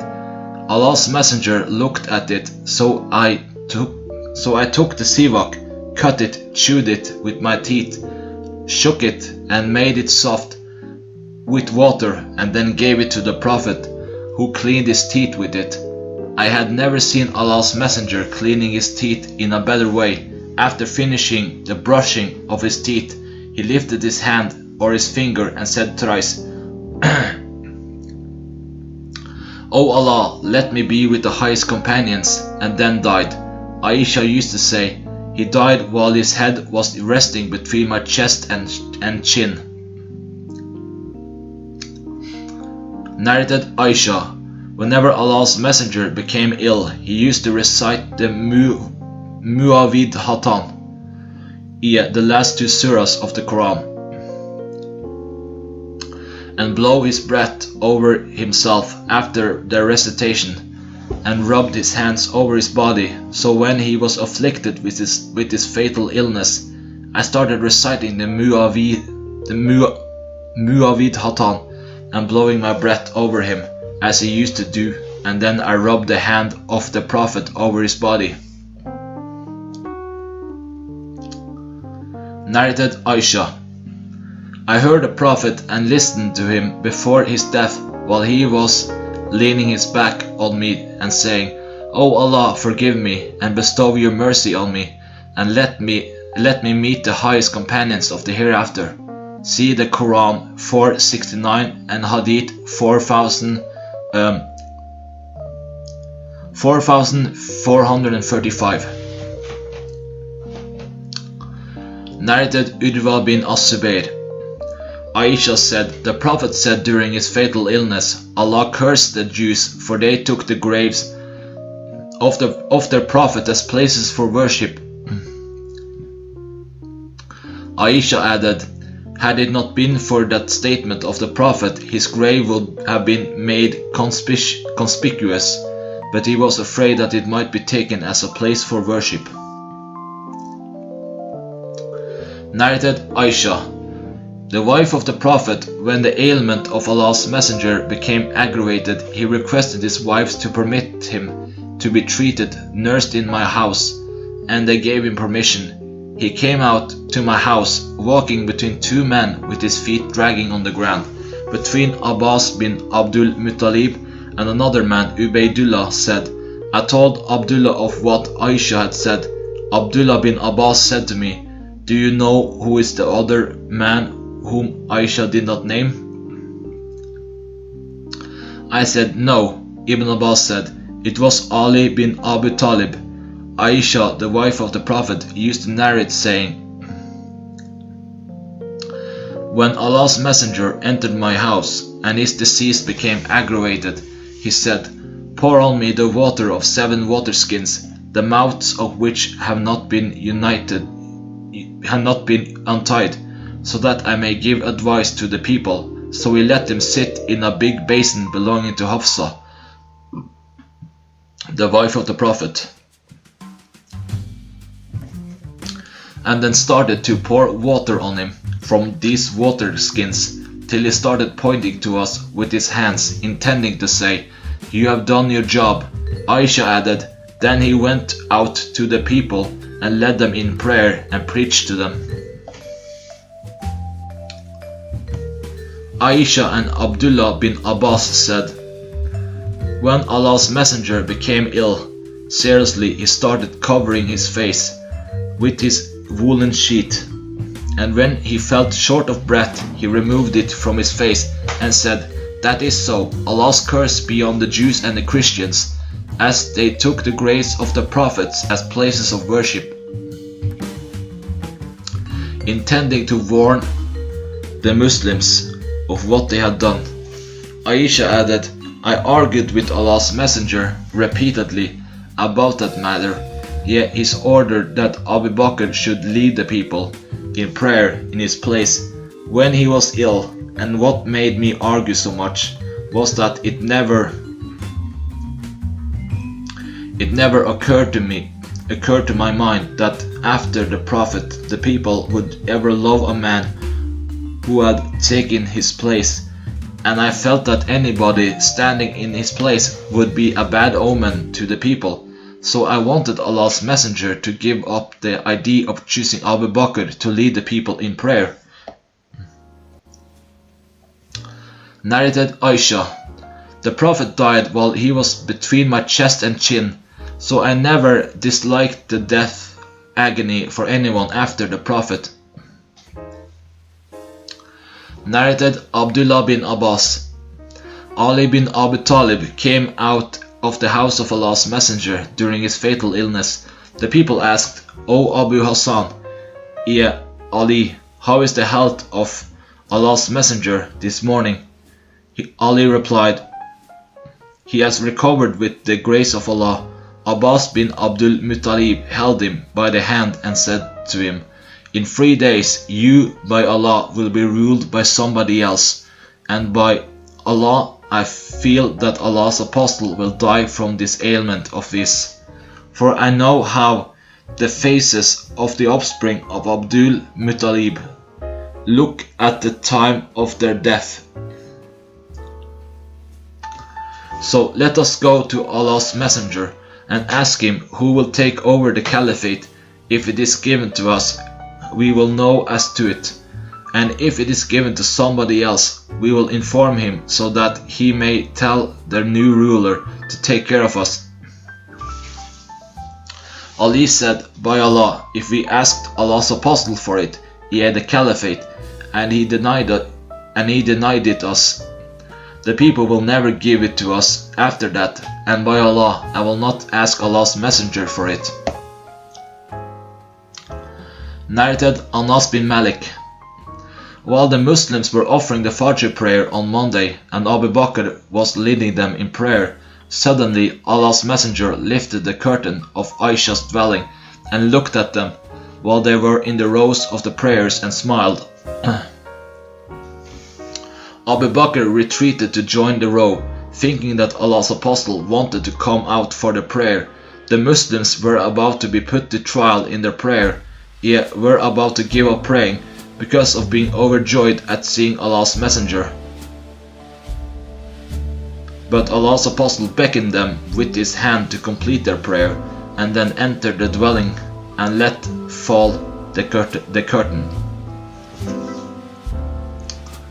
Narrated Aisha, it was one of the favors of Allah towards me that Allah's messenger expired in my house on the day of my turn while he was leaning against my chest, and Allah made my saliva mix with his saliva at his death.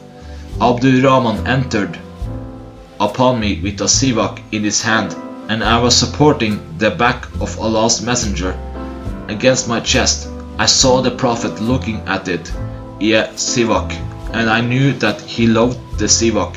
So I said to him, shall I take it for you? He nodded in agreement. So I took it, and it was too stiff for him to use it, so I said, shall I soften it for you? He nodded his approval. So I softened it, and he cleaned his teeth with it.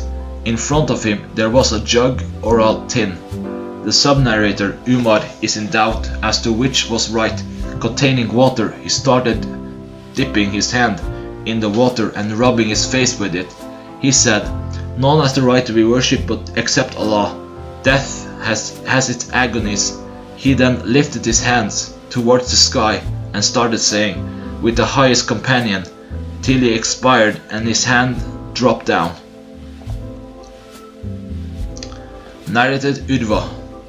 Aisha said, Allah's messenger in his fatal illness used to ask, where will I be tomorrow? Where will I be tomorrow? Seeking Aisha's turn. His wives allowed him to stay wherever he wished. So he stayed at Aisha's house till he expired while he was with her. Aisha added, the Prophet expired on the day of my turn in my house, and he was taken unto Allah while his head was against my chest, and his saliva mixed with my saliva. Aisha added, Abdurrahman bin Abu Bakr came in, carrying a sivak. He was cleaning his teeth with. Allah's messenger looked at it, and I said to him, O Abdurrahman, give me this sivak. So he gave it to me, and I cut it, chewed its end, and gave it to Allah's messenger, who cleaned his teeth with it, while he was resting against my chest. Narrated Aisha. The Prophet expired in my house, and on the day of my turn, leaning against my chest, one of us, the Prophet's wives, used to recite a prayer asking Allah to protect him from all evils when he became sick. So I started asking Allah to protect him from all evils by reciting a prayer. He raised his head towards the sky and said, with the highest companions, Abdurrahman bin Abu Bakr passed carrying a fresh leaf stalk of a date palm, and the Prophet looked at it, and I thought that the Prophet was in need of it for cleaning his teeth. So I took it from Abdurrahman and chewed its head and shook it and gave it to the Prophet, who cleaned his teeth with it in the best way he had ever cleaned his teeth. And then he gave it to me, and suddenly his hand dropped down, or it fell from his hand. He expired. So Allah made my saliva mix with his saliva on his last day on earth and his first day in the hereafter.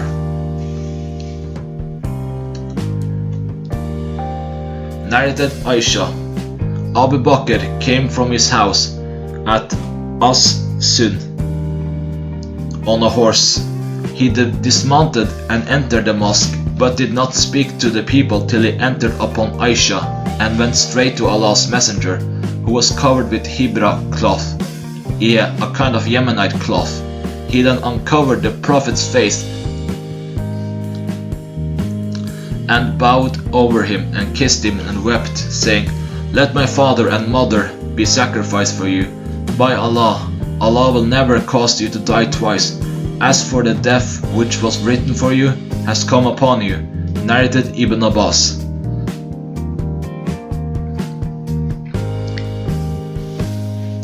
Abu Bakr went out while Umar bin al-Khattab was talking to the people. Abu Bakr said, sit down, O Umar. But Umar refused to sit down. So the people came to Abu Bakr and left Umar. Abu Bakr said to proceed, if anyone amongst you used to worship Muhammad, then Muhammad is dead. But if any one of you used to worship Allah, then Allah is alive and shall never die. Allah said, Muhammad is no more than an apostle, and indeed many apostles have passed away before him, till the end of the verse. Allah will reward to those who are thankful. 344. By Allah, it was as if the people never knew that Allah had revealed this verse before till Abu Bakr recited it, and all the people received it from him, and I heard everybody reciting it then. Narrated As-Suri. Sa'id bin al-Musayyab told me that Umar said, by Allah, when I heard Abu Bakr reciting it, my legs could not support me, and I fell down at the very moment of hearing him reciting it, declaring that the Prophet had died.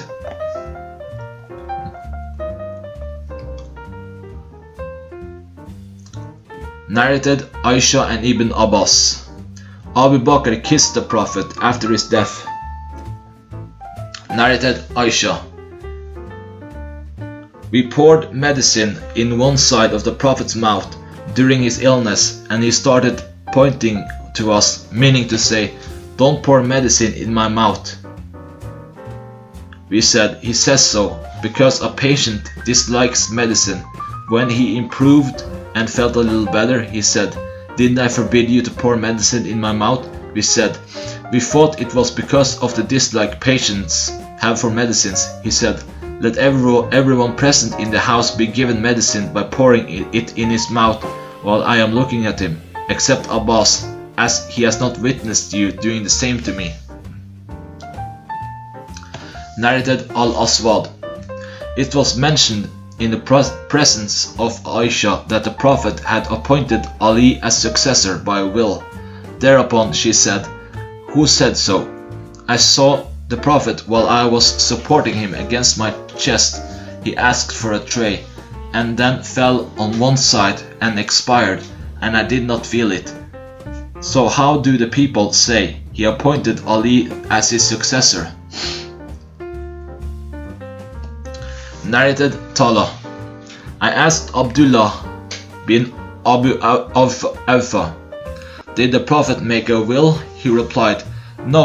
I further asked, "How comes it that the making of a will was enjoined on the people, or that they were ordered to make it?" He said, "The Prophet made a will concerning Allah's book."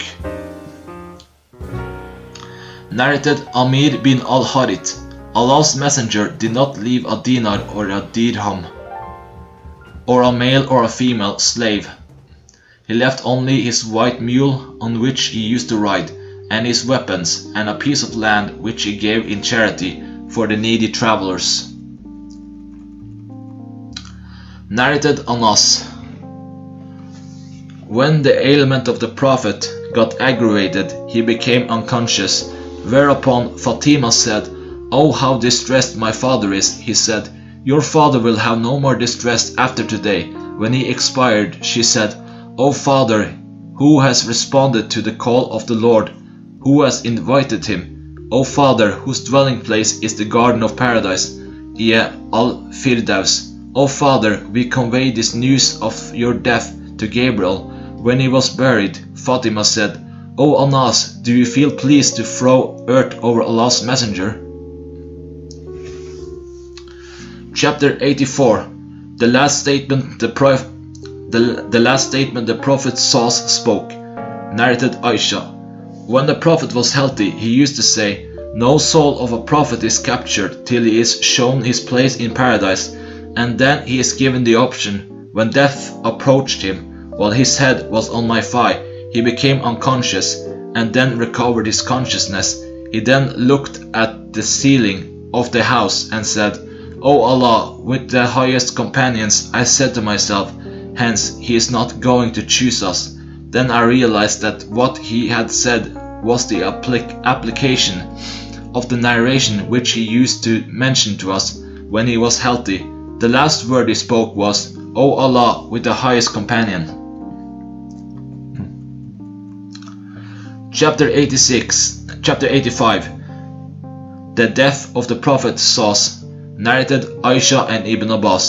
The Prophet stayed for 10 years in Mecca, with the Quran being revealed to him, and he stayed in Medina for 10 years.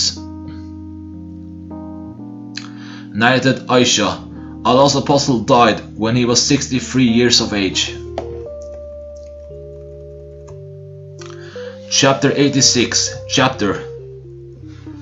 Narrated Aisha. The Prophet died while his armor was mortgaged to a Jew for 30 saws of barley. Chapter 87. The dispatch of Usama bin Zayd by the Prophet Saus during his fatal illness. Narrated Salim's father. The Prophet appointed Usama as the commander of the troops to be sent to Syria. The Muslims spoke about Usama unfavorably. The Prophet said, "I have been informed that you spoke about Usama. Let it be known that he is the most beloved of all people to me." Narrated Abdullah bin Umar. Allah's messenger sent troops appointed Usama bin Zayd as their commander. The people criticized his leadership. Allah's messenger got up and said, If you people are criticizing Usama's leadership, you used to criticize the leadership of his father before. By Allah, he said deserved the leadership indeed, and he used to be one of the most beloved persons to me. And now this, his son Usama, is one of the most beloved persons to me after him. Chapter 88. Chapter narrated Ibn Abu Habib. Abu al-Khair said, As Sanabi, I asked me, when did you migrate? Abu al-Khair said, we went out from Yemen as emigrants and arrived at Al-Jufa, and there came a rider whom I asked about the news. The rider said, we buried the Prophet 5 days ago. I asked, As Sanabihi, did you hear anything about the night of Qadr? He replied, Bilal, the Muaddin of the Prophet, informed me that it is on one of the 7 nights of the last 10 days of Ramadan.